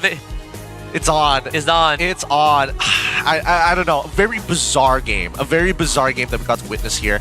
I think this definitely is going to at least wake up CG. Because again, it's pretty unacceptable. I do think that Valence did find a couple of good opportunities to go for the AOG. But again, it felt very... I don't want to say self-centered, but I definitely think his main goal wasn't to cancel out the Feather Airstrike. Yeah, and I think you probably leave that to Year 3, right? I feel like that was probably the goal. Either Year 3 or Trap to do it, but Year 3 has the easiest access to the Farsa. Even then, it's like a Gatot engage is quite telegraphed, right? You press conceal, you come in with the charge up on. Yeah. And then you just try an AOG. I agree that the AOG probably should be used for a disengage mechanic more than anything else, but considering that Year 3 has already made his attempts towards Kim and it's not working out, they need to try a different approach, right? Again, it comes down to how much can you actually peel for your targets. If Valence and Year 3 were able to find people like Kusei, if they were able to find like, cancel out the Feather Airstrike and then catch Kusei later on, probably would have been their best bet. Is it because AERO has a way stronger dive than CG? Maybe. I don't know. It's really tough to say because Smooth, like, high damage taken, damage dealt is like almost comparable to Hilda. That's true. Because I was thinking back, like CG, well, maybe the last fight was the most apparent one, right? Like the backline just disappeared. Yeah. Maybe the strong dive was like what made the difference. I guess, because even Chiku guys, his damage dealt considerably low. Trap barely got to play the game at all, but Chiku guys, who's supposed to be the dedicated damage dealer, which gives them another layer of like, we actually scale pretty decently, could not get in range. Everything either had an iframe or he gets chunked out before he even gets into the fight. It's either Zkeep jumps him or Smooth shows up, and then he's dead. Can't do much about that, can't do much, but I think it's something for Coach Rain to start thinking about for the upcoming draft, right? If they're going to give Chiku guys the very last pick anyways, were there any other picks? Because I feel like AERO have kind of sniffed it out. Yeah, even going back to the statistics of Chiku giving the last pick most of the time, the only time that he was given priority in the first phase was when Zusin was open, right? That was one of the heroes we haven't seen just yet. I think Chiku only played like once or twice. The Kimi is definitely a new one to add onto the list. Oh, absolutely. No surprises that the legend himself is a deep hero pool, as they call it. But overall, gotta give it to our rich guy here, Hazel, Lancelot player through and through. He did work, and honestly, I felt like this was a big mental boost for AERO because they were kind of like running it down at a certain point just to chase for kills. As funny as it is, it definitely like livens up the spirit coming into game number 3, saying, hey, they're just as human as us. Yeah, and I think this also opens up a lot more conversations for the regular season. And where, I mean, I wouldn't say where the CG stand. I still feel like they are definitely top 3 candidates. But have teams started figuring them out? And is it based off of SRG OG's game? Yeah, possibly. I think they could have figured it out a little bit sooner, but even so, we're very short in league, and that's why our playoffs matter that much more. Everything that you see here could be a facade if we're going to MPL MY branding. CG just, you know, making themselves look weak, drop a couple of points. Guys, if we win too hard, we're gonna fall out in the first round of playoffs. Guys, we gotta make sure we're in the middle. You want a target on your back? Are you crazy? I want to go to sleep at night. Please, they're like bounty hunters. But this level 1, just the worst possible outcome. Worst possible outcome for Gary. And then it affects everybody's lane because of how involved people got in. Smooth eventually dies, but it's kind of like whatever, right? And Trap can't even leave the lane. Yeah. All this outplay from Trap, so good. So good. Never got to see it again. Never got to see it again. I have a feeling Kusa is probably looking at Hazel. Yeah, I'm not really sure if he wanted to dash that. So just auto attack him, you know, just beat him up the good old-fashioned way. Gave him too much ammo. This one, if Smooth arrived like slightly earlier, I think he would have changed the course of the fight. Maybe. I'm not, because again, you can still flicker out of the way, right? And I think that's something that CG, again, really good reaction time to be able to like get just enough distance to keep yourself alive. Because if Smooth was able to clean that up, I think we would see a very different game. Because right now, he's just like an immovable wall unless you specifically dedicate your resources to bursting him down. And I think that was the big issue. Nobody could really burst him down. I like this dedication from AERO too. They gave us some goal, but they know that they're so far ahead, they could just straight up dive the turret. Hey man, that was the ego play. Yeah, confidence boost for Hazel too. It's as good as it gets, I feel. But Busa isn't his only hero. Yeah, it really isn't his only hero. He is a talented Indonesian jungler, and naturally, he comes from the Brawl server, so he knows how to brawl. What I'm worried about right now is whether or not CG are going to look back at their game and they're like, guys, what are we actually doing here? That game too felt a bit weird, right? We're making some rash calls. Yeah. We're making some, you know, solo decisions that didn't work out. Do we start with the draft again? Is that, you know, is the Kimmy the problem? I think... Is it really the problem? I feel like if the early game went better, maybe the mental wouldn't be as broken, but is their mental broken? It's kind of tough to say. I saw them walking off the stage, they're like, it's a little sad, but we'll talk about it in the back. Yeah, we got game, you know what to do. Whoops. Just a oops. Man. I think in terms of adaptation, we gotta start, I think they have to ditch the double fighters, right? I think there's no point, especially if your double fighter is going to be a Phobius, because how is he going to participate in these fights? The only way these double fighter style of compositions work, where you actually have a weak and strong side, is when you have a lead, which they never were able to generate throughout the game. And I think that kind of defeats the purpose of the comp. Yeah, we saw like a double fighter into a double fighter-ish, you know, matchup. But if the CC is on one side, then it skews the odds of it. It really does. So again, I think it goes down to AERO just being the smarter drafters this time around. They've caught on to the scent, and maybe you can catch them too live in the arena here at Dewan Sri Putra. Keep in mind, their games are still going on. We've got October 11th, October 12th, 17th, and 18th. MV, GMXK, Homeboys, and then finally Team Array to end off their regular season. So scan that QR code and pick up your tickets now if you want to go catch their games. Yeah, good time to talk about coming into today, where AERO last season were dubbed as the dark horses. You know, like coming today, we were coming into this season, Team Ray was all the dark horse, but I think AERO is starting to grab that title back. I mean, they're trying to. If they win this game against CG, maybe there's an opportunity. Because keep in mind that CG games are selling out fast. Their match against Vamos, their match against Todak, selling out as quick as hotcakes. They also have a match on October 11th against the Homeboys. So scan that QR code and pick them up now while you still can. I definitely want to watch the one against Todak. Oh, what a reunion that'd be. That would be, it would be kind of awkward. It would be kind of awkward for sure. Yeah, it's not living up to the hype. I think a lot of people were putting it out, you know. wow, CG Todak. Before the season started, people were like, man, I can't wait to see CG Todak.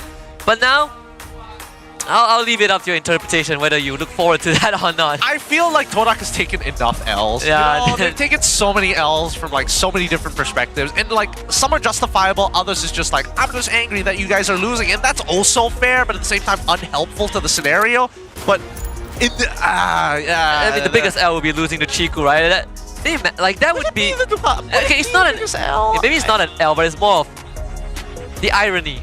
It is kind of ironic. That I'll give you. Just people were like, okay, is Todak, or because is Todak because is Todak, or is Todak because of Chiku? Hey, maybe they need a new CI, man. That's what they need, a new corporate identity. Guys, we're not only just about winning anymore. Baraku, wait, hold on. I feel like I've heard that before. Hey, man, don't worry. It's the same as Ocean, but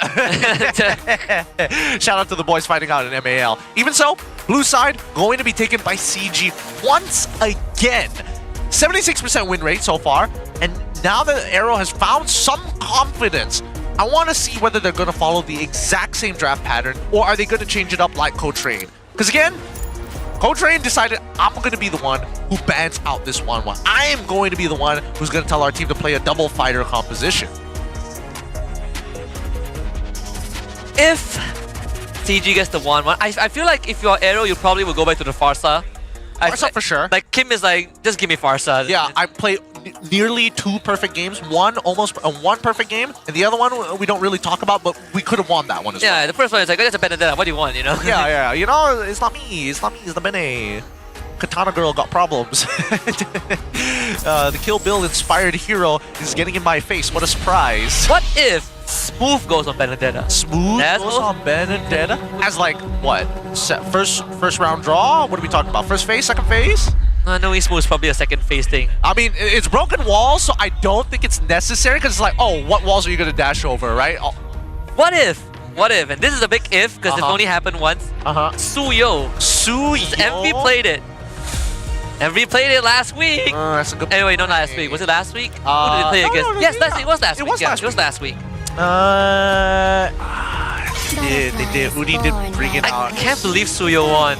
I really am surprised that he got away with what he did. I don't think it happened to it had anything to do with the map overall. They just had a whopping lead, like a whew, my god, it shouldn't be the case. In terms of bans, it looks like it's ooh, wait, no. I nearly got tricked there. It's the Fanny, the CC, and the Wanwan. Slight adaptations coming in from Coach Rain. From AERO side, Jushin Cho, and alongside with the Kalea gonna get banned out. Baxia first pick. Good old tanks. Gary's like, I don't want to deal with that again. It's like, okay, fine. I'll go back to tank. You know, we won with Baxia. What was I thinking? You know what am I crazy giving up the Baxia over a Yishin Shin? Oh, how could I? Now AERO, I want to see, do they... I mean, I'm guessing the Farsa is still going to come into play. I don't think you want to play Kimmy into the Baxia anyways. Oh, I like the CC ban from Coach Rain, so... Take the Lapu Farsa. Lapu Farsa is a good opening. I don't mind that. What is a strong pick? I gotta think about this for a moment. Okay, I want to say Lunox, but then Kim plays Farsa. Yeah, that's the thing. You can almost guarantee the brilliance being wasted to the Feather Airstrike. Let's see. Farsa. Okay. Got it. Yeah, got him. Right on the head, right on the head. Okay, let's keep this energy up. Crap, what does CG want to go for, actually? Now that Lapu is gone, Cho is also gone. You could go to Rizla, I guess, because you know that Lapu is going to be in that matchup. You could go for Bene another time. I think that one's not too bad. There's almost no way that you should die to the Lapu unless you like eye for an eye in front of his face in the middle of his ult or something. And then he like, hits you with his Landshaker. You know? Who knows? Oh no, eye for an eye. Oh, I guess that's not Landshaker. I get stunned and I die. Kimmy gets locked in again for Chiku, guys. Rather interesting they go for an early Chiku pick. And then Uranus? What? So there's an interesting scenario. We talked about the double fighters matchup. It could happen again. No. I mean, AERO has more incentive if they go Yishun here. If they go Yishun, then there's more incentive for more possibility for a double fighters matchup. Or it's broken walls, right? Chip. That's a good call. Actually, the chip is a pretty good call here. Wait, would chip... Okay, wait. Let me think about this. You have you have the Uranus. It's not going to go into the support. Could go for counterplay with Gatot on your side. Loki could be a potential as well, but then you would have to be in the middle of the fight anyways, and you get zoned out by the far side. You can't do anything to Alapu, so it's unlikely. All right. I see where the vision is coming from. All right. The chip makes a lot of sense here, but they're going to go with a Hayabusa just for the snipes. If you're going to be the only damage dealer, I'm going to take you out. Time to unleash the Hazel Hayabusa. What made him feared and respected, and quickly gained notoriety locally. It's that Hayabusa, and that was also what got him the win against SRG, which pushed SRG to the limit.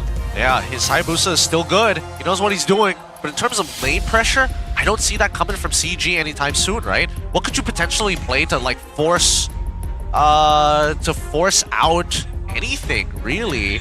I would have liked to see like Grok in this particular position instead of Kimmy instead. They could have played like Ludox, they could have played like a bunch of stuff that is more self-sustaining and isn't so volatile. Grok gets banned out for the side of AERO as their first red side ban.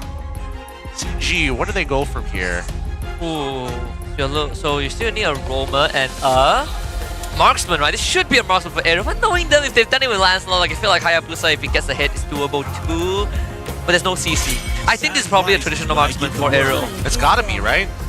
Lead ban? What? I think it's Zkip's hero pool that is giving them a headache. I mean, there's no stopping him no matter what, right? You only have 2 bans on your side. It's either you get rid of the traditional or like you get rid of things that get in your face, which if they're getting rid of Khalid, I'm hoping that Hilda also shows up in that particular direction. I was thinking of that too. Then what does Balance play? Gatot? They could take Gatot, but AERO could also steal that away. Yeah. Although I feel like Gatot is probably less effective on AERO's side. The Badan gets banned out. So it is, the roam pool is narrowing down. Yeah, they're gonna just go getting rid of roamers who have setups and getting rid of roamers who get in your face, right? If that's the case, Hilda gets banned out here. If not, it might just be like something strange. Fight for the there it is. There we go. Okay, so simple thought processes. So Gatot, Arlet, Hylos. Jawhead, Kaja? Maybe not Jawhead. Jawhead is like out of this meta. Yeah, Kaja makes a little more sense. What's more important? Building for your own comp or denying your opponent's comp? I think you want to get a strong goal laner for yourself, right? I think that Gatot is less likely for AERO to pick up only because Boxy is on the opposite end and there's no real getting away from it. Same goes for like, you know... What if you go Granger here? You give the choice over to CG, predetermined Granger? Do you have any way to force out Purify to Parath matchup? I mean, it's a Sky Piercer holder. You have Uranus and Boxer to go through. Okay, so they take the Gatot. They go for the denial instead. Huh. Interesting. Okay, alright, that's fine. Let's see how CG responds, right? Because now they have no real way of getting on top of the Farsa. Now that a majority of their heroes are gone. Man, I want to say double fire. The Ruby is still up. Ruby is still up. I was thinking like maybe this could be like a Hellcurt angle, but I get... Hold on. Oh, is this... What are we doing here? Is it really a Uranus roam? What are we doing here? What is the point of this? What, is it really Uranus roam? I guess... Okay, hold on. Baksha roam, Benedetta jungle, Uranus XP. That's the best I can come up with. That's the one that makes the most sense, too. Okay, that's fair. That's fair. The Benedetta jungle makes a lot of sense here, especially since... but wouldn't you want the Petrify, actually? You do. Because that's the thing that cancels out Farsa. Unless Uranus jungle... I feel like I've seen it, right? Uranus jungle has happened before. I just don't think it's that good. Me neither. I think it's very mid overall. And then... Oh, wait. Why did they go Granger instead? Okay, I guess the Harith has a little more sustainability in these fights and can actually progress with the rest of the team. But as soon as he anchors down alongside with Kim, with the Zaman Force, there's no escape. I think it's easier to deal with the Benedetta, right? Like navigate around them, I guess. Yeah. Compared to the Granger. So it is the Uranus jungle. Alright, so Uranus jungle, Ye3 on the Benedetta. Once again, he's definitely going to be a full building full damage. Balance though, against Zkif on the Gatot. What a great setup this was coming in from Coach Rain. Now Valence can fight the Gatot and Gatot can't do much about it.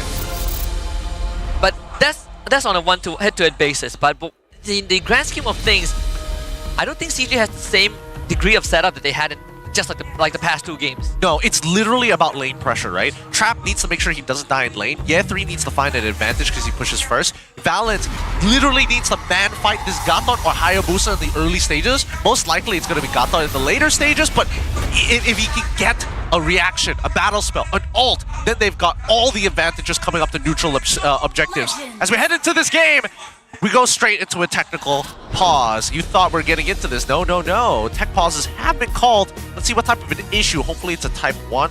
Yeah, it's a call from CG's side, a type 1 issue, and that means that the Uranus jungle was not intended. No, I'm just playing. Imagine. Imagine. We're redrafting because we accidentally locked in your Uranus in the second round of picks for blue side. After we locked in the last 2 picks, we realized that it wouldn't work, so we need a redraft. Oh, that's when the Marshal's whipping out that yellow card. That's like, no, stop. When was the last time we saw a yellow card? It was like season 13, right? I think it was season...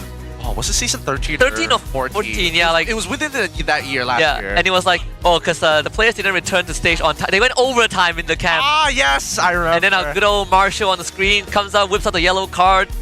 God, when are we whipping out one of those yellow cards? I haven't seen it in a while. I don't even see them like carrying it around as we should give him a whistle, you know? So, beep, beep, yellow. They wouldn't be able to hear it. Yeah, it's true. Yeah. We start blowing the whistle until they leave. Give us, the Marshal comes up to us and gives us the whistle? Is that what? No. The team goes overtime. Marshall starts blowing the whistle until they leave the room. Okay. I was thinking more like F1 flags, where they're just like, hey, warning sign. You saw the red flag, you know what that means. We're gonna deduct 2 points. We're gonna add some WWE style to it. Our Marshall, when they resume the game, is just you take the board, the sign, like just a ring boy. The ring boy. It's just a quick, good old ring boy coming up. No, we'll they're dressed modestly. All right. If anyone gets any ideas, no, we bad kid. Big bonks. Do they still use that meme? I feel like I see it somewhere on like 4chan or Reddit. It's out there somewhere. Don't even get me started with 4chan. 4chan is just living in nostalgia. Living in nostalgia while adding like the modern memes into the mix. Hey, if you want anarchy, that's where you go.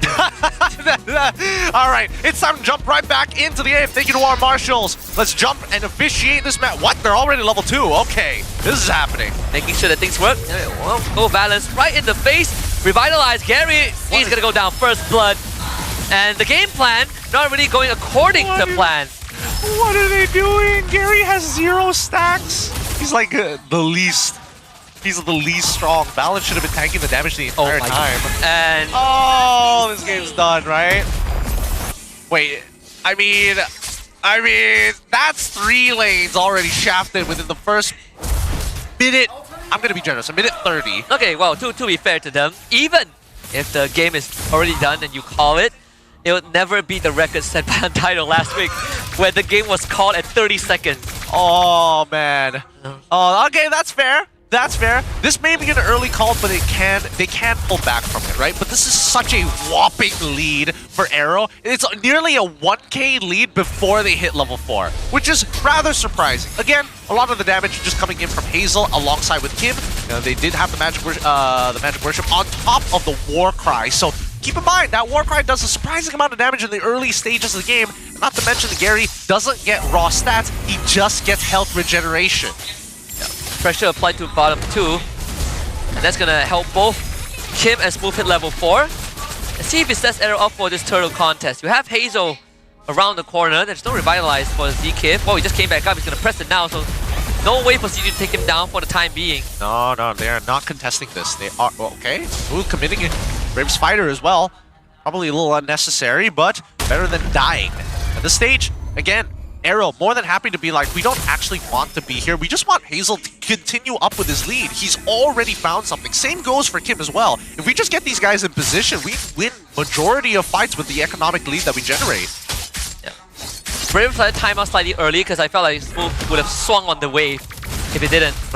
Here without the Brave Spider, it gives CG confidence to move on the turtle, but I feel like they are looking for a pickoff.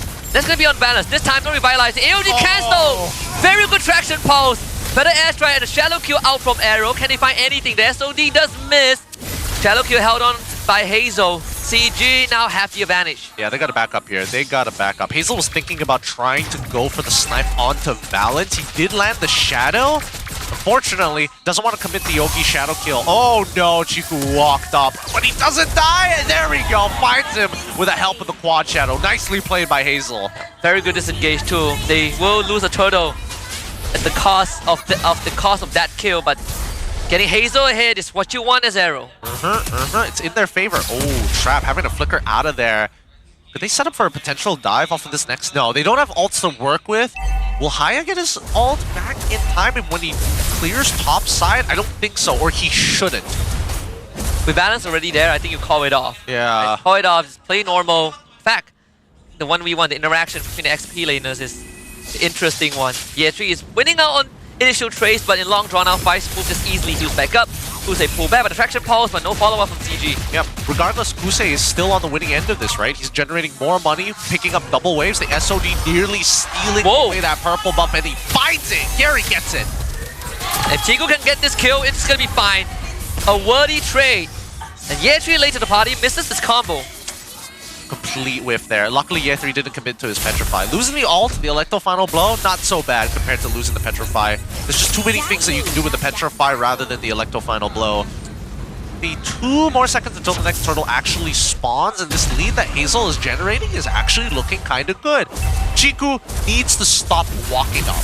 These bushes are very dangerous. Yeah, they certainly are. First item, Corrosion Sight for Trap. Hazel up 2-0. He gets one more kill, and I think this Hayabusa is going to be unstoppable for the next 5 minutes. Not to mention Kim also is having a great game so far. Kim is doing pretty good. Oh, I thought we cast the curse to that for sure. Zekiv should be okay. But here's the thing, right? Zekiv is making... He understands that he can't 1v1... Oh, Smooth's about to solo kill! Oh! Perfect! From Ye3. Oh, great auto weave there. Great auto weave. Needed literally exact amount of damage to kill Smooth. He was about to brave his fight out of there. They killed Trap. He relocates, so no shadow stuck onto him. Trap was able to get out.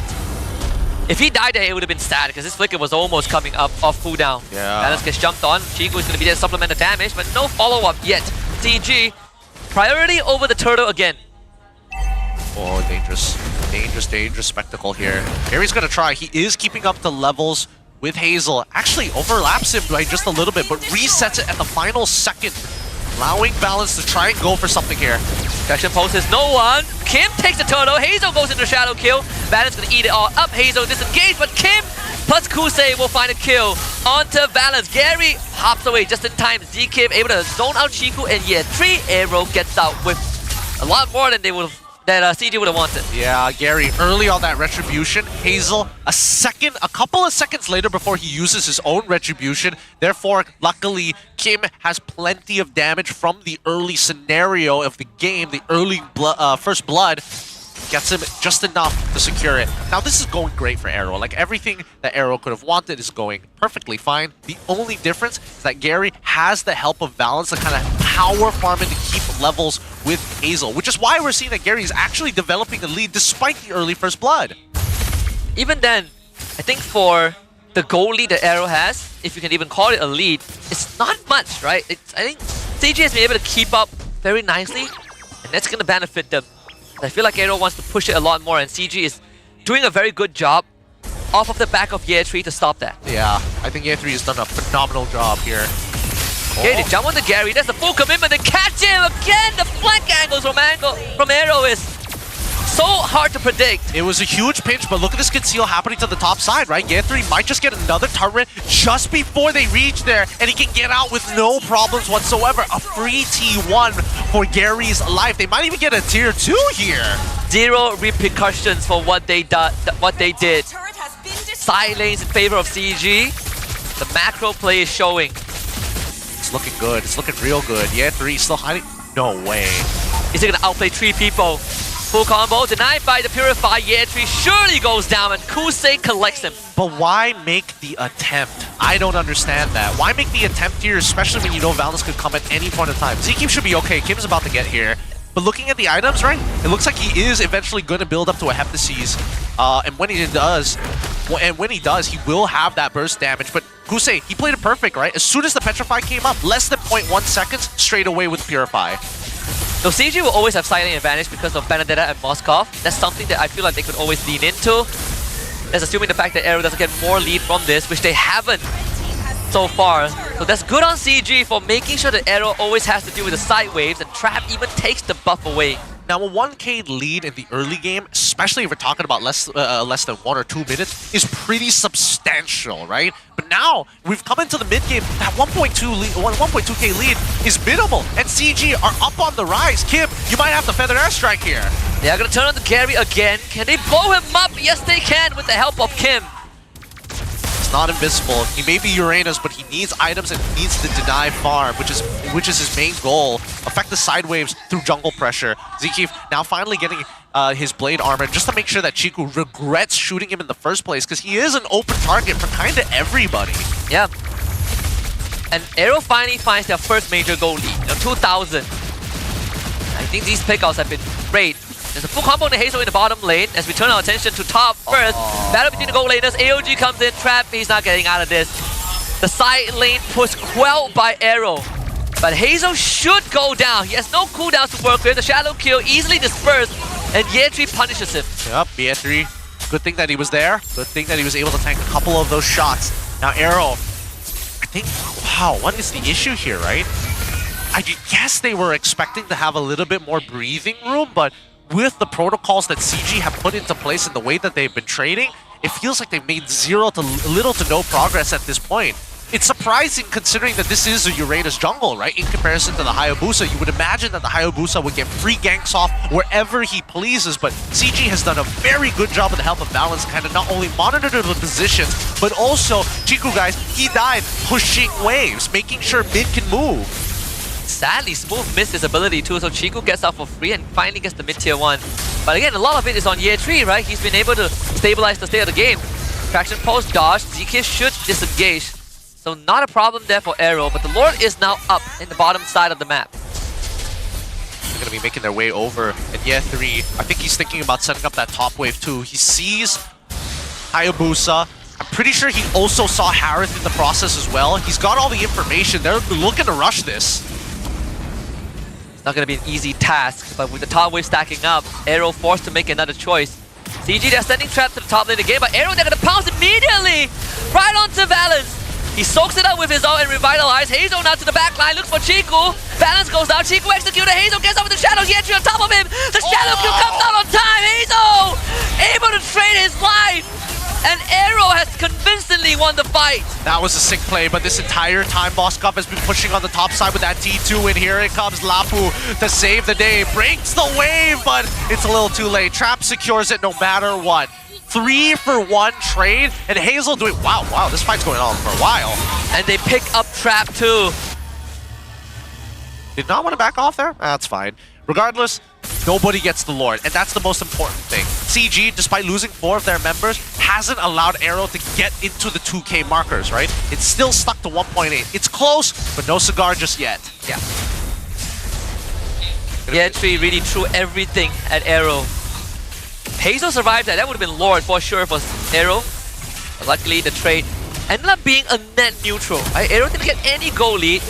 Aside from possession over the Lord, Hazel and Gary both same level. They're going to turn on the Zkeef right now. And they bring Kusei in. Smooth also joins Zkeef. He's trying to hold on. Here comes Ye3 with a full combo. Hey, Ye3 disappears.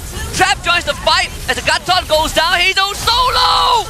But another outmaneuver, and Hazel fights Trap. The Lord does go over to AERO. This is getting too messy. They're getting caught in the sauce, and now Gary is at a point where he cannot be stopped. They didn't dedicate enough resources. And Kim, despite... Oh, wait a minute! Hold it! I mean, nobody's gonna die here. Smooth does not have enough damage, and Gary will just outpace the entire healing, but at least Kim keeps his perfect KDA just a little bit longer. Wow. How long? We don't know. The front line of CG, they are a force to be reckoned with. It's another net neutral. AERO is not going to get anything out of this Lord. Maybe a crash. And this is, like, it's surprising that it's a net neutral because it's 7-16. 16 kills, and you're telling me that you weren't able to find some form of advantage? To kill Gary, it would be great, but no, Gary gets out. That's the most that AERO can obtain from that Lord fight. AERO can't seem to accelerate the game anymore. That Lord was their best option. but using a lot of their abilities before it even got into the waves, or clashed with the waves, or even the tier 2s, it's not going to be enough. We look at the items, 3 items for Ye3. Full damage. He's going for those big one-shots. We look at Kim. He just completed his 3rd item. No defensive to protect himself. Even when we're looking towards Hazel's side, he's ready to go, right? 3 items complete. Now, we just need to see a Winsome Nature come out from Trap, and maybe he has an option to outplay. Going to be a pretty late one since he did go for the Magic Dagger first. The other way is to use the Flicker frame to dodge the Shadow Kill. Comes down to the mechanics too. The long lane, I think it's resetted by Ye3. DK finding a casual Uranus. Don't have the damage to kill him now. Yeah, it's pretty even overall, and I think this is a really good play coming out from AERO's side, right? Let Hazel kind of be by himself. He doesn't need to show himself when the wave comes up, but if somebody walks up, they're almost guaranteed to die, and that's what Hazel wants, these isolated pickoffs, ways to be able to use his ult to guarantee and secure the gold from these kills. And with 50 seconds left on the clock, he's running out of time to find those. The sideways continues to be a problem for AERO. Trap and Ye3 managing the waves like that, AERO will have a lot of things to think about. Both easily escapes, and that's another feather airstrike forced out from Kim. Oh, they dance around for a little bit longer. But this pressure, how do you match this pressure? You just can't, right? Because CG with the man-to-man defense, alongside having this Benedetta kind of dilly-dally in the side lanes, somebody must answer for it. And I don't think anybody can really deal with Ye3 in a 1v1 situation unless it's smooth, and even then, he needs a wave to heal back off of. What's the idea for Kusei? He's hiding there. Are they trying to fish Ye3 out? I'm guessing that's what they're trying to do. He could still maybe outplay it. He has to purify. Comes down to who's more patient. Ye3 or Kusei. Oh, it's scary. It's very, very scary because AERO don't want to be on the Lord first. And I think AERO have finally figured that out, which is why they're like, okay, Gary's going to get some stacks from this Lord. There's nothing we can really do about it. If we try to push up, Gary doesn't mind, but he never will take a recall. He'll never be in a position to be that low. Ye3 is going to stay there and try to take an inhibitor. So AERO, if anything, they need to make a quick choice. Oh, they need to make a call. Somebody needs to go. Is it Hazel? Is it Kusei? Which one is it? And it looks like Kusei is going to be the one who responds. Yeah, once they see Kusei, CG is going to commit onto the Lord. Which makes it even more scary. Ye3 has a flank angle that he can work with too. I think they're giving it this way. They're going to try. Hazel, Smooth jumps. he has a shadow angle. Here comes Hazel. Gets the Lord! So well done! The AOG ends up missing, and now Kusei able to join the fight. They take out Trap and Chiku as Valen goes down. AERO just a lot more accurate with how they play out the fight. Ye3 only finding Hazel, but damage is done. AERO finally gets possession of the game. No way. No way that both Trap and Chiku kite the same direction into the same chokehold for Smooth to set that up. I thought Smooth jumped a little too early. He jumped the gun a little bit, but he made up for it anyways. And Hazel, still, huge steal. Oh my god. This is gonna be the death of Gary, right? Sure is. Smooth picks him up, and Ye3 can't do it all alone. Not this time. No. Good iframes, but only delays his death. SOD connects into Attraction Pulse. It's a 3v5 defense. Not easy to pull off. AOG doesn't connect. Zkip goes down. Immortality will bring him back. And Trap trying to work on the Lord as much as he can, and the Lord does go down. AERO not able to end the game just yet, but they still have the full team. 20 seconds for Gary, 24 for Ye3. Another attempt to end the game right now. They're trying to hold the fort, but the damage is just too much from AERO. CG with one last Hail Mary cannot do it. And AERO fly high and takes them down 2-1. Woo! AERO Esports. It was looking scary there for a long, long time. Level 1, we called it. That should have been the end point. But CG, through fire, had to push back, extinguish those flames. Still, it was not enough. GG, well played as AERO Esports pick up a 2-1 victory, denying CG a pass for now. And cementing the probability of them possibly making it to playoffs. Kim's mom again showing up in the crowd in full support in what could be one of the toughest matches that they had to play. And what a way to win against a team that was touted as the top 3 of the league. It's got to be frustrating for them. That early game execution did not go the way that they thought it would. They thought Uranus was indestructible, unkillable, but he didn't have max stacks. And in the earlier phases of the game, especially when you don't have that shield, that war cry cuts through you like butter. And Hazel with some precise retribution steals too to make the game happen for AERO. Well, with that being said though, what a great game that was. Let's throw it over to get their thoughts with Rose up on stage. Flying high with AERO, 2-1. Kemenangan reverse sweep untuk AERO Esports. An amazing, convincing win. Dan sekarang bersama Rose, kita ada Panda dan juga Smooth. Congratulations, and Mr. Panda, welcome back. Thank you. How are you? Long time no see. Baik je. Baik je. Okay, Panda ataupun Coach Panda dah sekarang, kenapa ada fikir nak masuk AERO di minggu keempat? Kenapa tiba-tiba? Apa jadi? Cuba ceritakan sikit. How you ended up in AERO, macam mana why you ended up in AERO? Oh, sebenarnya AERO ni dah offer saya dari awal season. Cuma saya tak ada masa lagi nak ambil. So, week 4 ni diorang panggil saya balik. So, saya accept offer tu. Oh, okay. Now, let's go back to that offer. Kenapa you pilih untuk jadi tactical coach untuk AERO? Sebab dah malas nak main. Okay. Now, kalau we look back in time lah kan, Panda has been a local gold laner for quite a few seasons. Lepas tu, sejak MAL musim ketiga, dia jadi coach. Kenapa dah malas nak main? Dah tak ada bakat. Tak ada bakat. So, jadi coach. Lepas tu, bolehlah tolong dorang. Betul. So, nampaknya, selepas Coach Panda masuk ke dalam AERO, dia punya gameplay, we can say berubah.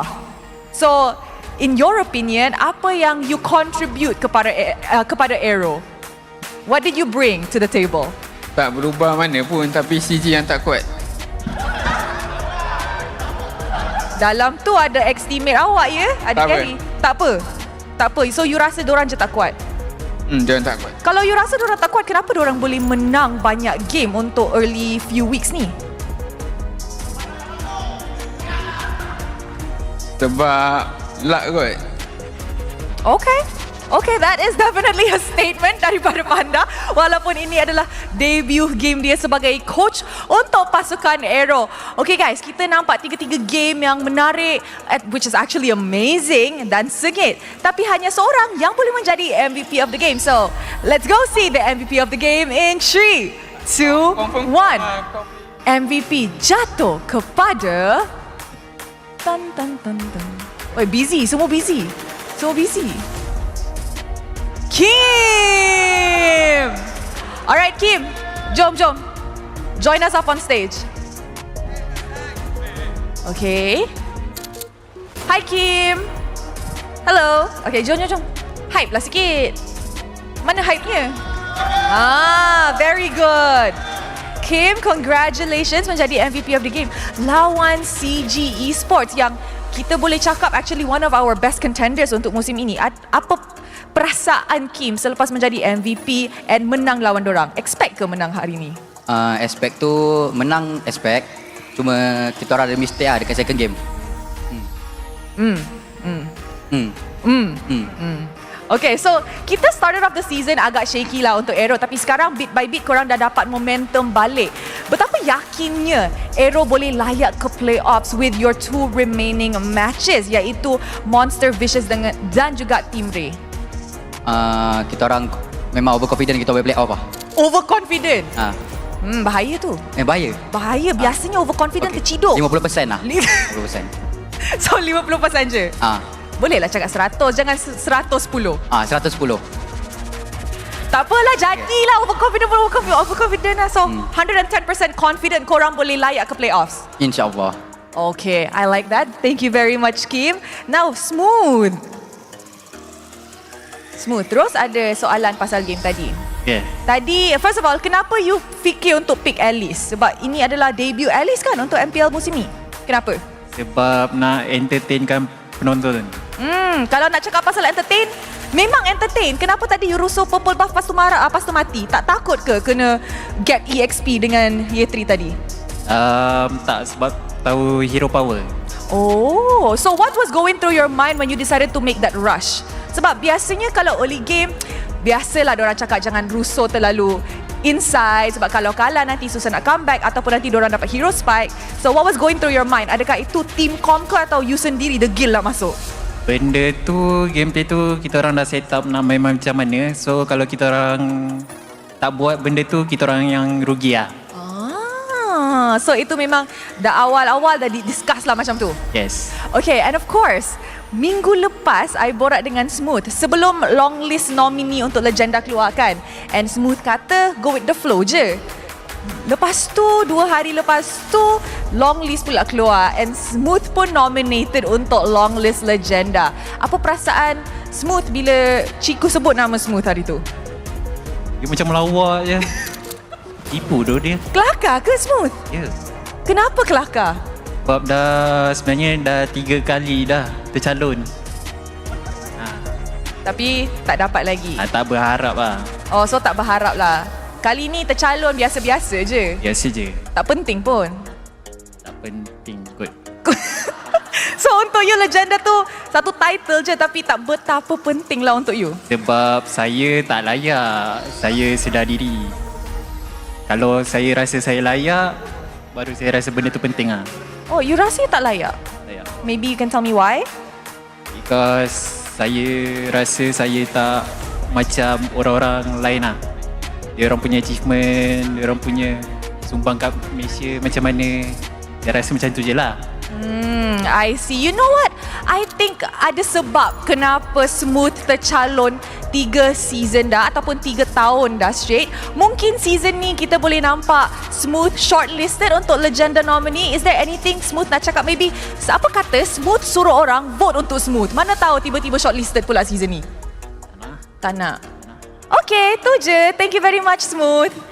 Okay guys, so I je lah yang promote untuk Smooth. Kalau korang rasa Smooth layak jadi Legenda, you guys boleh vote untuk dia. Dia open lagi untuk voting, so feel free to vote. Thank you very much Smooth, Panda dan juga Kim. And with that, let us throw it back to the casters. Thanks, Rose. The MVP of the game goes over to Kim. 5-0-15, having a perfect game 2 times in a row, pulling it back for AERO.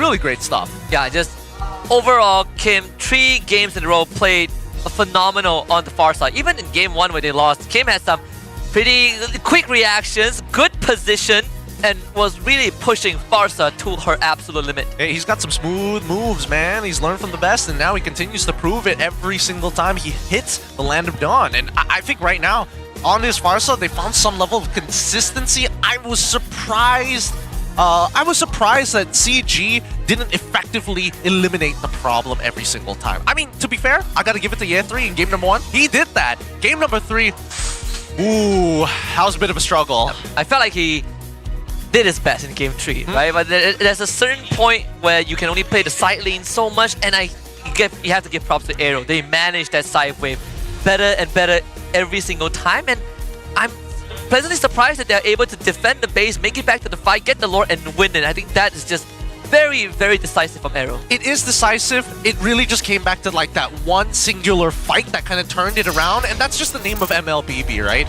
And the scary part is that when you're thinking about CG's composition, yes, they are playing side lanes, but the fact that CG was able to like pull it back after that horrendous first minute and a half, which should never ever happen to any one of these teams.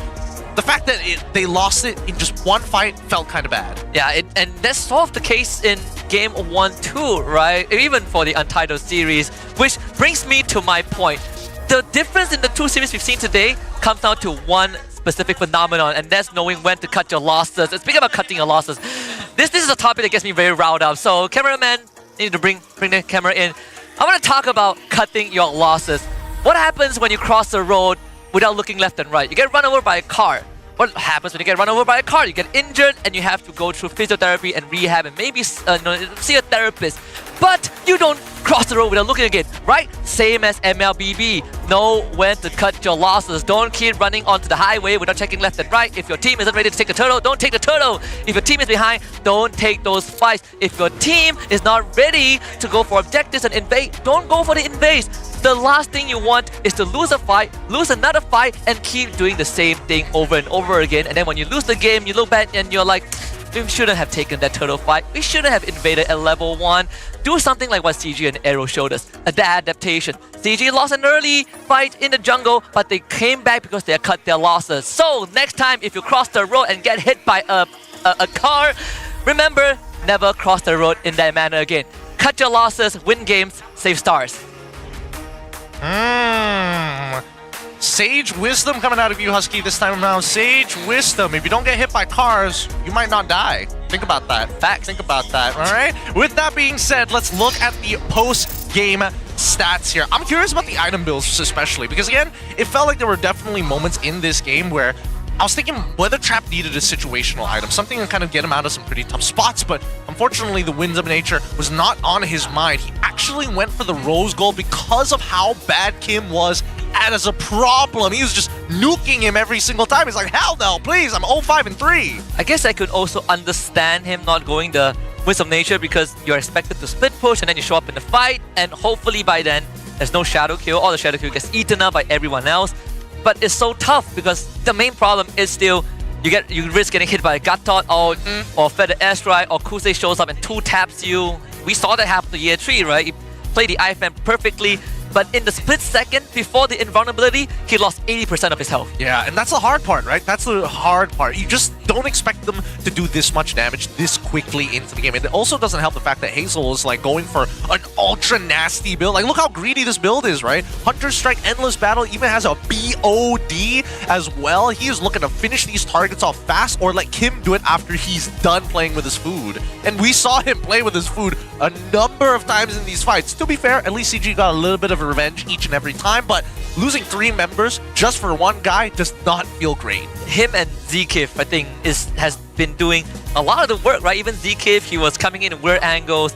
Something that I feel like we haven't really seen much in the regular season, maybe because there was lesser need, or maybe AERO just figure out sauce to it, right? Yeah. These backline dives that seem abnormal when you come in between the tier 2 when the tier 1 is still up, and that's all to set up for a structural push too. When we look at the damage numbers, right, it feels so skewed. Main damage numbers coming in from CG's side is obviously going to be trapping as well as Chiku guys, but then we start comparing it on the opposite end where you can see that the numbers are highly inflated only because of their carries, right? We've got 81.8k, we've got 61s, right? Barely anybody from the side of CG is even breaking 40, and Chiku has just barely made it over that line.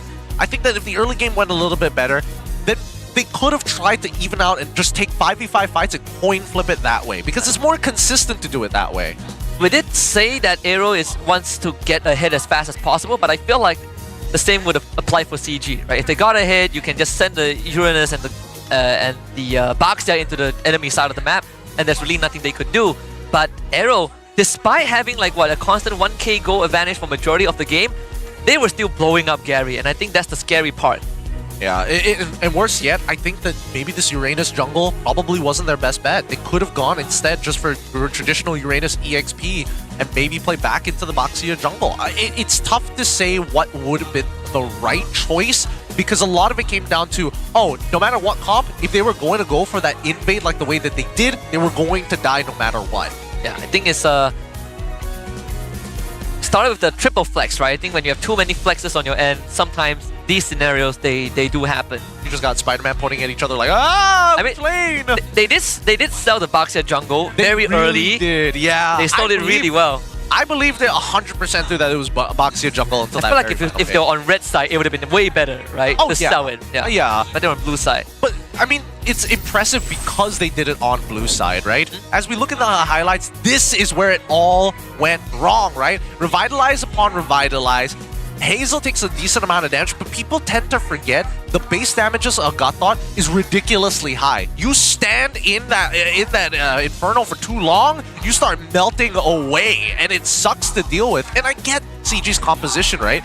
you're utilizing Kimmy, you're utilizing the Ionic Edge from the Uranus to reduce their magic resist so that Chiku guys can easily start blowing through their targets. It makes their mid trio strong. And having the Boxia there for the added level of you cannot move, basically, makes a lot of sense.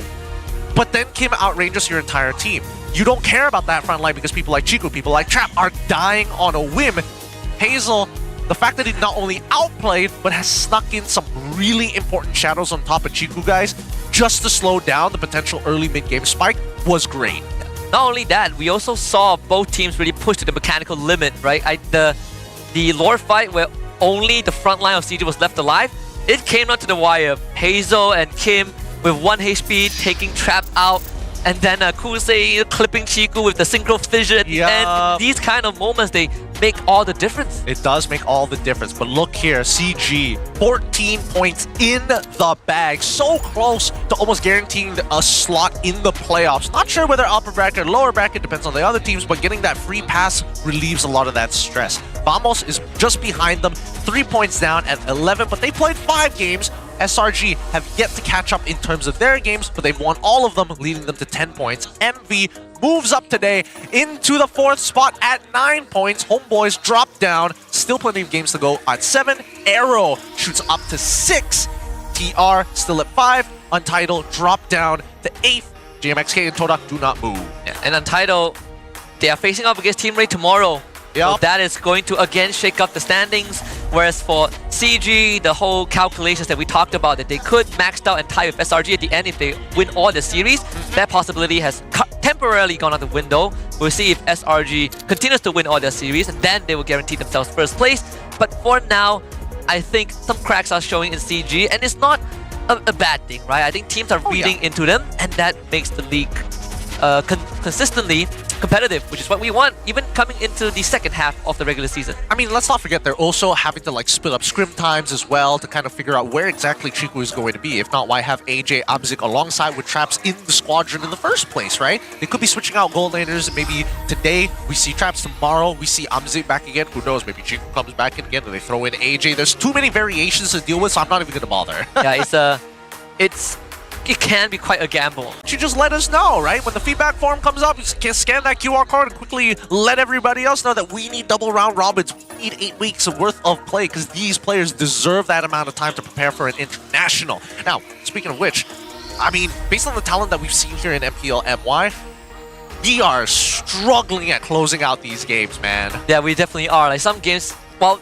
most of the teams at least have been struggling in that late game. And some are understandable. I think double fighter comms fall into that category. Yeah. But pushing these is something that I feel like we need to polish on a little bit. Some teams are good of it, some teams are bad of it, but that's where the identities start to come into play, right? So many things to think about here. Being snappy isn't easy in these high octane moments too. The game is extremely fast. Really, really fast. Well, guys, keep in mind, survey up right here, right now. Suggest, give us 8 weeks. Increase pay for everybody who's working at the event. Just some suggestions. I'm not trying to change your mind about anything. 8 weeks, higher pay, double round robin, that's important as well. Just don't complain about Dark System. 2 import slots. Like 1 wasn't enough. Transfer window starts on week 1. It starts at week 1, I like that. All right, a lot of things that you can suggest, they might listen to you, they might not. But with that being said, this is Husky, my name is Gideon. We're wrapping up for day number 1 here at the MPL MY Season 16. We'll catch you tomorrow. Bro, Benelo. Aku tadi. Sabar. Coming left. Sabar lepas. Aku sana. Mati Jo. Masih aman bro. Kuat bro. Hey, let's go. No skill bro. Tidak. Nice. L1.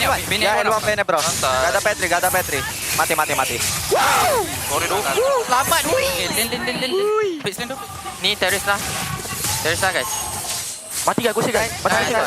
Balik sikit guys. Kat lagi. Daun fasa guys. Winter fasa. Nice trap. Mati. Boleh. Tak. Lock lagi. Display ke? Lock. Jumpa saya ke Ni, terus lah. Go. Aku tanya tahu. Go. Doa semua belakang guys. Aku depan lo guys. Live bro. Nice Adikman.